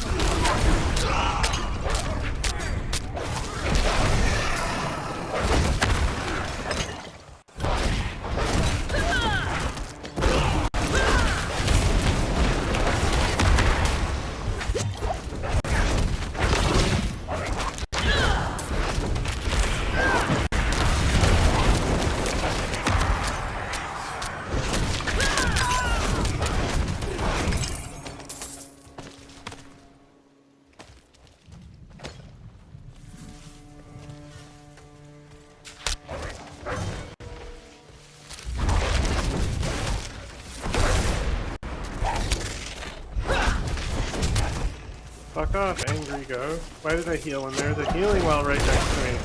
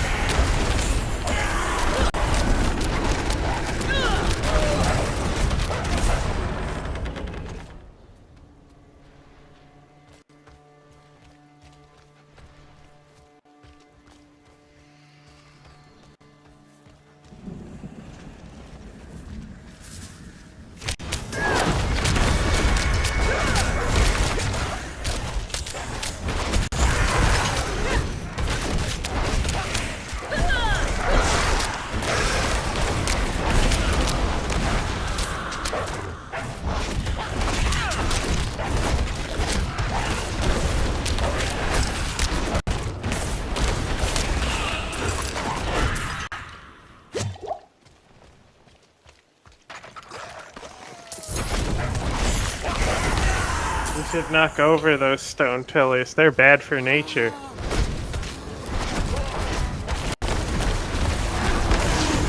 The fog is thinning now. I should check on your...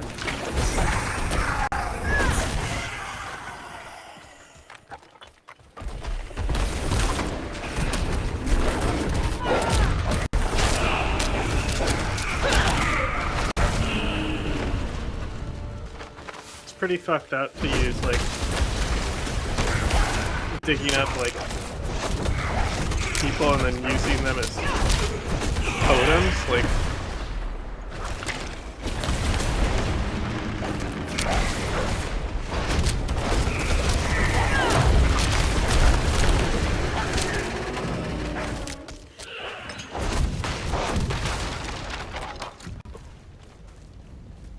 The roads are clear now. We need to get to Braystag. It's safer there. We've lasted this long and survived worse. You've been fortunate.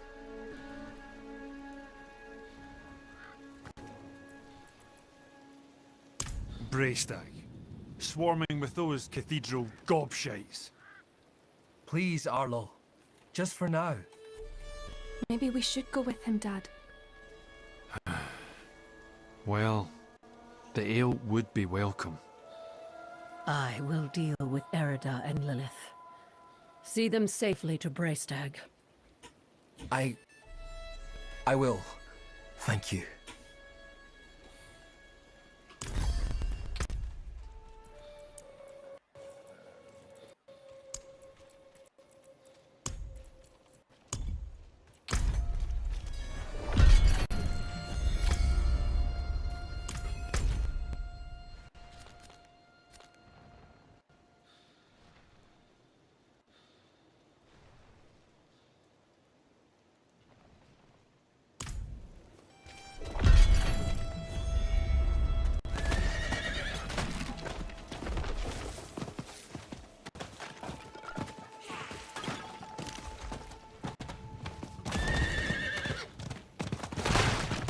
Riding from the cans.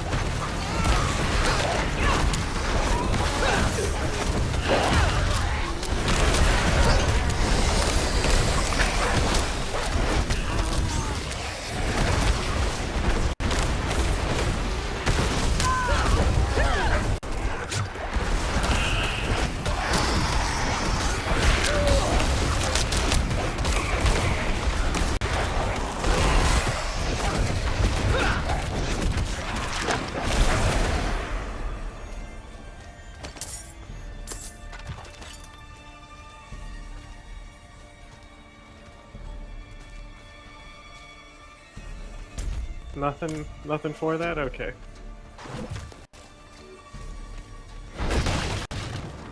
Have you seen the signs as I have?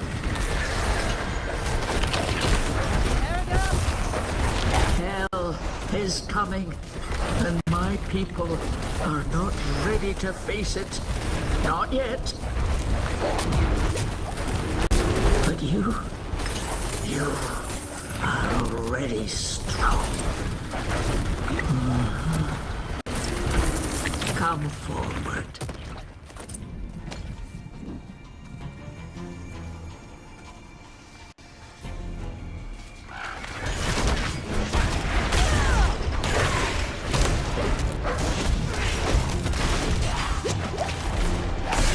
Wait, this is the same druid we saw in town, right?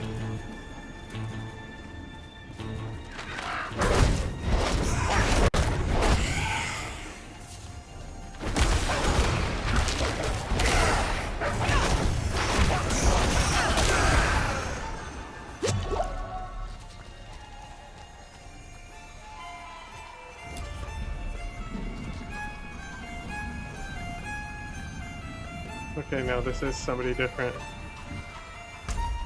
Who was the druid in town?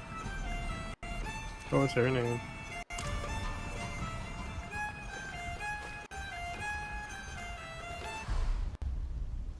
Only one of us. Or maybe will the kid walk was just away saying from he this. knew this druid. So let's enjoy When I asked the him about him, it storm wasn't a anything to do with that one in town. Nature's music. The dead are killing our people as we speak. Some will die, yes. But that is the way of nature. It is a crucible.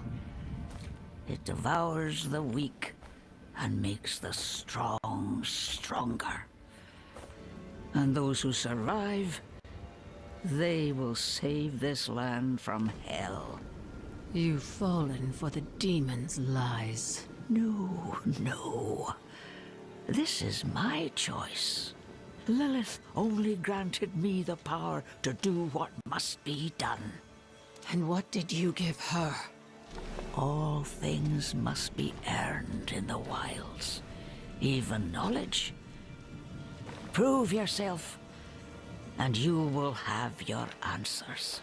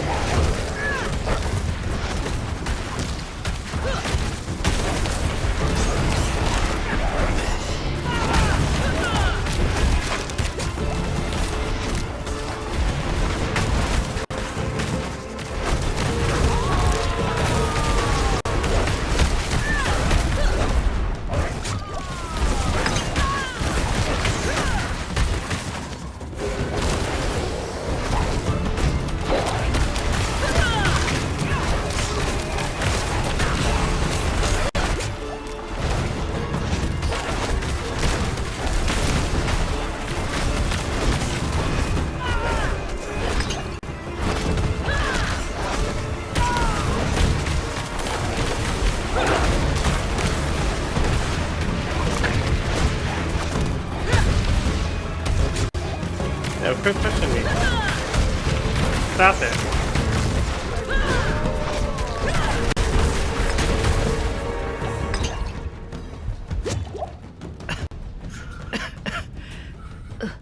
The stronger prevails.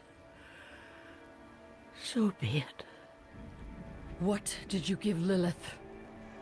I told her of the wards around Astaroth's prison. How to break them. Why? My people have forgotten what it took to defeat Astaroth. They must learn again. That they cannot vanquish him. Is a really How dumb can they reason. stand against the full might of hell.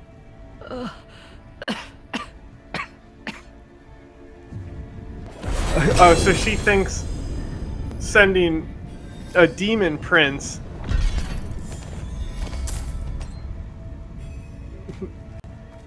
will make the nationalist spirit rise up. She literally was like, I'm gonna false flag my own people. Like, that's the attitude she has. That's a dumb attitude.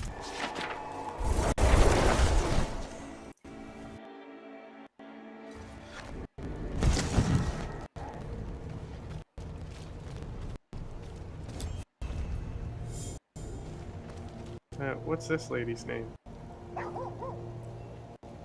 And She is at peace now. I hope. I never thought it would turn out like this. Heroism and sacrifice are often entwined in the course of fate. My mother's words. I must tell Father what has happened. What Lilith has done. We cannot let her destroy anything else.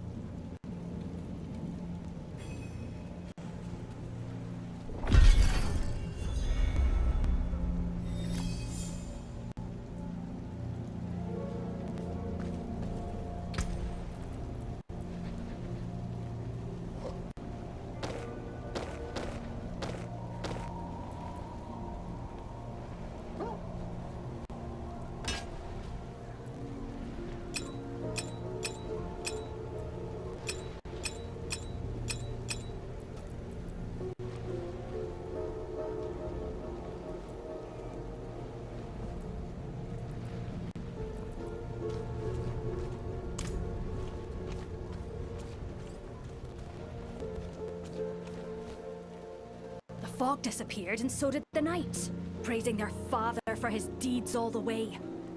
What a crock of shite.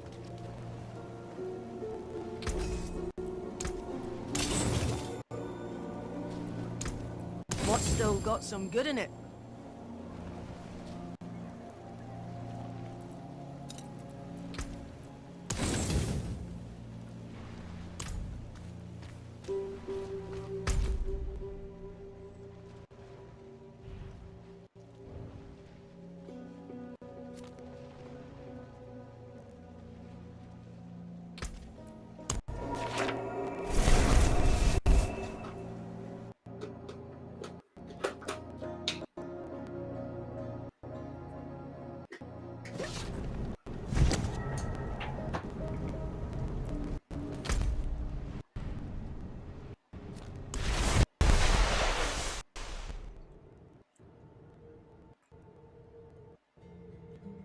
Helmet's so dumb looking. I wish a new one would drop.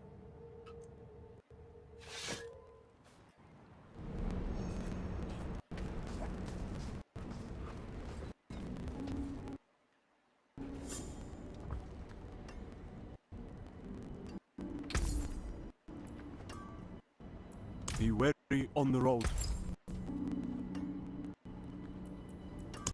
Yeah, a little audio distortions here and there. Very weird.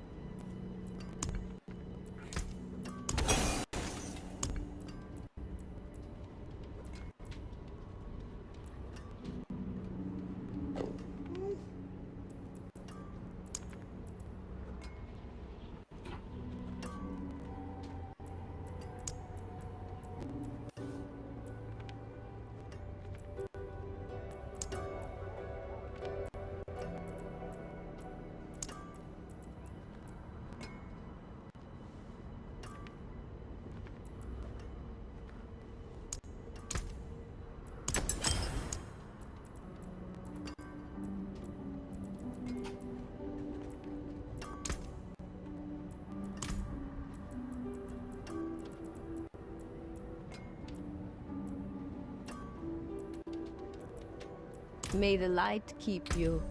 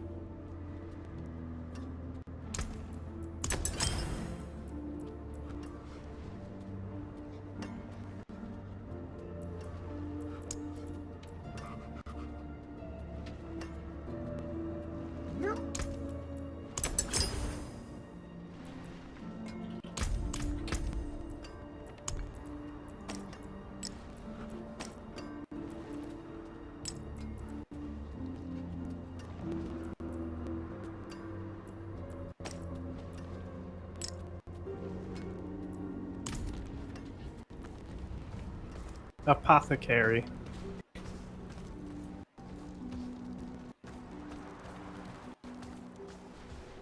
Find somewhere else to get warm. I was here first. Okay, lady, calm down, calm down. Thank you. Oh, I got the damn potion, huh? Sure.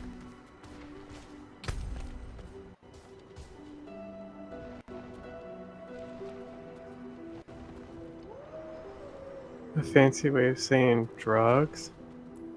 Drugs? Nobody does that here.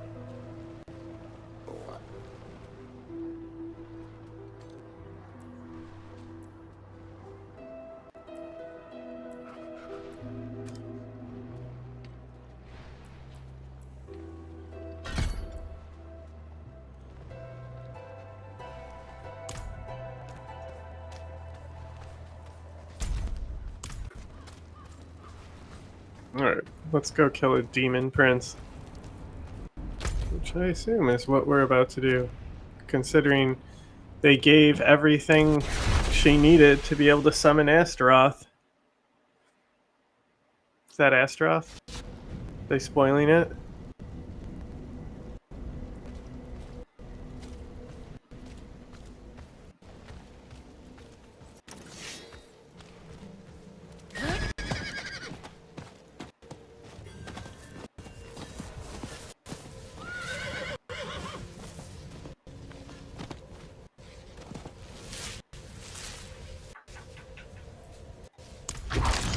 I once schooled the boy Yoren in the old ways. His mother Brega too, as she wrote her chronicles. Both of them had a deep respect for our culture. Brega inspired me to catalogue some of our more ancient artifacts. In doing so, she reminded me of how easily the past can be forgotten. So, he probably left... He's probably a druid. And then left the church because of the wife or something, and then they both were into Haradric arts. Dulra, Feshla Shina, Milan. Brother of Branch and Fang, you speak words to heal the land, but I see no wounds. Our demon's touch leaves deep scars. You should know this. Where have you come from? I was born in the Druid Enclave across the sea. Ah, I have heard of you and your kin. Welcome to the First Forest.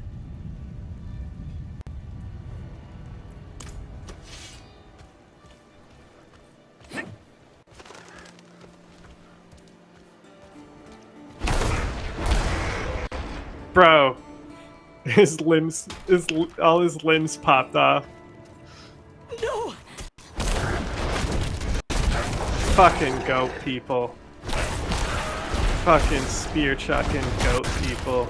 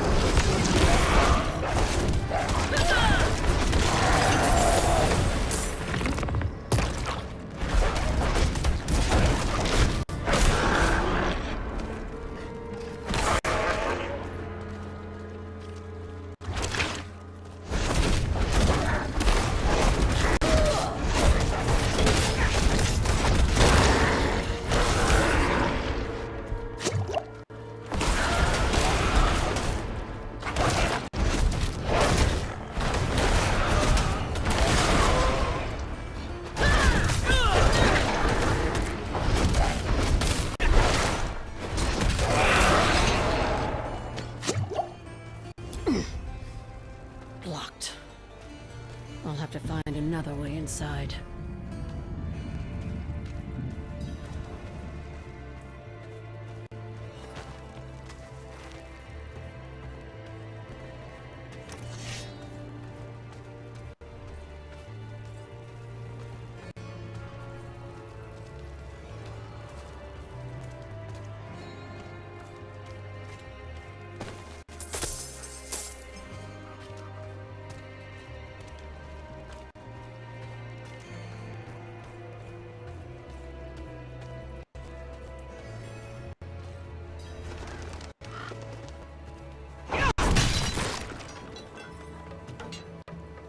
Oh.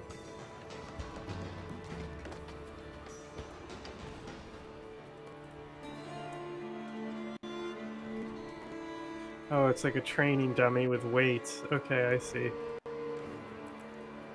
The horned woman. The beast. Nothing could stop them. Not our steel, not our prayers. No way, prayers didn't stop them? Listen to I me. can't believe it. I must find Donan. Where is he? Somewhere inside. Dead, like the rest, for all I know. The light has forsaken this place.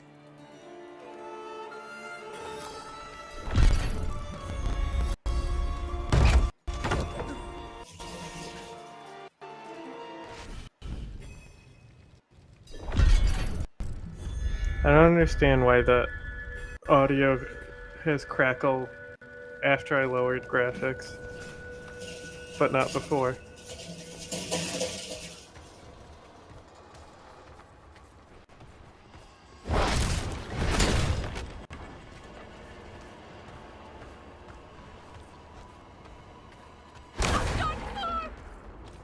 You're fine. Okay.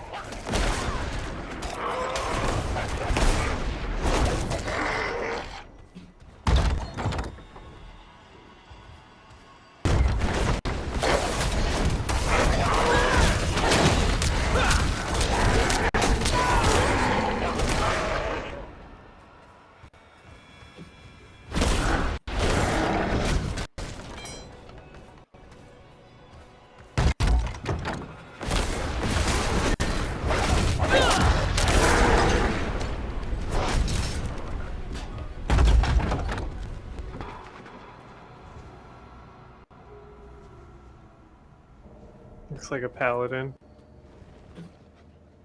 That looks like Zoltan cool.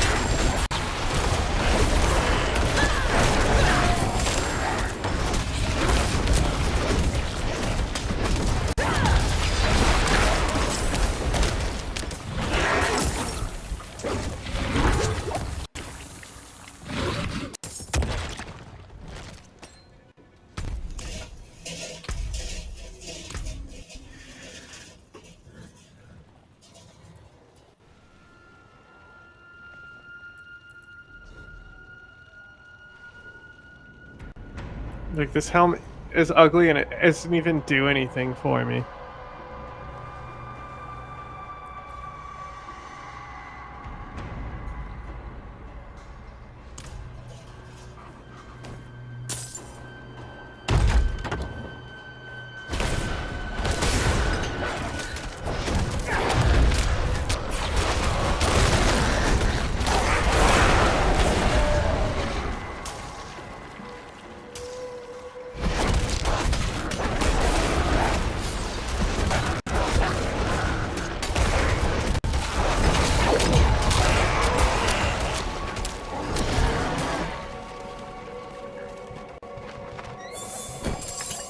Boots!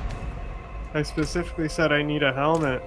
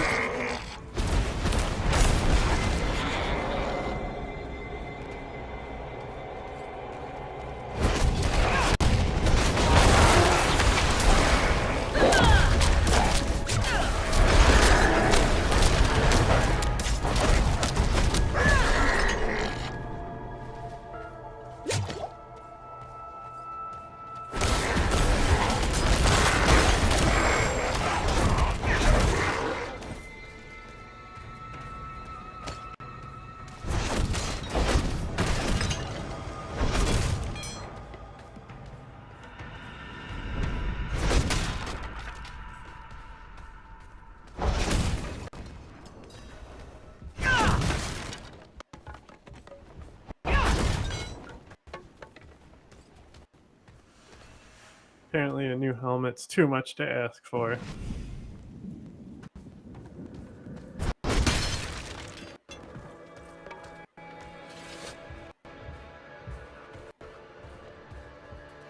Oh, there's a back way into this place, huh? I didn't even realize that's where we were going. Light, cleanse these faithful servants of their sin. Okay, so this is Bring the them three of peace them and casting death. down Astaroth. That makes sense now. So the two druids and he's at the top. Okay.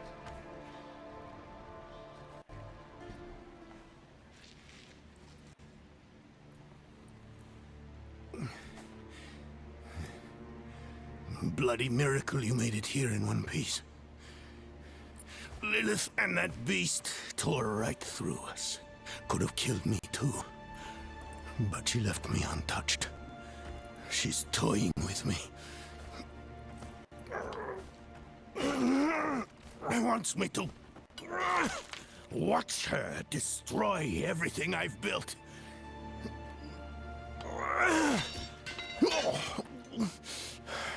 Damn it! Did you see Yorin the way you came? No.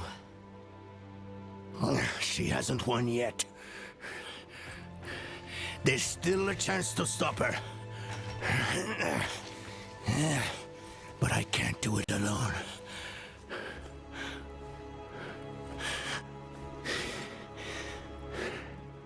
I'm with you. Where is she now? An old chamber beneath the keep.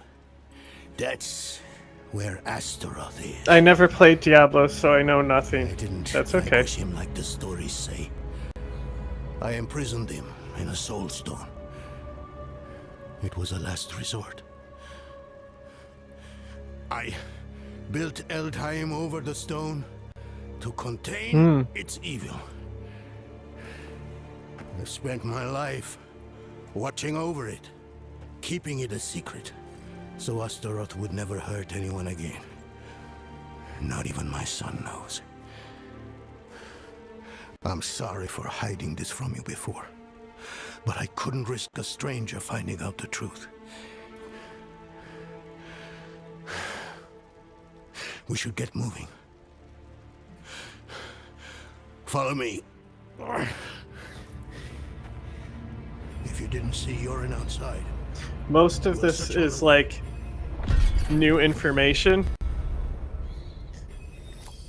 Like Lilith is like established and not even like the background.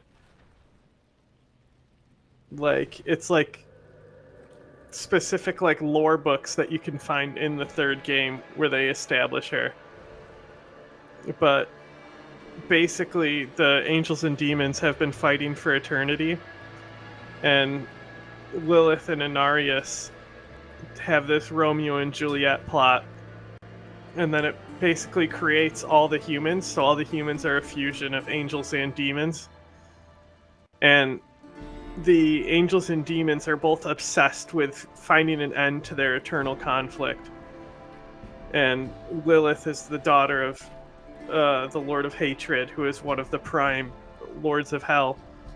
And then Astaroth is introduced here, who is just destroyed, you know, in the past. Like, we killed these two druids because they basically succumb to their hatred because they hate the Cult of the Light because they come in and cut down their trees and shit. So because Lilith is a demon of hatred, she was able to use their hatred to corrupt them and get everything she wanted.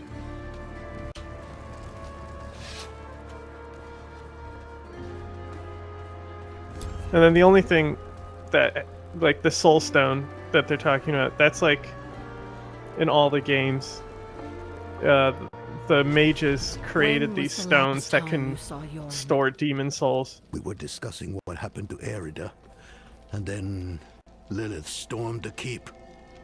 I ordered some guards to escort him out of Eldheim. Because if the demons are killed in Sanctuary, they just resurrect in Hell.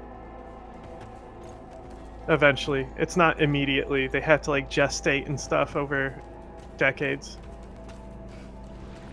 but their gestation can be helped along if they like use possession and stuff.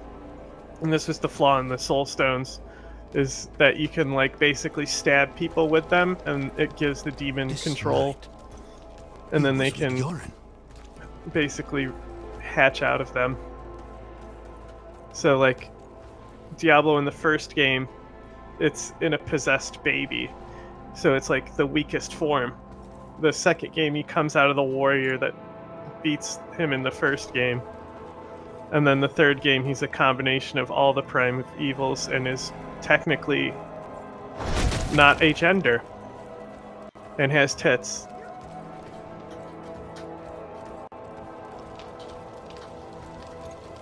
One of Yorin's protectors. It's like a xenomorph. The last of my son's guardians. Come, quickly. Yorin's mace is here. I told them to get out. Maybe he and the Knights tried to stop Lilith. Could she have taken him somewhere? What possible reason would she have? He means nothing to her. Like I just said, they use the The way to bodies to Astaroth resurrect is through demons. They're gonna use the fucking kid.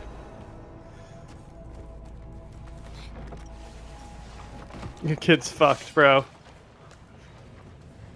Why is Lilith so eager to find Astaroth? I've been asking myself that same question, but I'm as much in the dark about it as you are, I'm afraid. They share a connection, though, and a strong one at that. Astaroth is a guardian of Lilith's father, Mephisto, the Lord of Hatred. Lilith has major daddy issues. She really does not like Mephisto.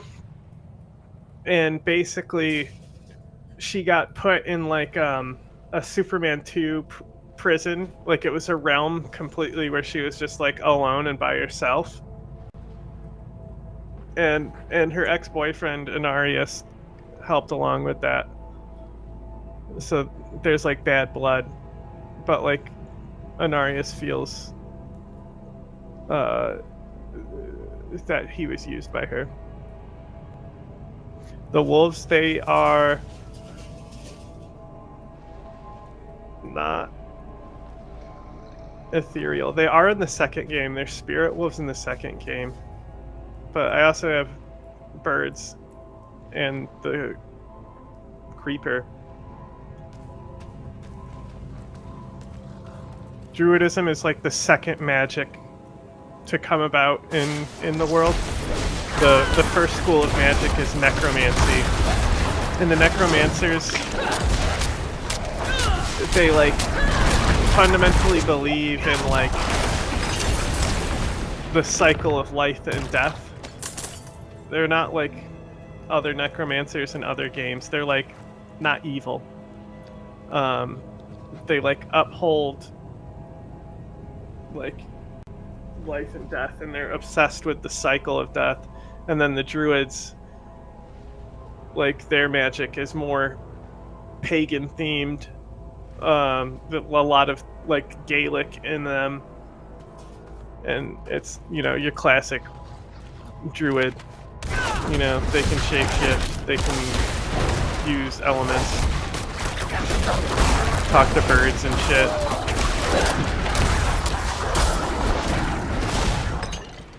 But they're like, because their school of magic is so old, there's other religions and cults who have come about, so there's only like a few of them left, and they're like kind of annoying hippies. Always being like, we need to protect the land and shit. It's like, okay, pal.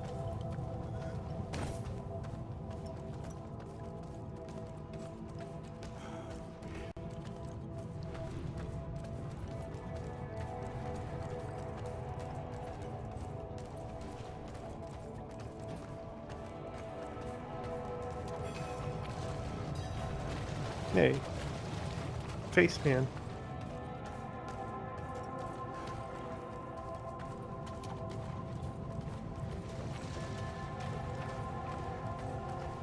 Yeah, and it's like this whole act has been like getting into the druids, which is interesting because like they're an expansion character in the second game, So the lore around them hasn't been established at all. It's like, besides like what's the flavor text around that character who is an expansion character, they've never really focused on them. You don't really see them in other games even. Here it is. The Soulstone Chamber. Lilith has what she wanted all this time. She took the stone. No sign of Yorin, though. We need to find him.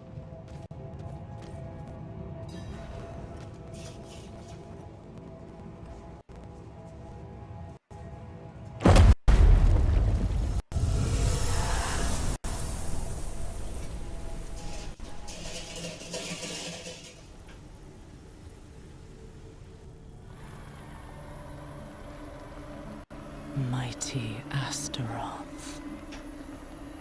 The charred duke himself. Interesting. Confined Astaroth to a literally is a duke in like the What a pity. Gnostic texts.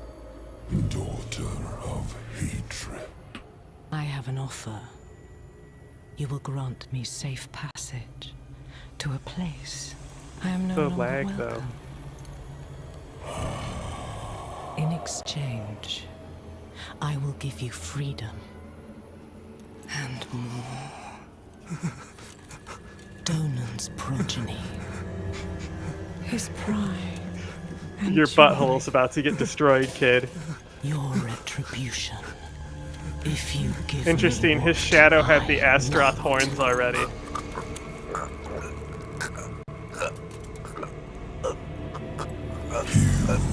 Will have safe passage.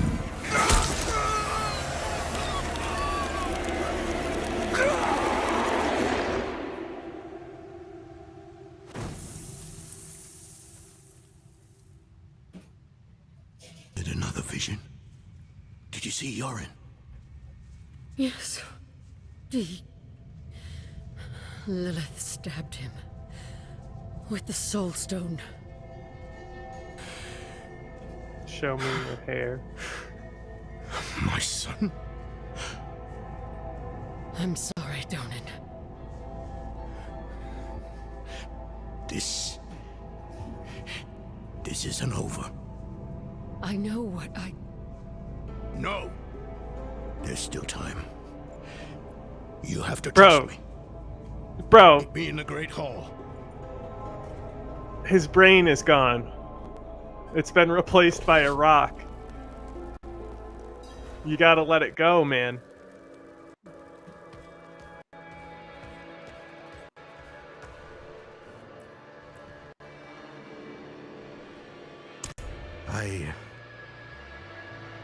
I had to. Even after I warded the stone with Nafane and Erida, the demon's power gradually seeped out. So, I turned to the cathedral. Leaky. Eldheim itself is a giant capstone, blessed with Inarius' light. It subdued the evil below. None of that matters now. That explains why he turned to them. Because that's one of the questions when I first encountered him is like, why is he with the Cult of the Light? If he's like reading Herodic text. Traitors. They did this to me. To my boy.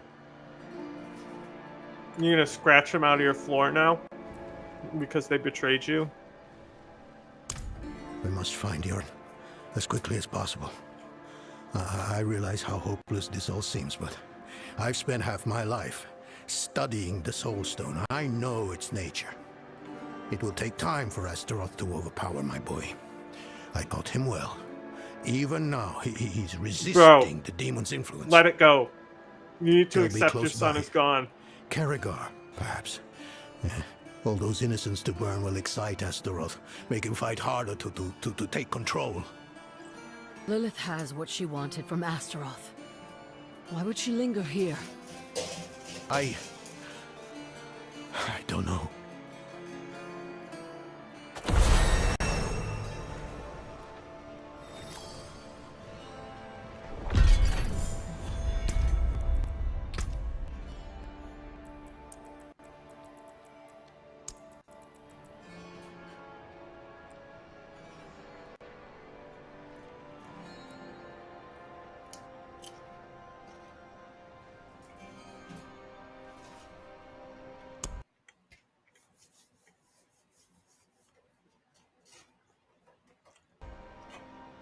Oh, brother.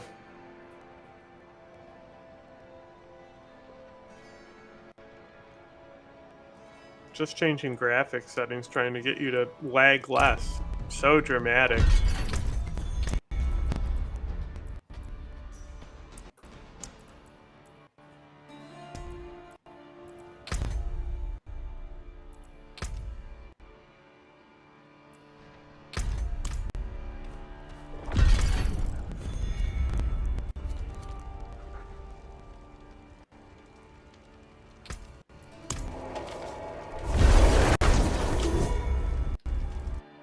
Just wanted a new fucking hat. Look at how ugly that shit is. Fucking bullshit, man.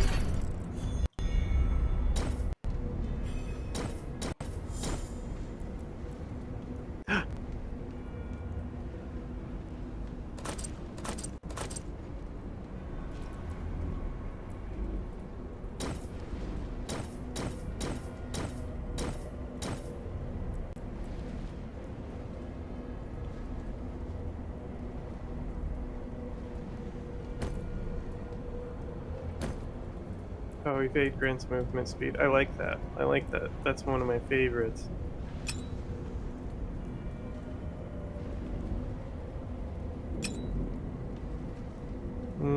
I assume Astaroth's gonna be fire.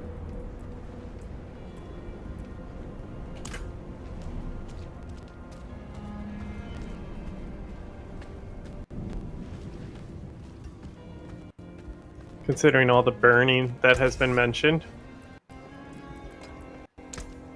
Better than starting from nothing.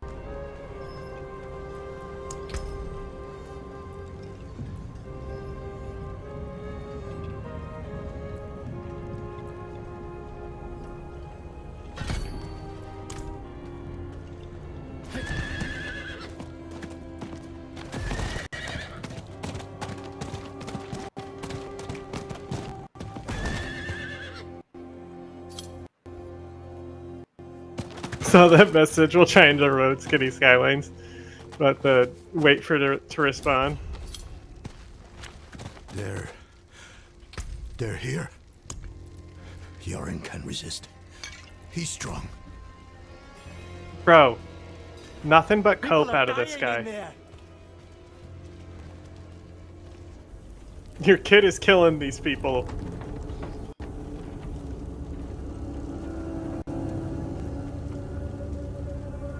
You're in! You're in!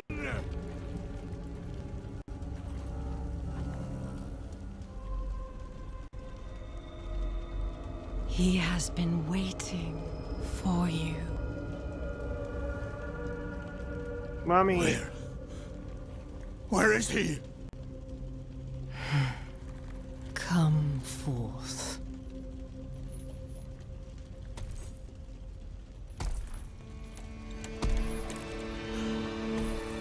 My boy.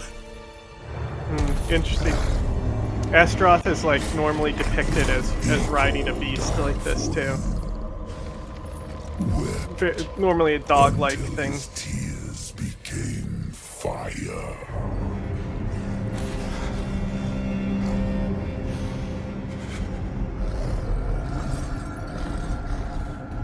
Do as you please, Astaroth.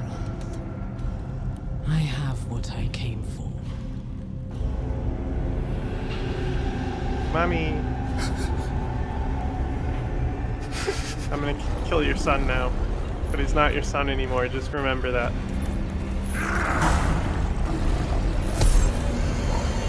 Like, they said it took them, like, years to beat him before the druids. Oh, those are just people. I thought those were enemies. Ouchies.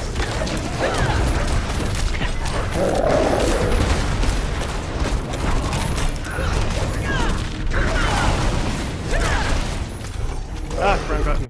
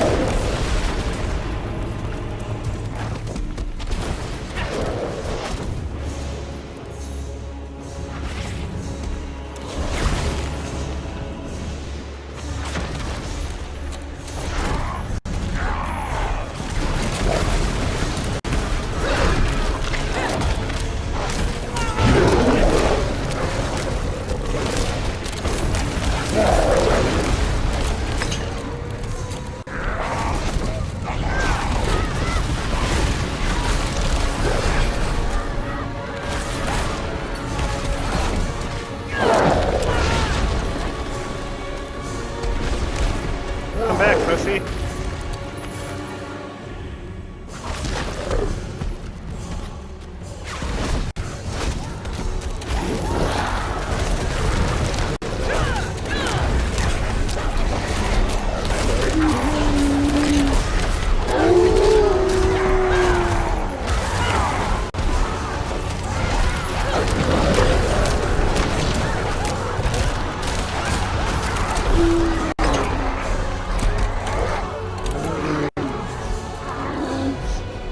Oh, he threw up.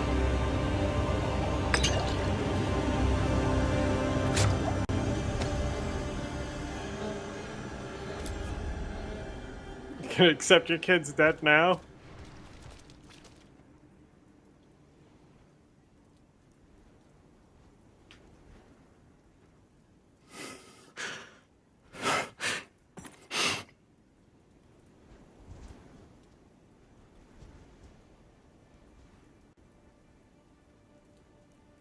Stone is like so small compared to like how big it was in his child's head.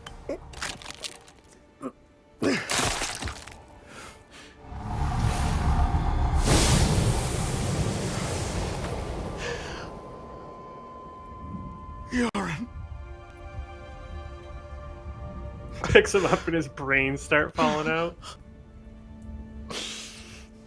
I'm sorry, my son. I'm sorry. You couldn't protect him even though you were overly protective. Wow. Maybe if you weren't overly protective, he would have grown some hair in his chest and been tough. Can I get a recap of the plot of all Diablo literally? Okay, yes. I will leave you in peace. Ultimately, most of the stuff that's happening now is new, and it doesn't really require an understanding of all three of the games.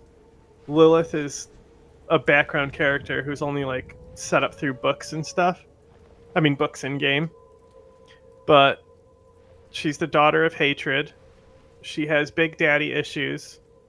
She the demons and angels have been fighting this eternal conflict, and both want to seek an end to it. And Lilith and Anarius have this Romeo and Juliet plot where they fuck a bunch and they give birth to like the world of Sanctuary. So like Lilith is like the mother of all humans. And so all the humans are both angel and demon. And so like the angels hate the humans just for that reason alone, because they just have demon in them. So like the angels largely want to just genocide everything and wipe all the people out. And they need a unanimous decision to do this, and like only one angel on the Shura Council voted against doing it. And so like Anarius is now the leader of this cult of the light, and he also has issues because they won't let him back in heaven because he fucked a demon, And so he's trying to cope about that. And Lilith thinks that she has a solution to end the eternal conflict. And she was ultimately fucking Anarius to pursue this goal of ending the eternal conflict. And so he got mad and collaborated with her dad. And they put her in like a Superman 2 prison where she was like in her own dimension. And so she recently got freed, and she's using her power of hatred to like turn people against each other, against her own agenda, and kill this guy's kid.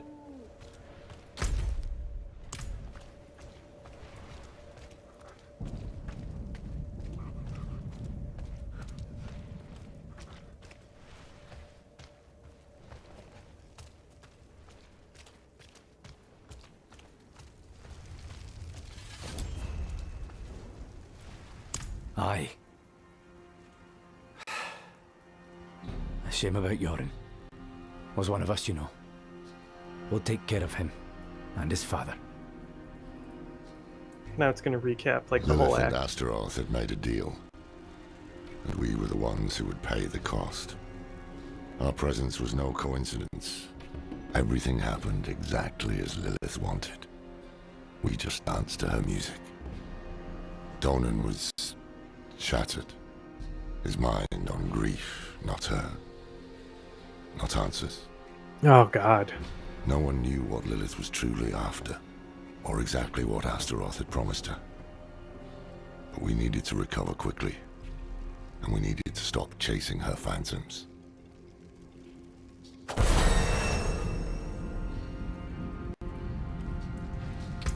Yeah, so like, you can like do the first 3 acts out of order. So it's kind of cool because they end and they recap what just happened.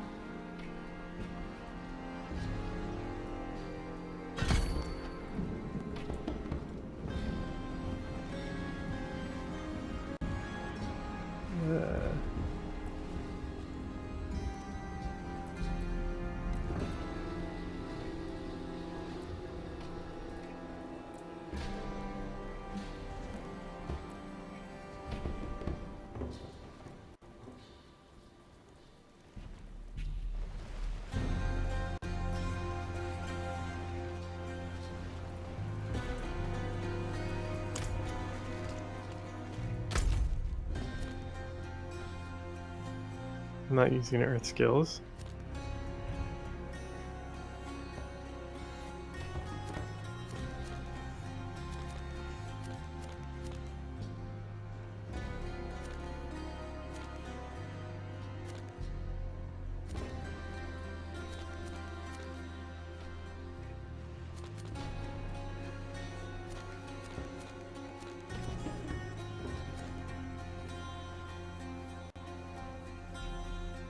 Not using werewolf.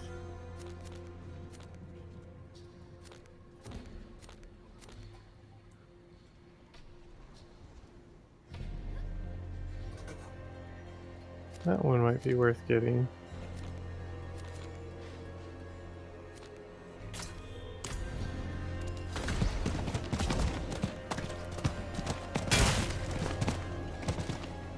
Oh my god.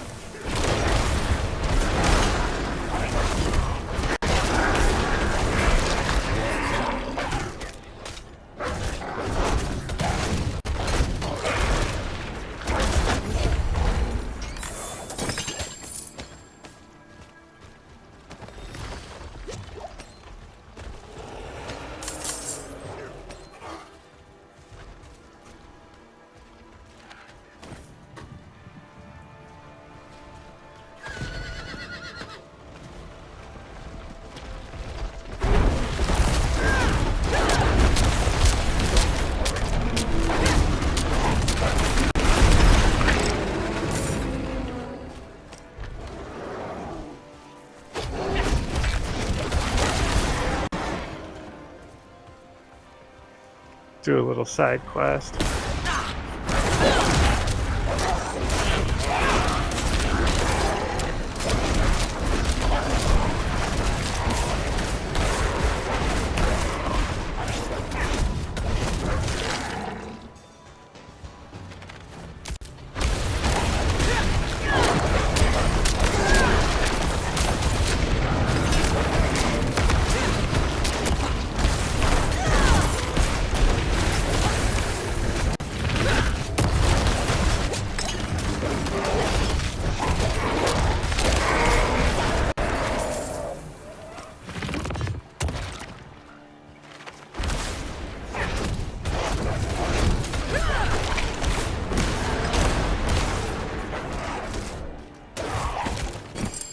Heavy pants.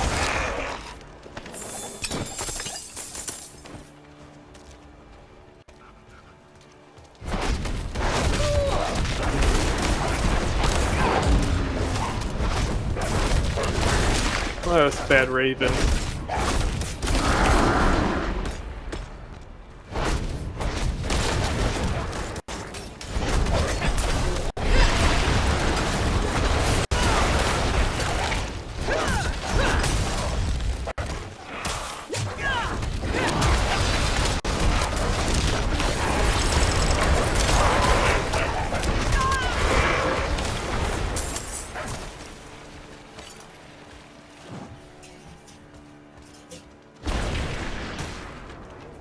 Just lightning strike an NPC.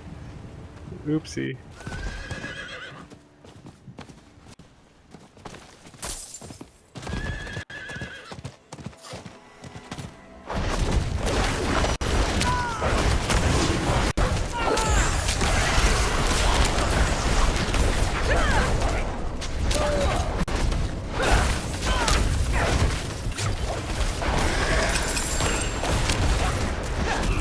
Angry ghost.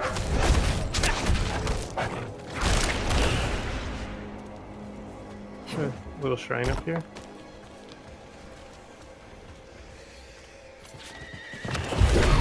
Artillery shrine.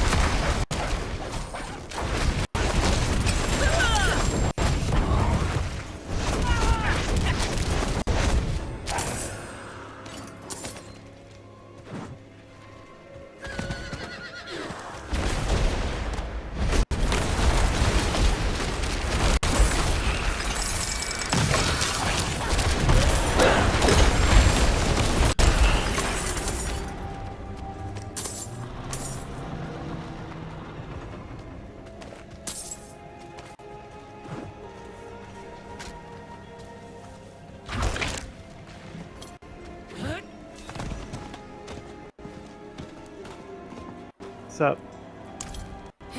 You seem to know your way around here. Is it true?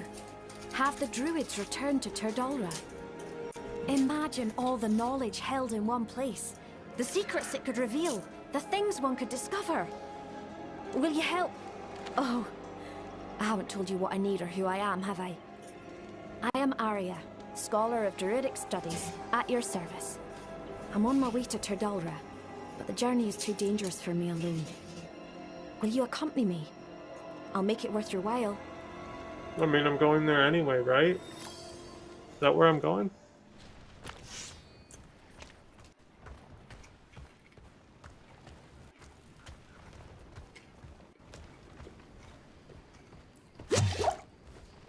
I guess not, since she's no longer following.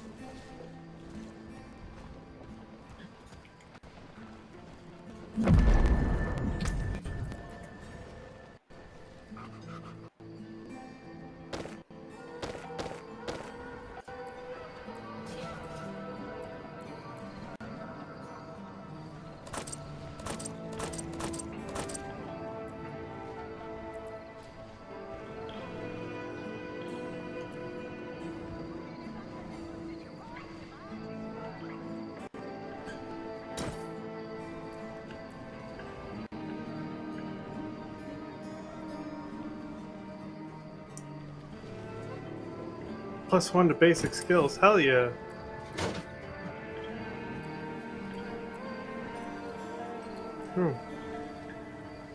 Deal 17 increase damage.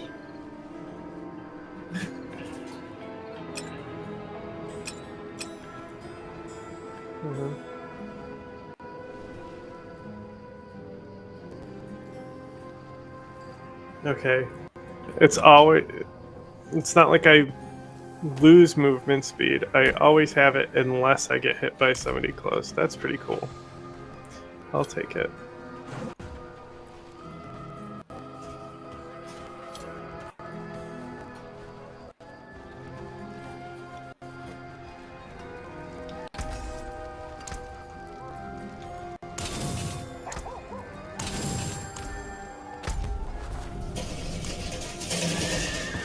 Take a nap.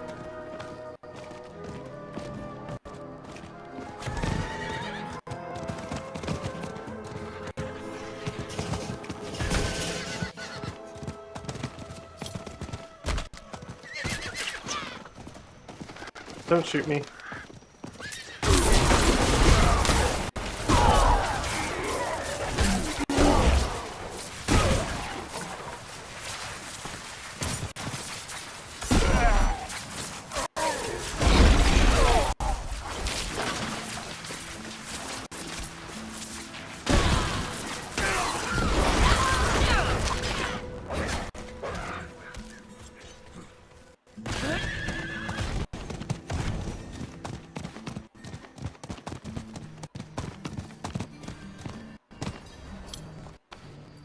What's up?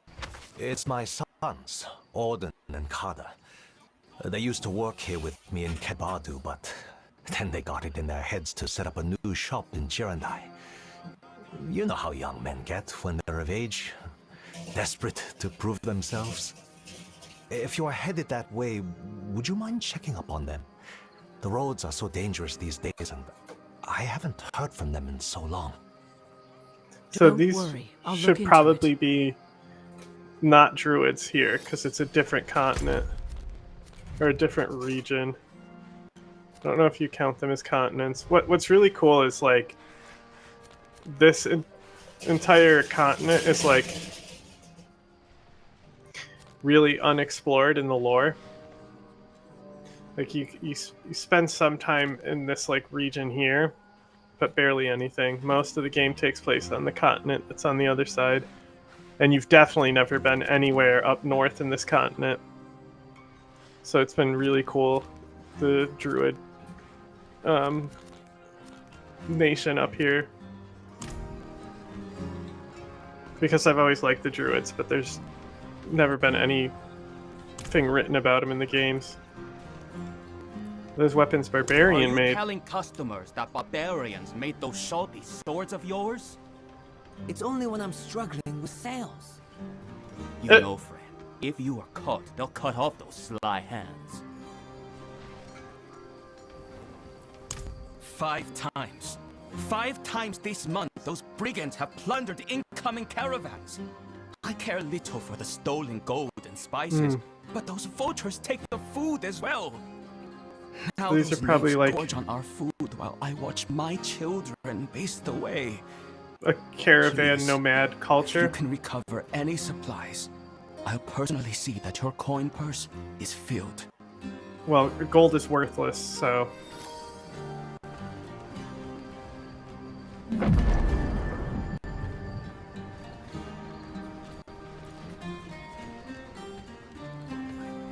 My eyes can only watch so much. The great axe of the Oxen tribe has gone missing from the forge, stolen by swift hands.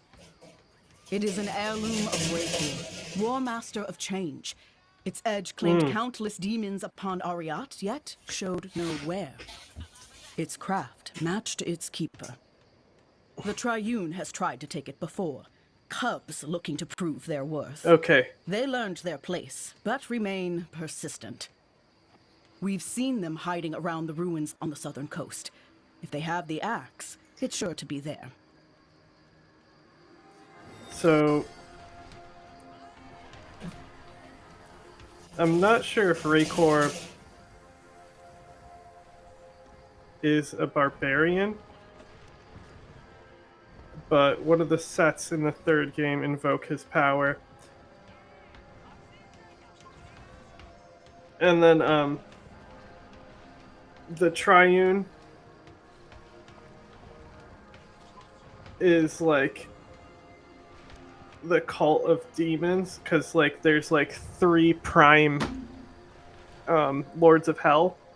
So I'm pretty sure at this point the Triune, because the Lords of Hell have been gestating and reforming, because you've killed them throughout the 3 games, you've killed every single Lord of Hell now, even the lesser ones. So like Lilith is probably the leader of the Triune now. Like the same cult worships her. Demon blood stains the axe from haft to head. The blood of fiends who fed on children of Ariat. Ariat I'm is sure the it intrigues homeworld of the them, barbarian. draws them to worship, like all things foul and profane. So these people have some type of connection to the barbarians. A barbarian of great deeds. An oxen war master who stood taller than all others. Okay, and they said this is the Freed us Oxen from tribe. sin and proved the strength of a warrior who would not kneel.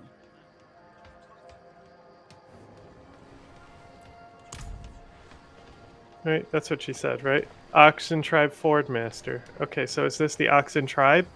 Are these all barbarians? Are you a barbarian? Away! I have work. Are you a barbarian? I hear of a They look new too small threat to in be our barbarians. What? She Our gates definitely and looks like people one. are She's got the strong. face paint and shit. Arrogance is what topples cities.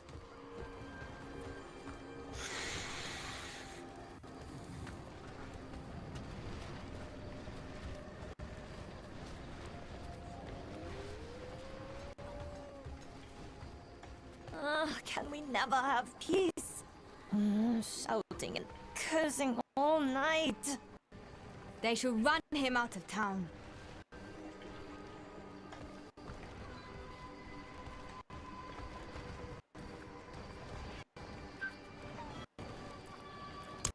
Nosy, are we? I'm heading south to start training as a mason. My mentor says that we can be of great help to the people there. If you're interested in helping some people, find Lakrin in Alzuda.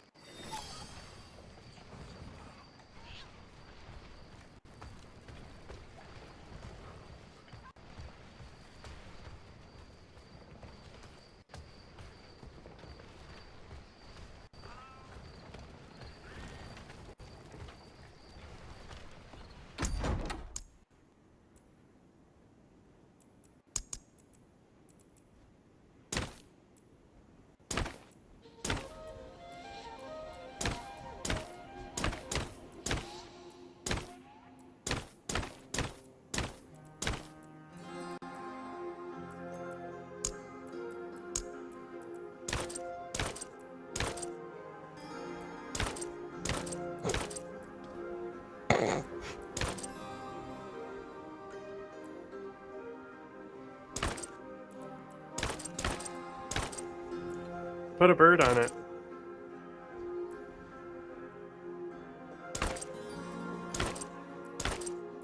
I do like the moose antlers. They're kind of silly. Oh my god, what is that thing? It looks like the in Shin Godzilla, like the first form that's like super derpy.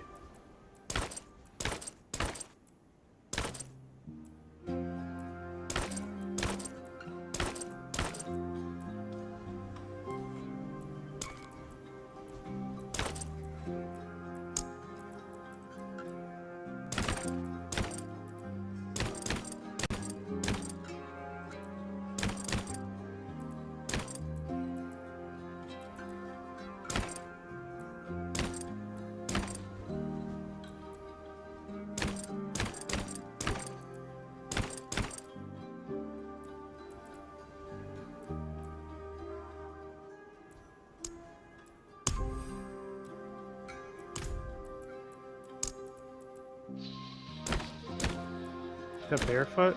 Heavy boots, barefoot. Makes sense to me.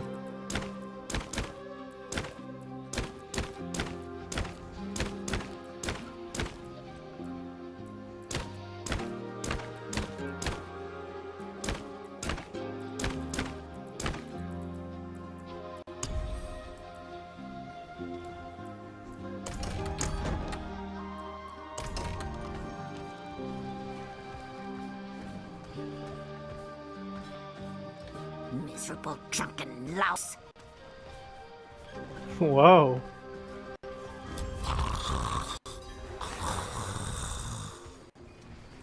Well, he's still breathing. He is lucky to be.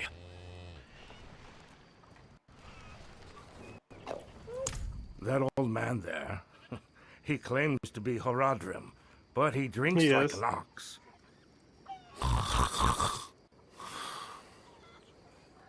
He came to town days ago, looking for a servant of the demon Lilith. A pale man. It seems he didn't like what he found. I see. I will take it from here. Who are you? He and I met in the Fractured Peaks. I saw his pale man in a vision, if you can believe it. Enough. He's yours. Just keep away from the bottle, both of you.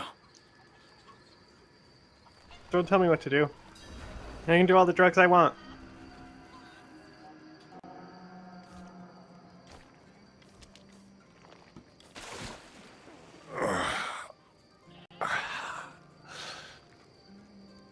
Oh, bloody damn hells, what do you want?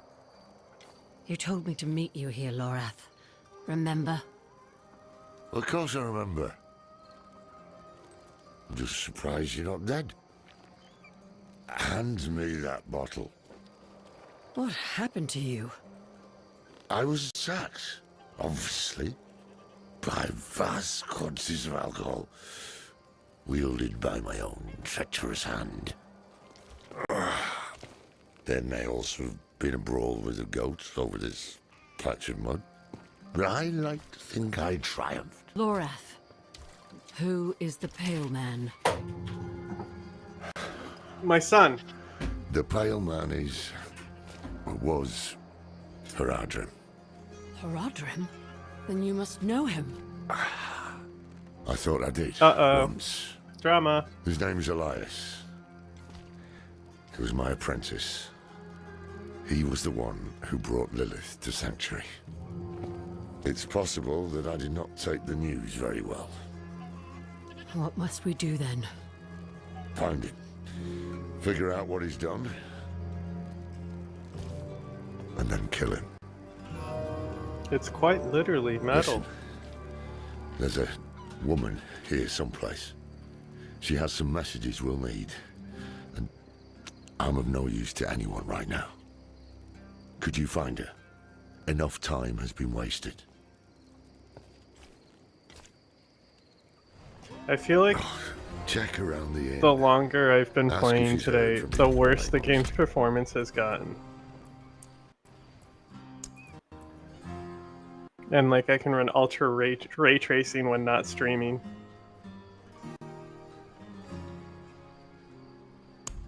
There you go. Tell me you crashed again. Go ahead, do it.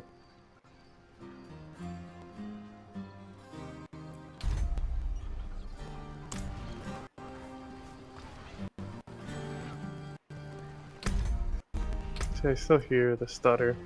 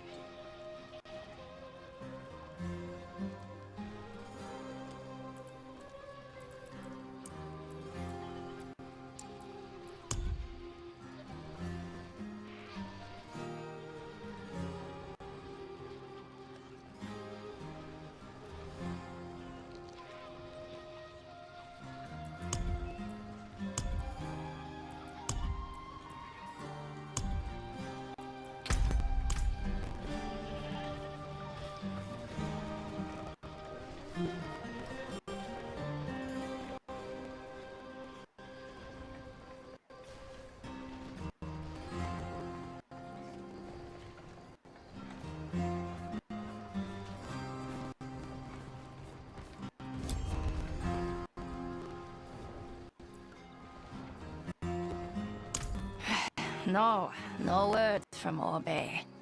Same as yesterday and the day before. But I have something else. Rumor has it a pale man passed through the Abaru Canyon some time ago. Fearsome fellow, dressed in black. After Laura's performance last night, I wager he'll want to know.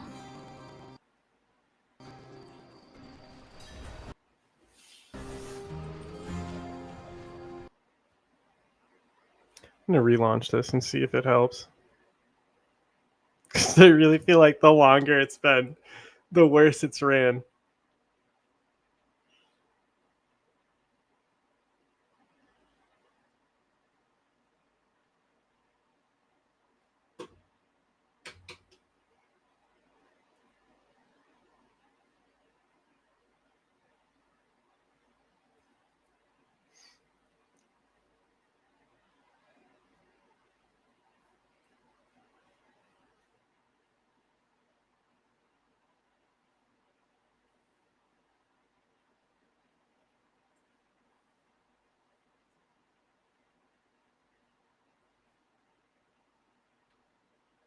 That's the issue with with Path of Exile as well. The like always online thing. Sometimes the server is just giving you a shitty connection, and it's Path of Exile is worse about it though, because like it's like a significantly more brain heavy game. Now there's no audio. Oh, I'm not sharing. That's why.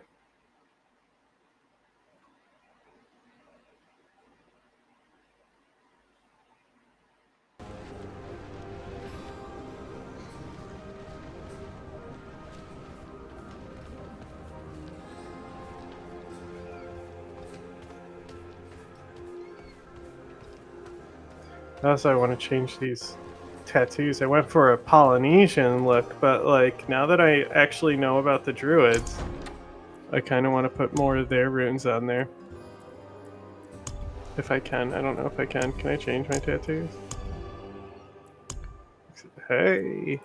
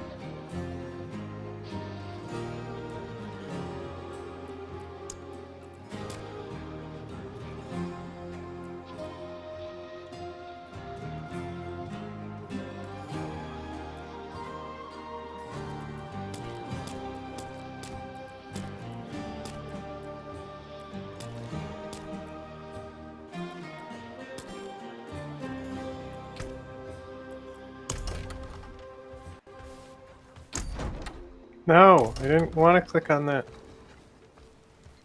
Miserable drunken louse. Okay, you said that already. Oh, I have to just I quit. It just wants me to. Didn't save my quest progress. Well, he's still breathing. He is lucky to be. Now we can test it to see if it's running better since That old relaunch. man there. He claims to be Horadrim, but he drinks like an ox.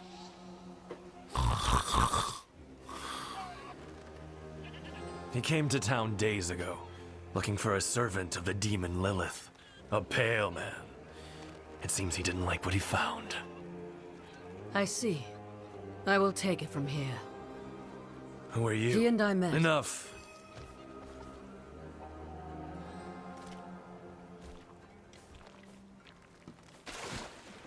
Rude. Oh, That's not how chickens move. Damn hells, what do you want? You told me to meet you here, Lorath. Remember? Of course I remember. I'm just surprised you're not dead. Hand me that bottle. What happened to you? I was attacked, obviously, by vast quantities of alcohol, wielded by my own treacherous hand. There may also have been a brawl. Lorath is like such a twink in the third game. It's so funny they gave him the think I like deep triumphed. voice actor. Lorath. Who is the Pale Man? Oh, check around the inn. Ask if she's heard from the Orbe Monastery. I think it's already running way better, you know?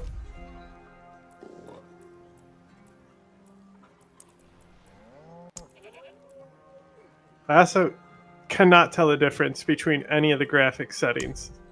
Like, there's some shadows I'll see with the ray tracing, but that's about it. Like, nothing looks different to me.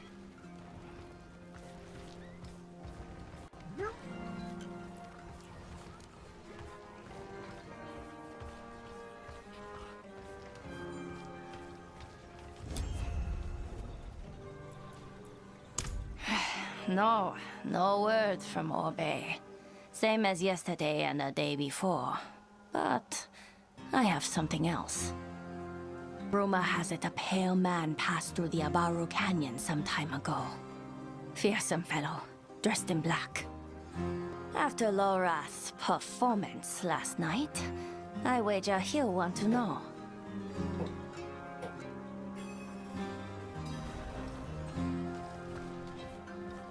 I love quests that are just walk back and forth.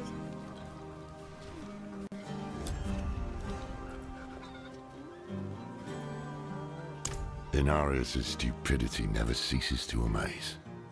Had he not murdered Rathma, Lilith might have been stopped, but now... Rathma is his son, too. He's the first necromancer. In the first act, that's what we see, is that Inarius killed his own son. Oh, Donan. The poor fool never could have guessed that Lilith would come for Astaroth, let alone offer his boy to it. But what does she buy in return? Astaroth hails from the realm of hatred, same as she. Perhaps she left something at home.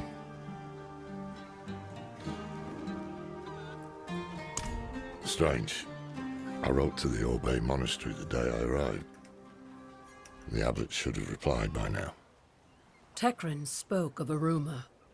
A pale man seen near the canyons. The canyons? Why didn't you say so? We go at once. Ugh, but we can't leave Orbe unchecked. Sod it. I'm off to the canyons.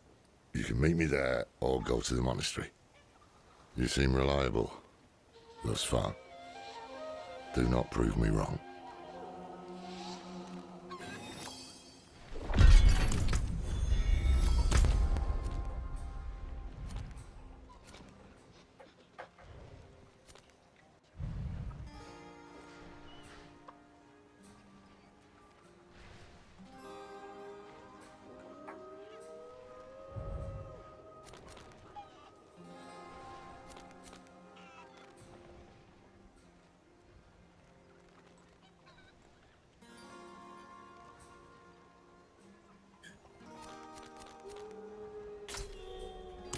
Sure, we'll go to this one first. It kind of seems like it wanted us to do this one first. Pony.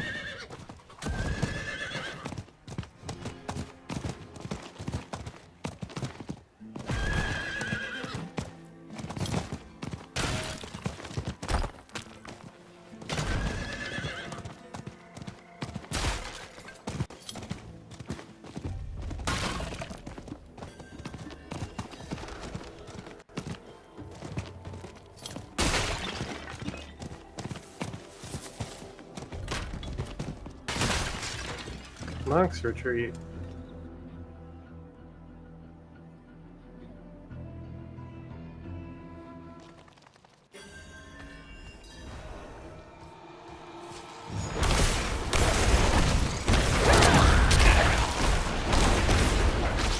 Pestilence.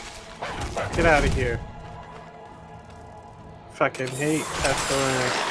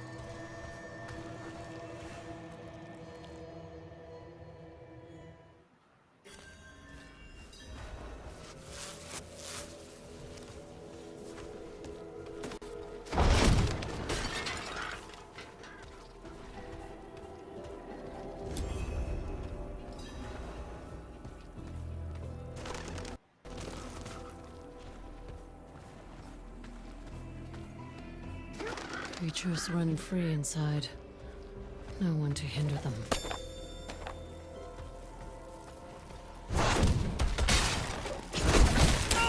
These like little bot flies. Fuck off, flies.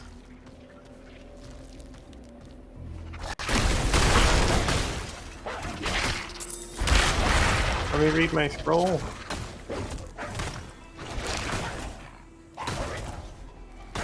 Okay, it's just like, hey, here's treasure. Okay, that's one way to initiate a quest, I guess. These spiders got like a lot of health.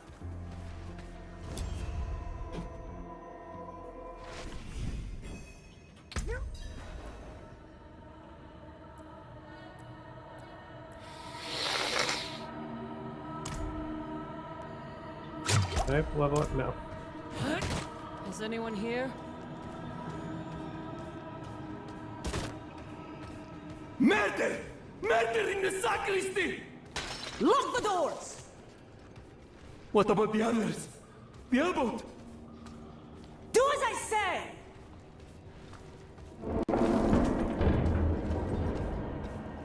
Do these people also Cult of the Light? I don't see any symbols of the Cult of the Light. What's this? This is a different symbol. I'm not sure what this is. I'm not sure if they said what religion it was.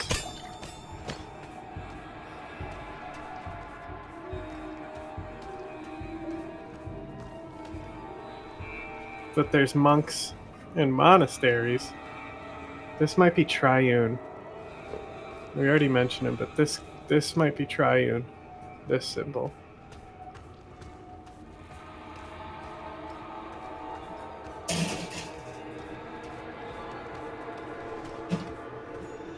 Oh hey, who's these people?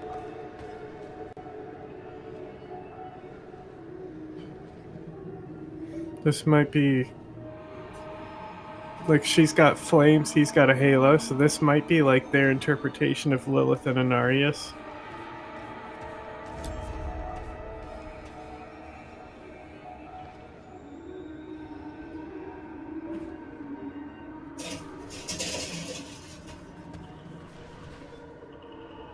Yeah, that's definitely not a light symbol. I think that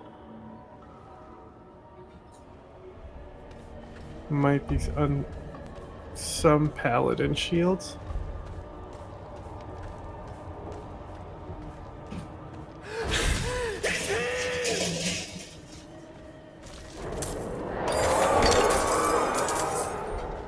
No, sounds like a lot going on. I'll be over here looting the dead bodies.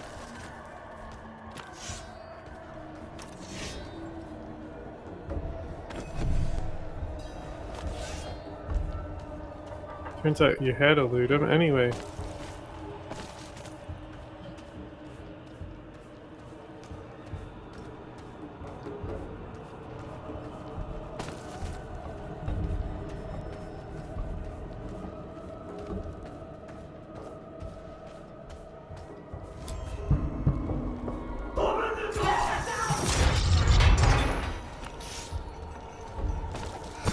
was so excited when we walked into the sacristy. Wrathful Phantom, another angry ghost. My turn to enter the archive and explore the knowledge of darkness.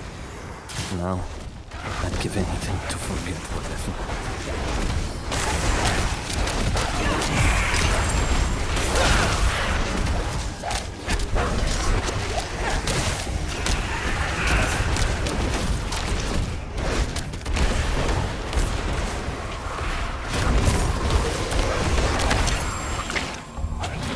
Stop casting fear on me.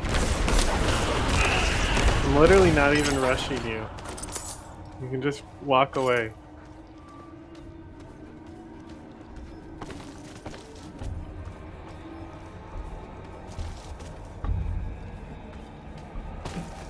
Kick the dead bodies. A devil.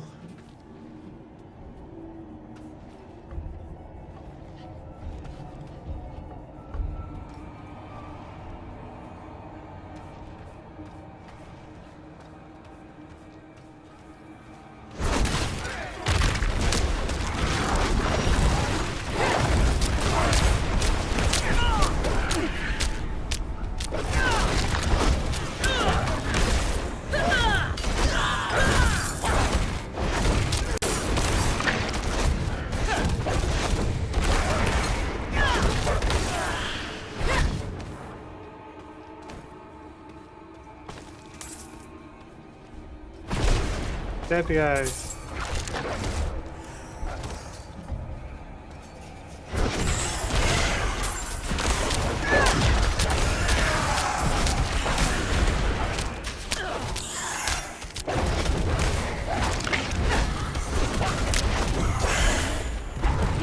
Missed. Big miss.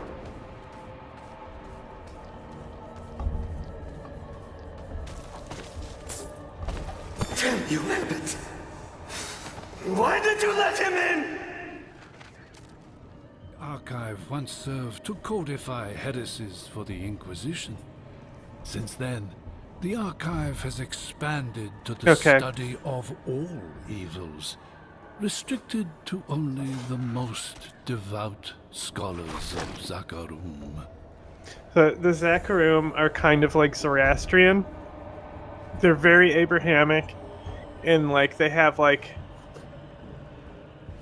a prophet, but I want to say it's related to the Triune as well.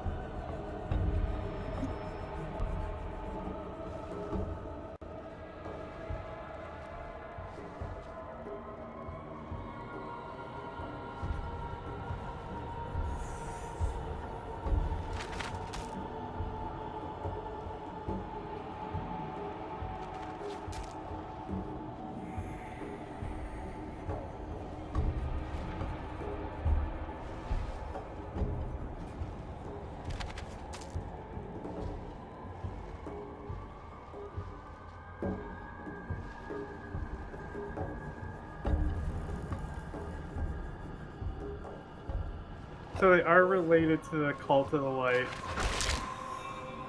Okay. So they do believe in Anarius. They just have their own, like, it's like Catholicism in that way. They have their own prophet. But then Mephisto, the Lord of Hatred, you find out in the second game he's corrupted the Zakarum. And so the Crusaders have sought to cleanse the corruption from the faith. Unto evening, I shall keep it safe. And then...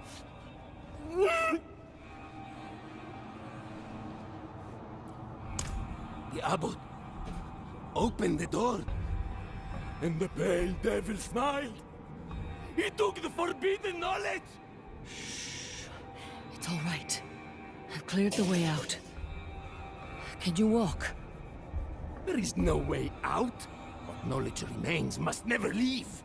Unto evening I shall keep it safe, and into the night hereafter. We must protect the archive.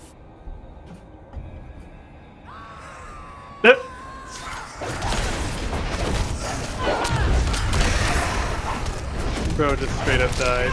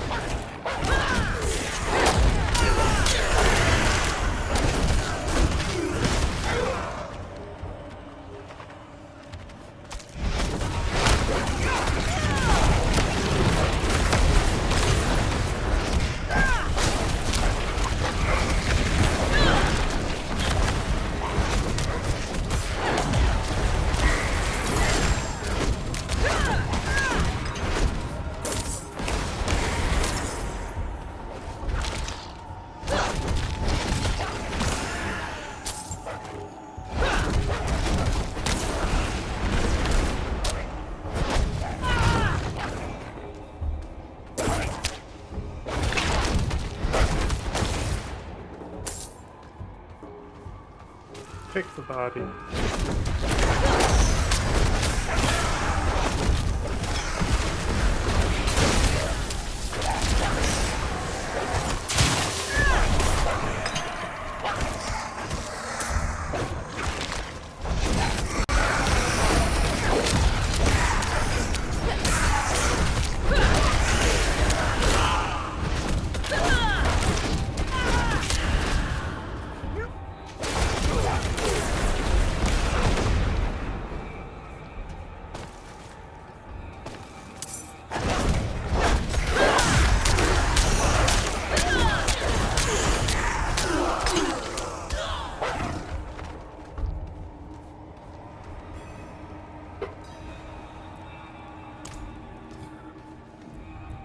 Oh, see, if I just waited, I would have seen that it was a Zacharin.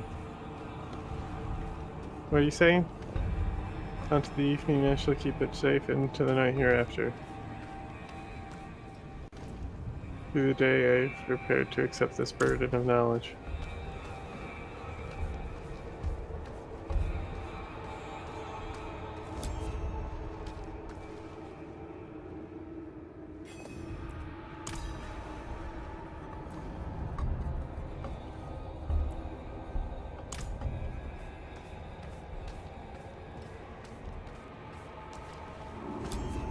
From morning, my eyes were opened, and I saw the coming darkness. Through the day, I have prepared to accept the burden of knowledge. Unto evening, I shall keep it safe, and into the night hereafter.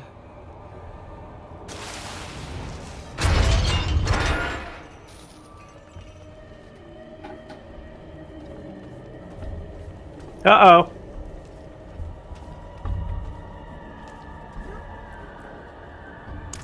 No. I deserve to burn with the rest of it. Okay. Where is Elias? Gone. He said the ruin of Sanctuary was imminent and only I could help. He is going to summon a lesser evil. He took all he needed. And then my scholars, he murdered them. He... Uh-oh. Forgive me.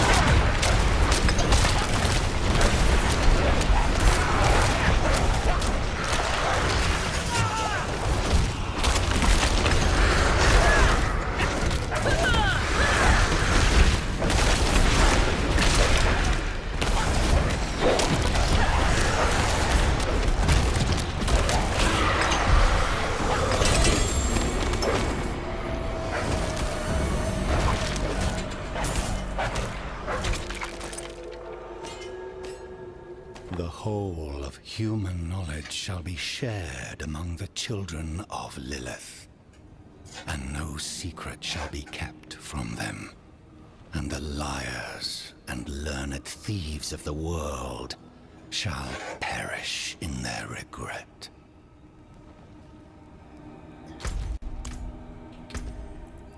Regurd.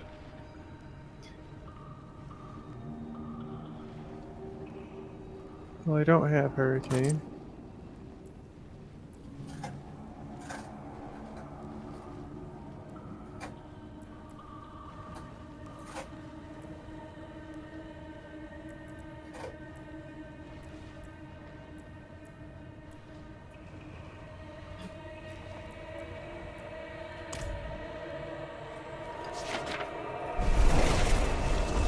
It's quite literally metal.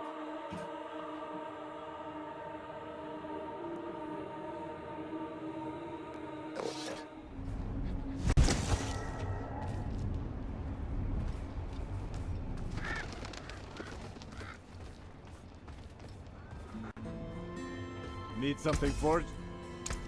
No. Came apart nicely. Let's take this shit. Come back if you need work. I'll think about it.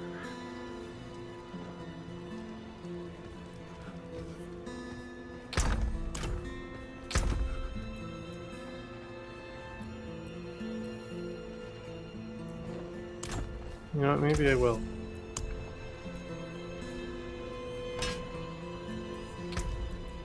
See what we got. Trample? No.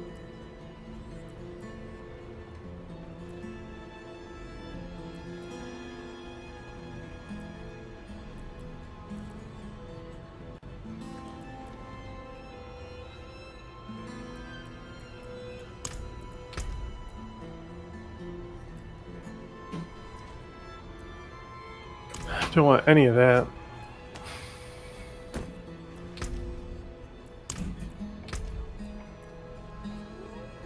Yes. Yeesh. This is what I want. Father bless. What do you need?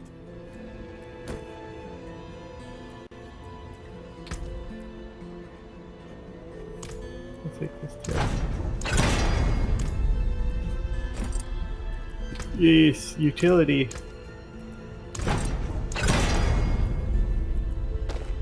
Yes, another utility. Give me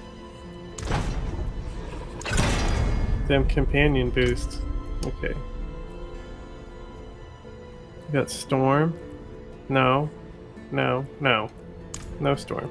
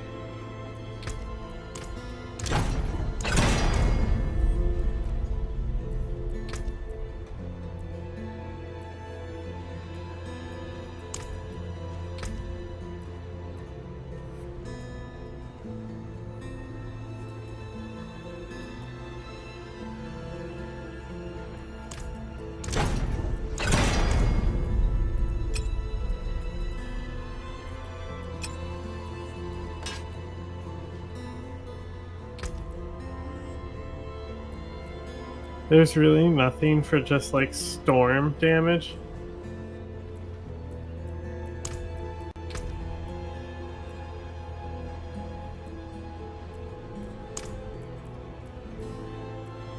Whatever. I put as much boost on my companions. I don't need storm.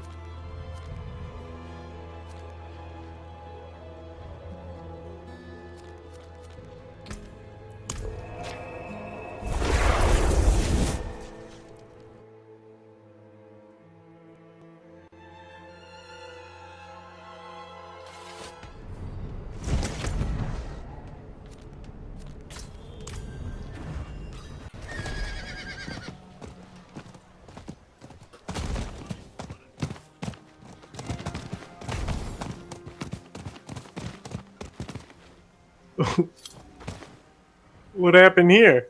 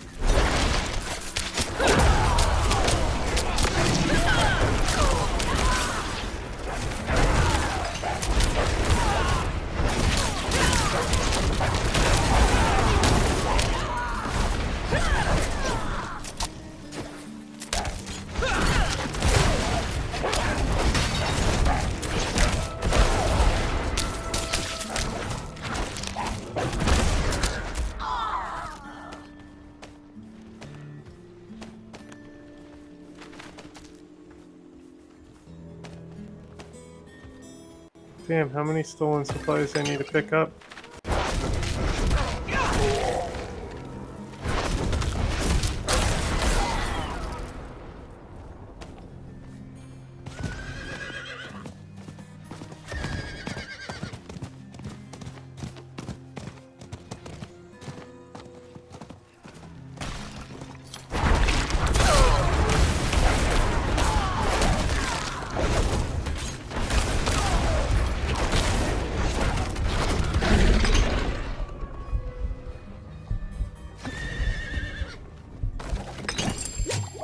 Weathered britches.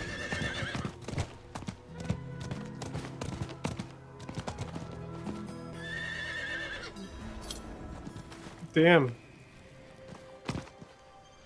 this donkey become goo.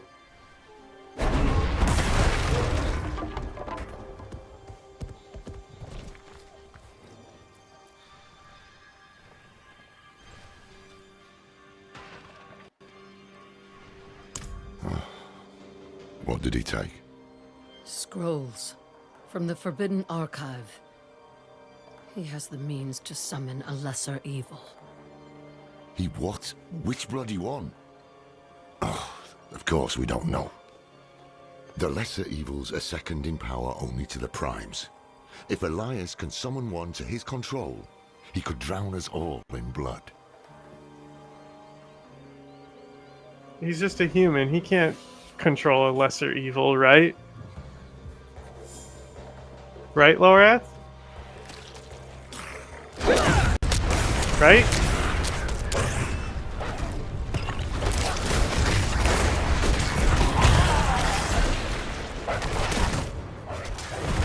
Flesh beasts. Succubi. Some classic enemies.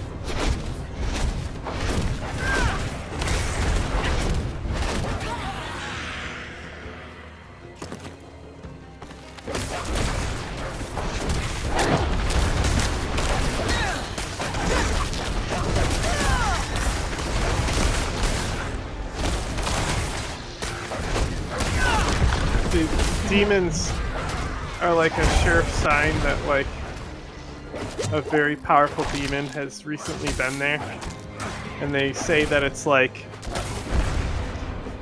in the footprints of demons, these lesser demons are like summoned.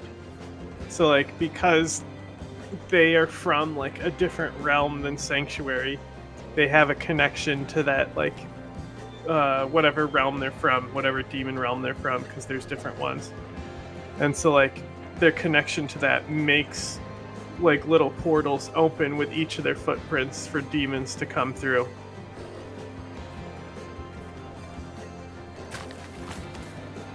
I hear a stone carver lives in that house.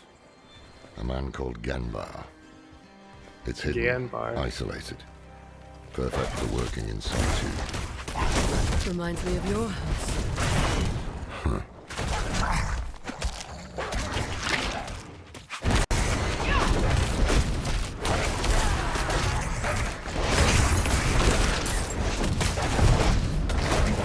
In past games, the succubus literally had their titties out.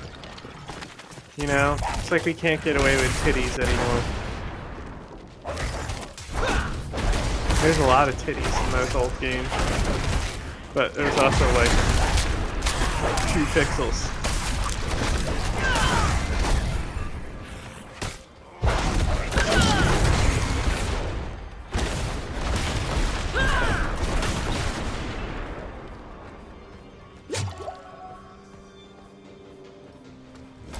Summoning circle. They're coming to a hell ring. I will close it. Put them down.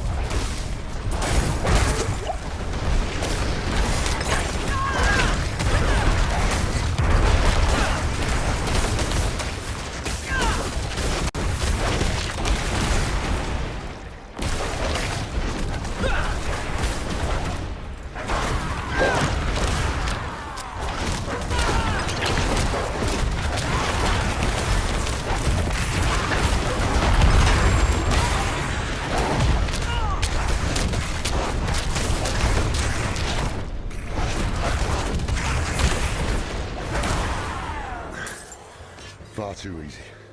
These demons were vermin. I'd expect more from a mage of Elias's ability. Okay, so let's search the house. They didn't come from footprints.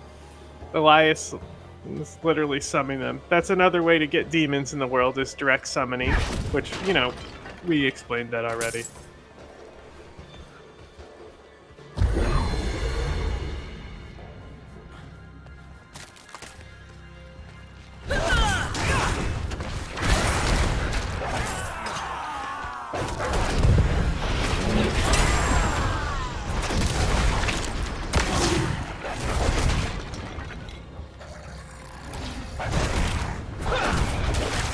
Tread carefully.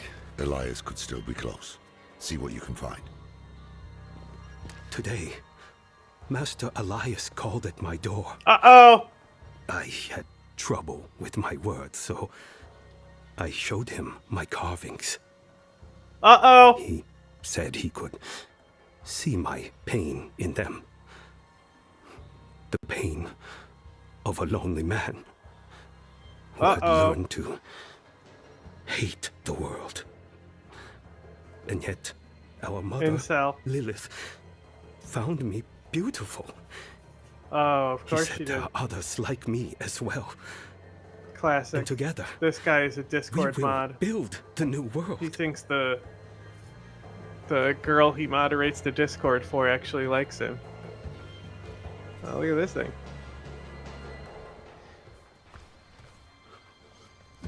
Bro, he's over there saying Master Elias. I think this guy's evil. Did we establish that already?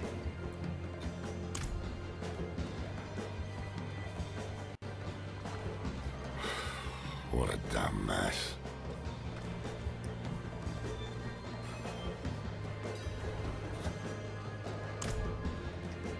This is cool because, like, in the Sumerian like text and stuff, Lilith is often described to have the figure of an owl, and like the way they folded her wings in the carving is very resemblant to the like owl carving of her in some of those like ancient fucking reliefs.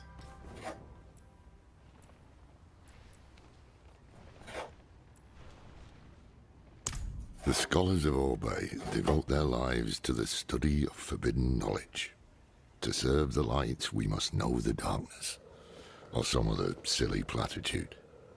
I wrote to the abbot seeking insights on Lilith. His silence is most unusual. The man never misses a chance to speak.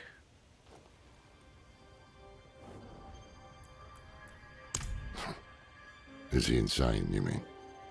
Elias was an exceptional mage.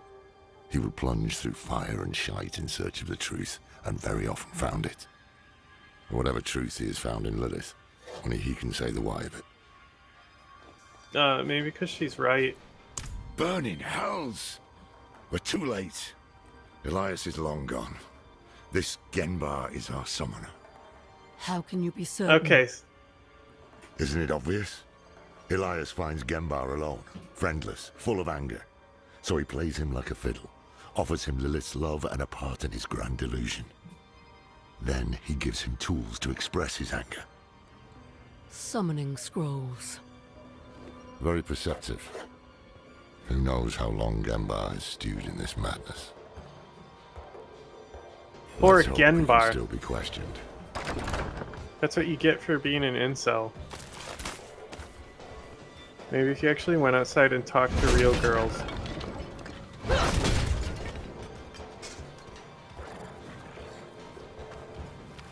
See if there's a little secret over here.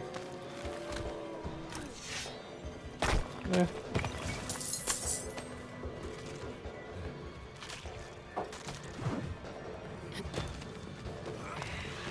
Hell yeah. Oh, I don't have whispering keys, do I?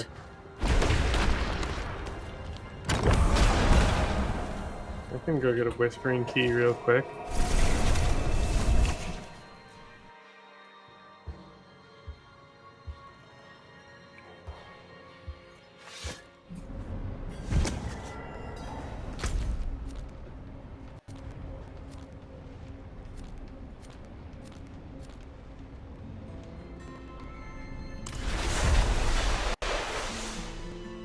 Who's that guy?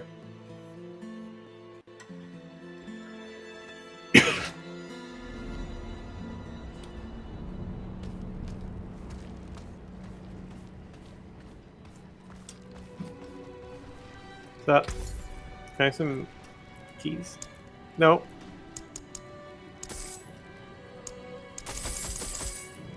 Thank you, goodbye. Until next time.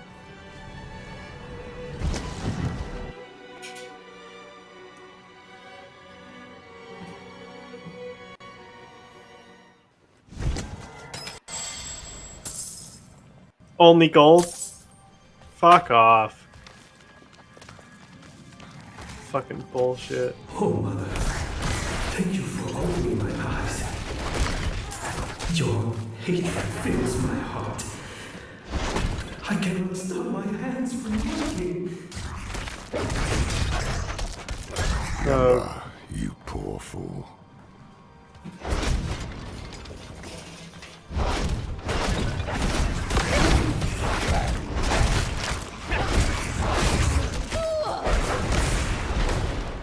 Oh, bro. Bro.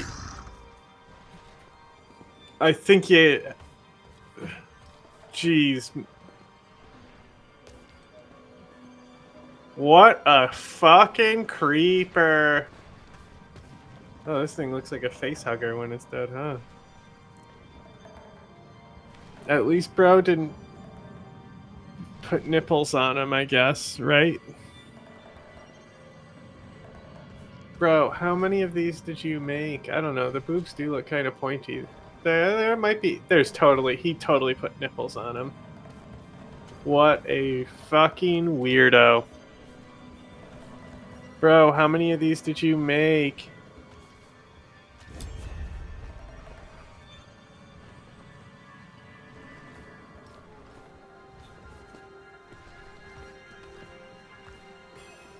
Oh, look at... I love when, like, candles are all, like, melted and shit, and there's wax all over. Visitors? Did Master Elias send you? Master Elias? Well, yes, in fact, he did. Good. Ours is a Good very job, important Loreth. mission. We have something for the Master, but we had heard he was with you. Do you know where he is? Liar! Dirty pig's-born liar! The Master has all he needs! Okay. Rise now, my wretches, to me!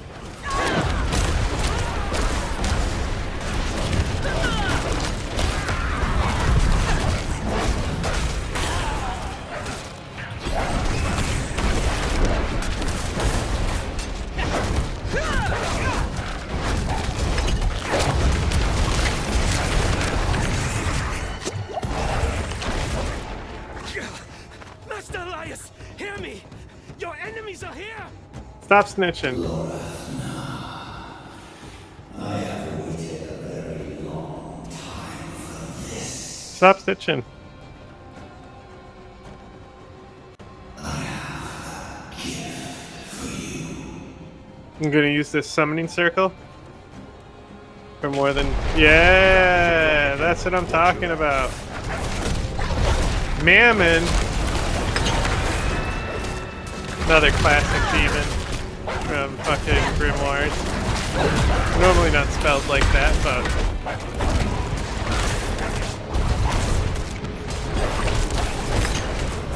I think he's like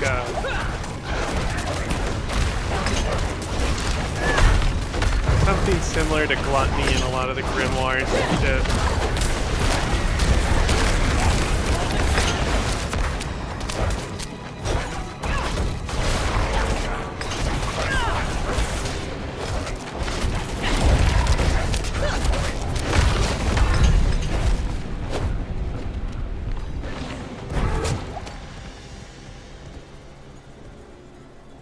Pussy.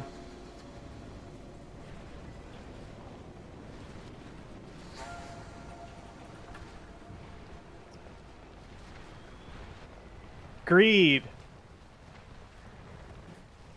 Mammon in the Bible is a term for riches and is used in the Sermon on the Mount in the Gospel of Luke.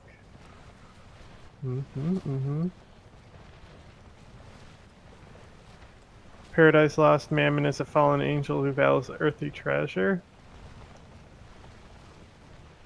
Interesting. He's definitely not greed related, because greed is the queen of the treasure goblins. She's dead. You kill her about 5,000 times in the third game because you do vault runs to get your gold up.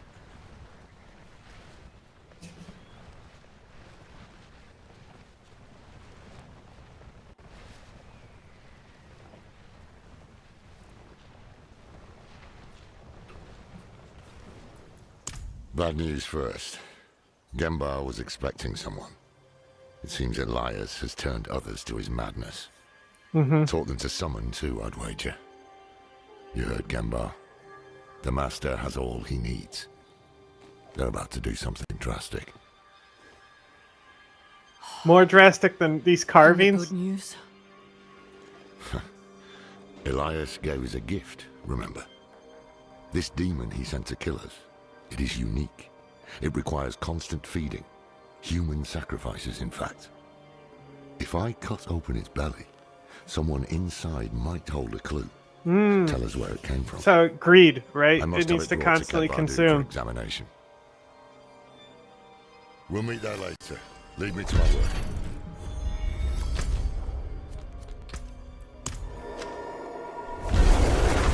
Makes sense.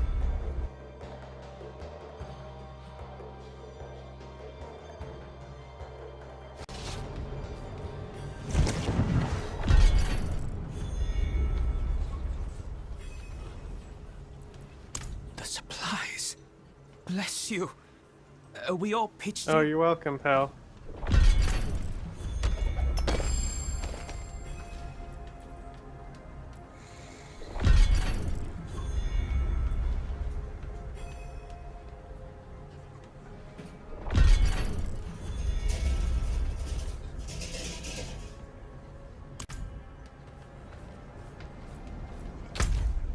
Oh, hey.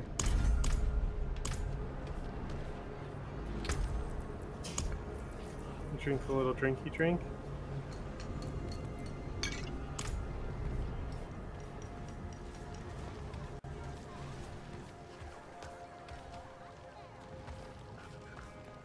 I still would like to learn more about these people. Okay, fine. What a great... I literally say, I want to learn more. Expect a bonfire. The barbarians were the first to settle this area. The city has grown around them, but their encampment means largely unchanged. Okay, so not everyone here is barbarians, but there are barbarians here, like this lady. Oh, and this guy, he's got barbarian tattoos as well. Something to fit you, I'm sure. They're pretty small for barbarians.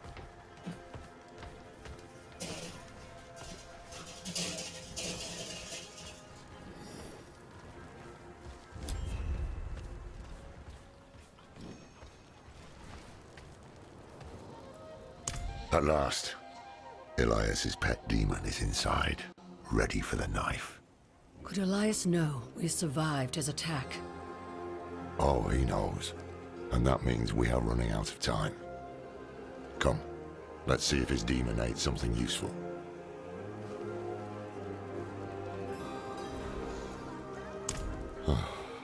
Perhaps you are too young. The prime evils you should know. Diablo, Mephisto, and Baal.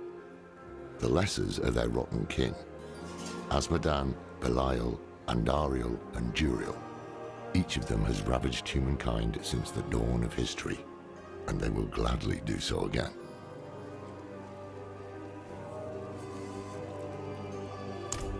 He asked me endless prying questions. Frankly, I should be more concerned about your past. Trusting one so connected to Lilith is quite a risk on my part, one I do not take lightly.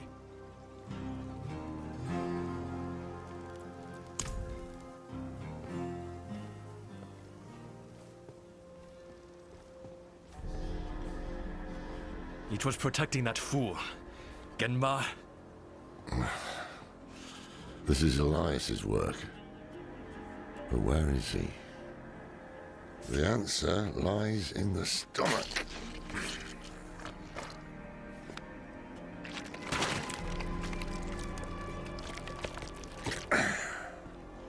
This is delicate. A soft noble's hand. Elias would have to feed this thing with more than fancy boots. That's someone's son. Or daughter. We should burn demons. This is wrong. This medallion bears the crest of the ruler of the royal house of Gulran. Former ruler. Obviously. That's enough, old man. The dead deserve respect. The dead deserve nothing when the living are in danger. Now Gulran has a new ruler, and we have Elias to thank for it. The dead may be worthless to you, but that medallion could bring peace to those still mourning. Fine. If we are to find Elias, then we must also travel to Gulran. Meet me there, and be swift about it.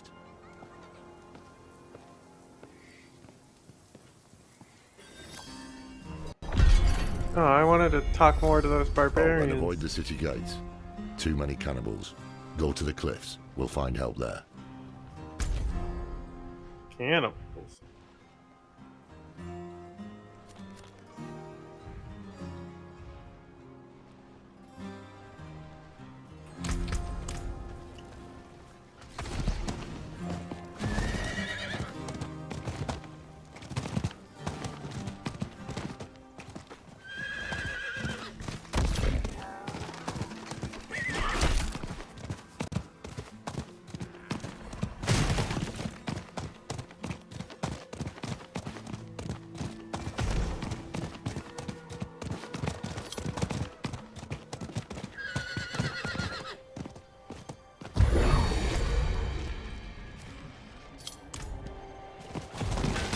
Oh, hey. Real quick.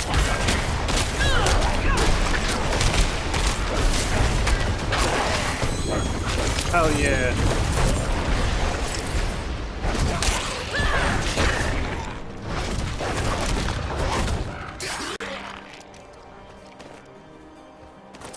Base. Oh, come on, I don't use Hurricane. Ravens now deal lightning damage. Fuck yes. Full damage in half the time. Enemies inside this is done. Okay. Does that mean it does double damage in full time? Or is the skill shorter?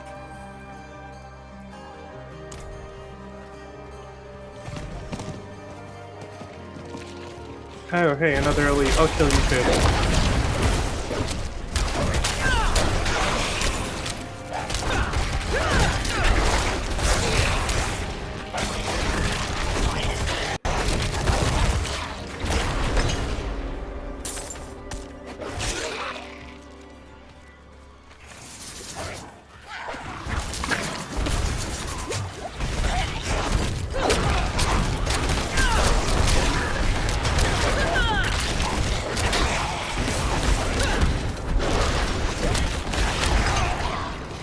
this.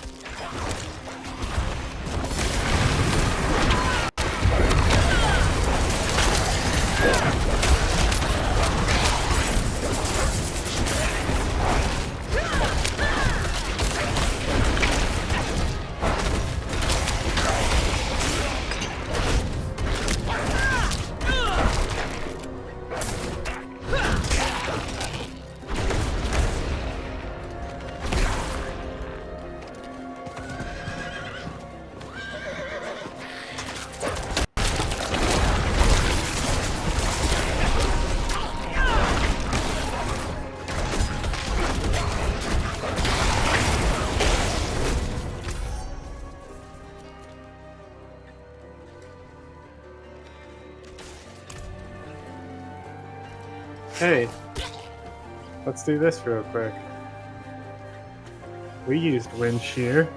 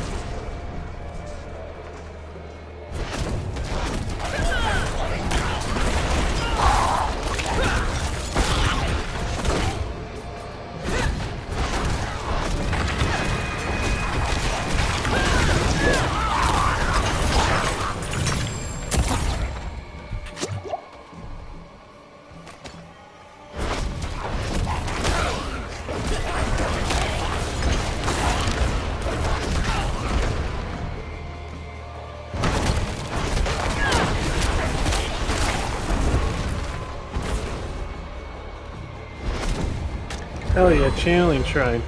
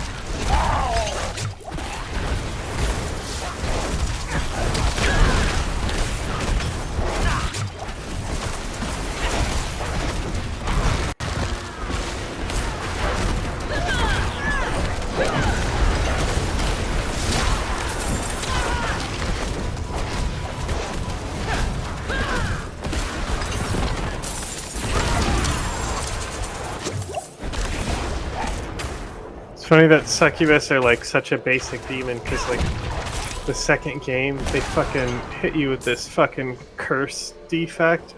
I don't remember exactly what I did, but I know it's super fucking annoying. Really easy to dodge it though. It's like a slow moving projectile.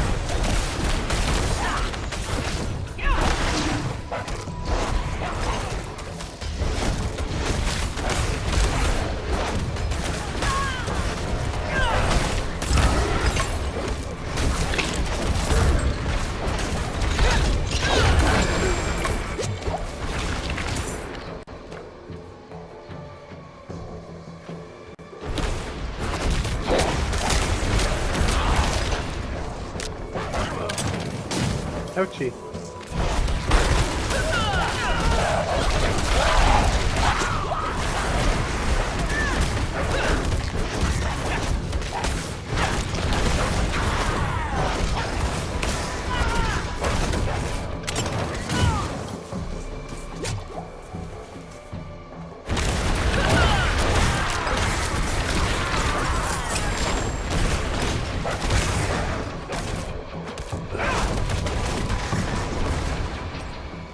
It'd be cool if the Ravens pulled people to the center like the Piranha NATO.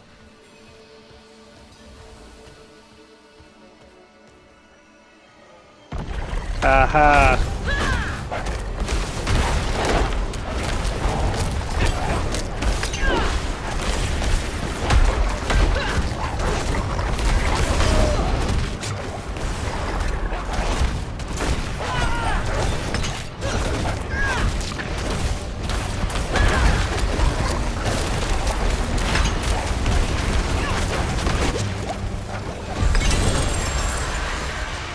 Let's go.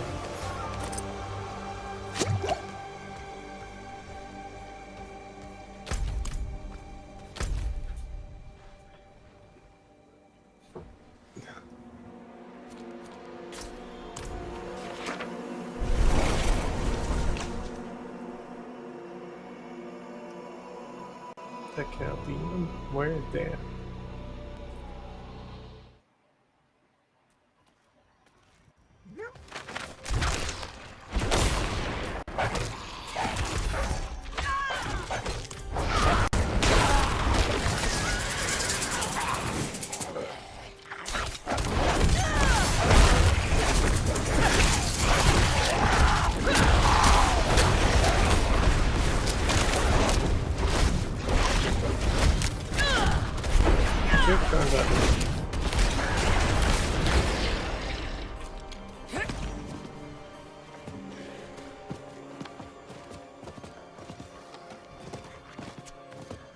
This health shrine looks sussy. Let's see if there's a little secret thing.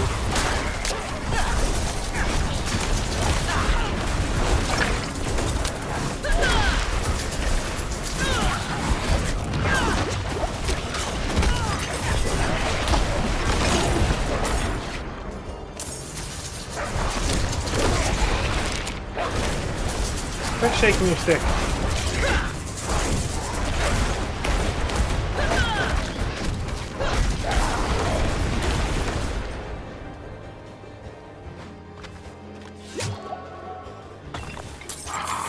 There was a little chest with some treasure. Oh, it is a little trappy true.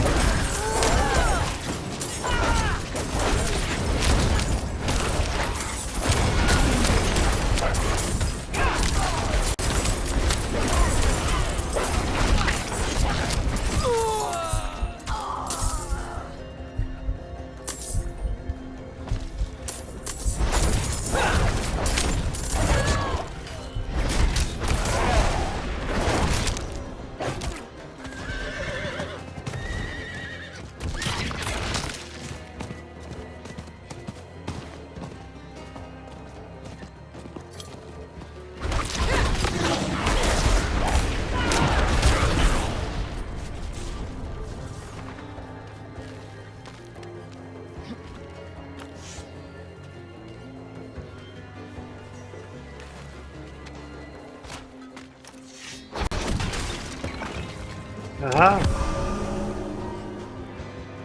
So I guess that you think that one dude carved all these statues that are hidden around?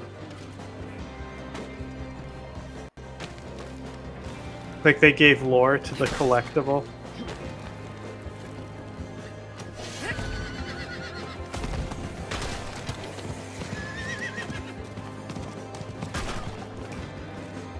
Oh, look at these little guys. Yak City. Uh-oh, blood. Are these the cannibals? Maniacs.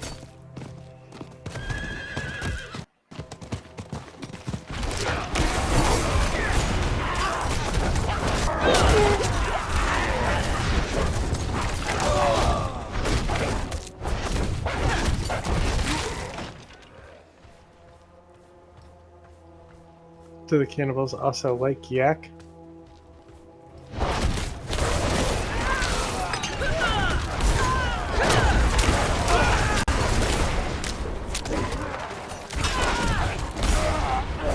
I assume these used to be barbarian, because they're using barbarian skills, like jump. And they are using weapons that barbarians would use.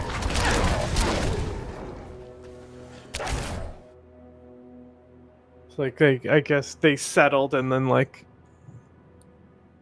some tribe just decided to be cannibals.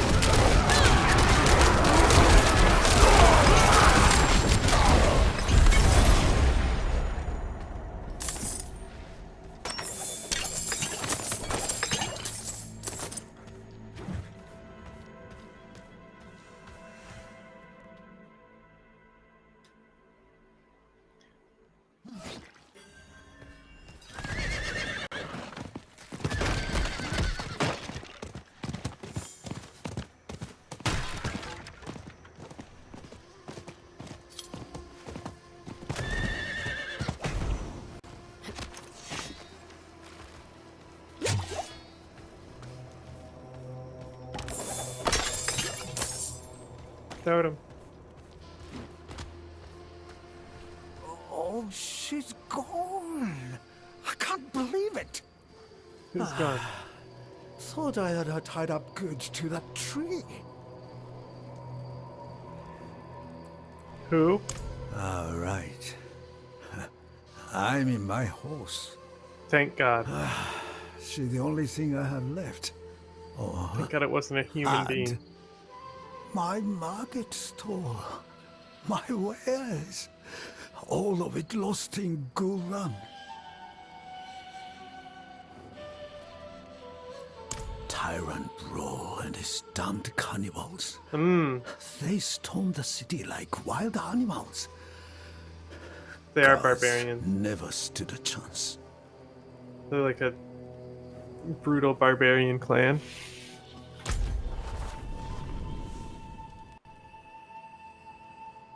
And where's the city exactly? Is that here? Where's Gulran?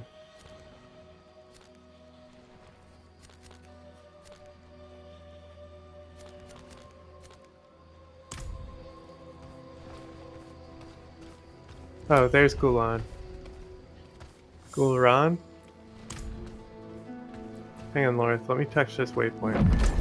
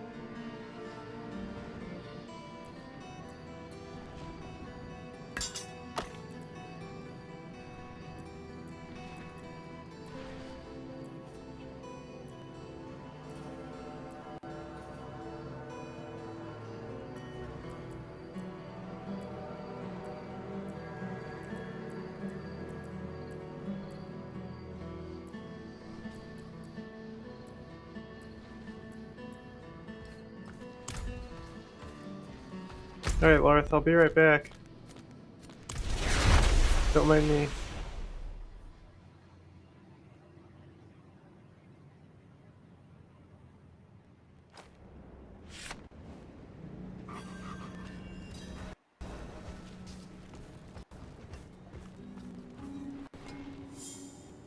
What's up?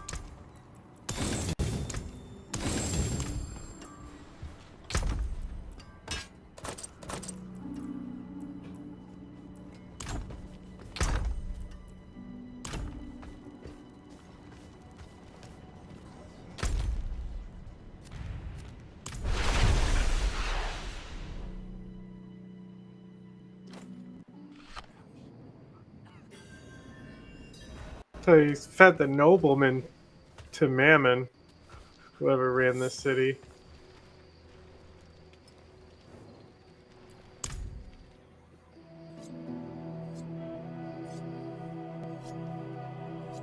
Good of you to come. Pity you didn't bring an army or siege works. Elias is here? Gone to the palace, no doubt. Behind the high wall with the gates barred behind him. We can't get through. You know who can. Zelaya. Sure. How many messages did I send? Huh? How long has Oyun been missing? Trapped in there with those butchers? She may be the only one left who knows of the tunnel. If she's still alive. If this tunnel exists at all. You don't trust me? Of course not. You're a thief. Useful years ago, true. But it's clear you have some other reason to seek this Oyun. Not your business. If I were to look for Oyun, where would I start? She has a house in the market square. We were supposed to meet there before, but I couldn't get close. Tried to come back alive.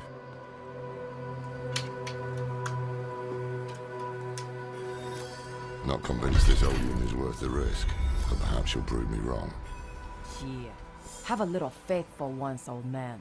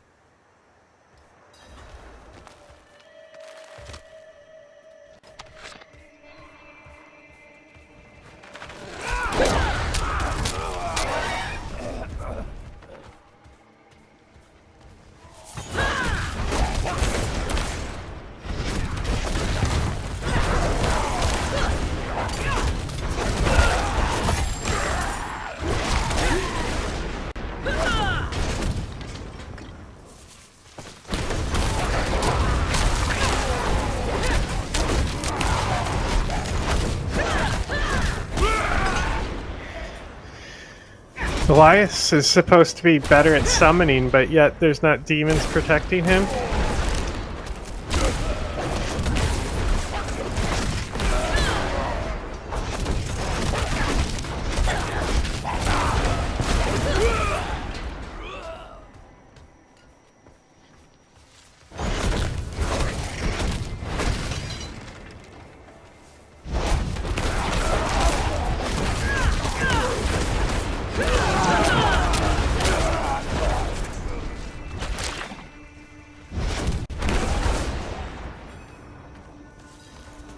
Oh, it's the ravens that are killing people that quick. That's right, they do lightning.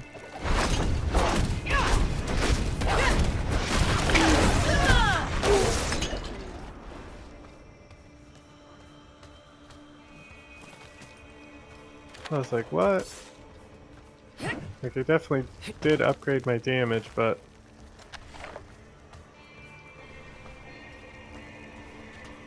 No!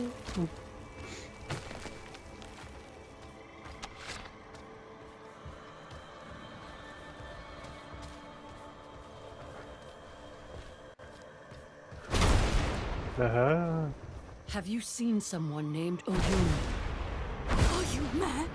Save yourself!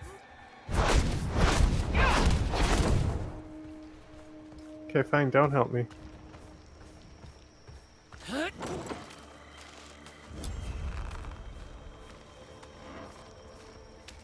no! Don't let them get me!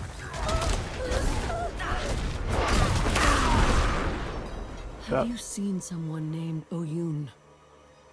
I don't know. The cannibals are rounding everyone up, killing, feasting. The few, they drag away. The prisons, I heard. Why would these monsters keep anyone alive? Prisons. Maybe there is a chance Oyun lives.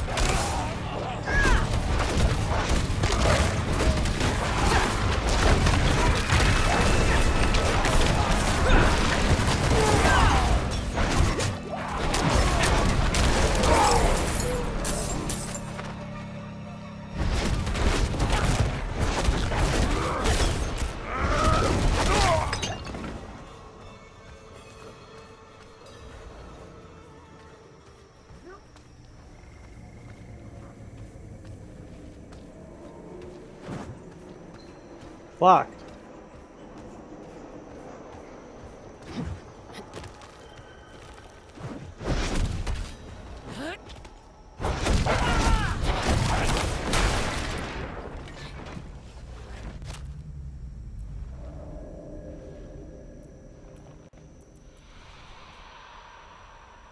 Interesting. It literally is this one wind shear is 16 generated, and one lightning storm is 16.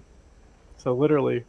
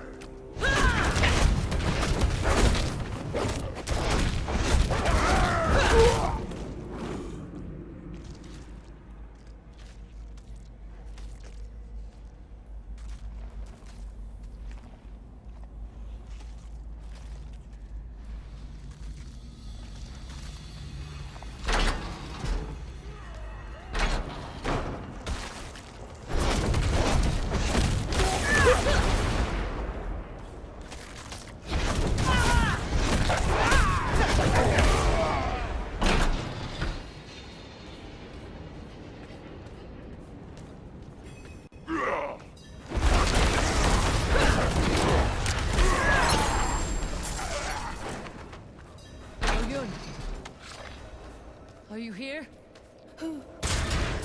Who's there? What are you, blind? You're not him. Who are you? The chopping. It stopped and I thought he was coming for me next. Your friend Zolaya sent me. She's still here? You'll see her soon. We need to get through the market. I know another way. It's safer. The old prison wing. It was sealed off years ago after an earthquake.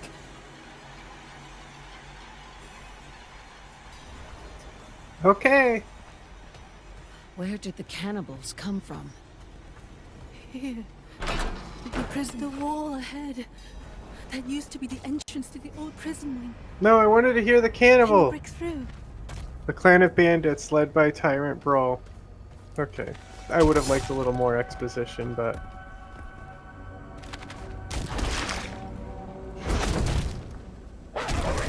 There, bite it. Bite it, dogs. You bite that wall.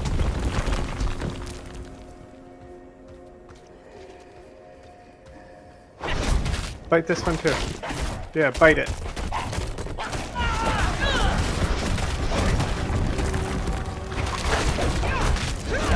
No!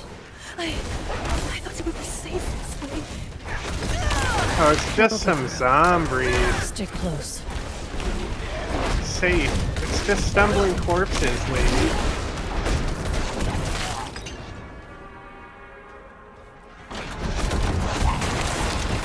Oh, look at them all in this jail.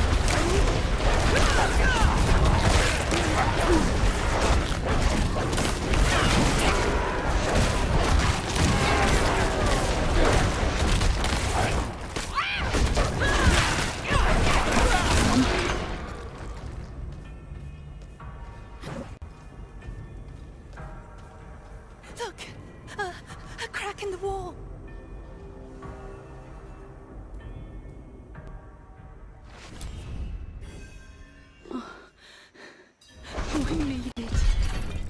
I can't stop my hands from shaking. Give me a moment.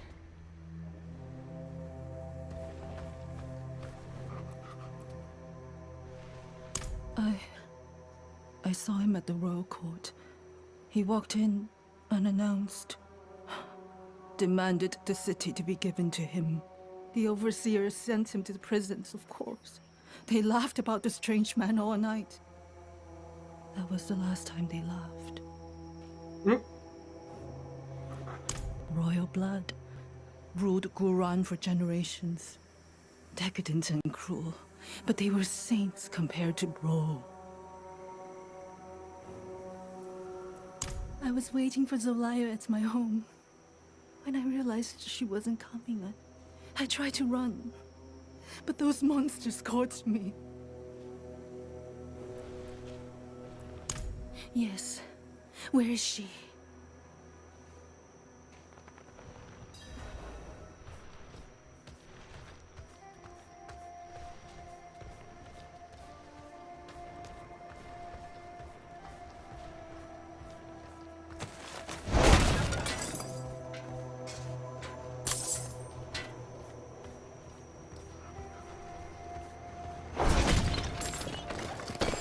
She's really here.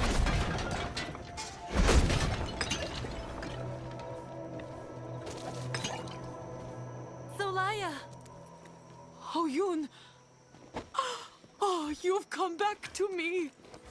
You waited. Kept yourself in danger. Oh, you stubborn cow. Of course I waited. Where would I go y'all without gay? you to tell me? Woke game, woke game. Away from here. Yes, well, you are a lucky fool, I'll give you that. Lorath here sent this one to find you. They need your help getting into the palace.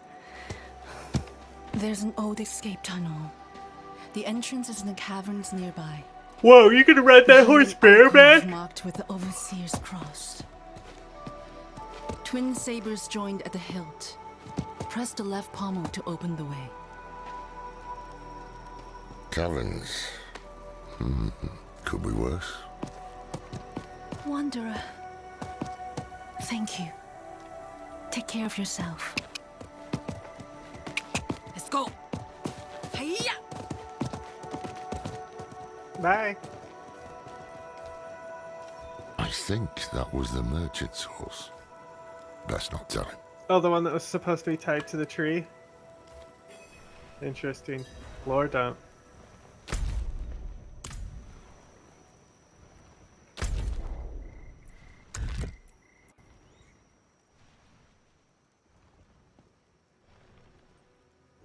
Alright. Next time we play, we'll finish the third act.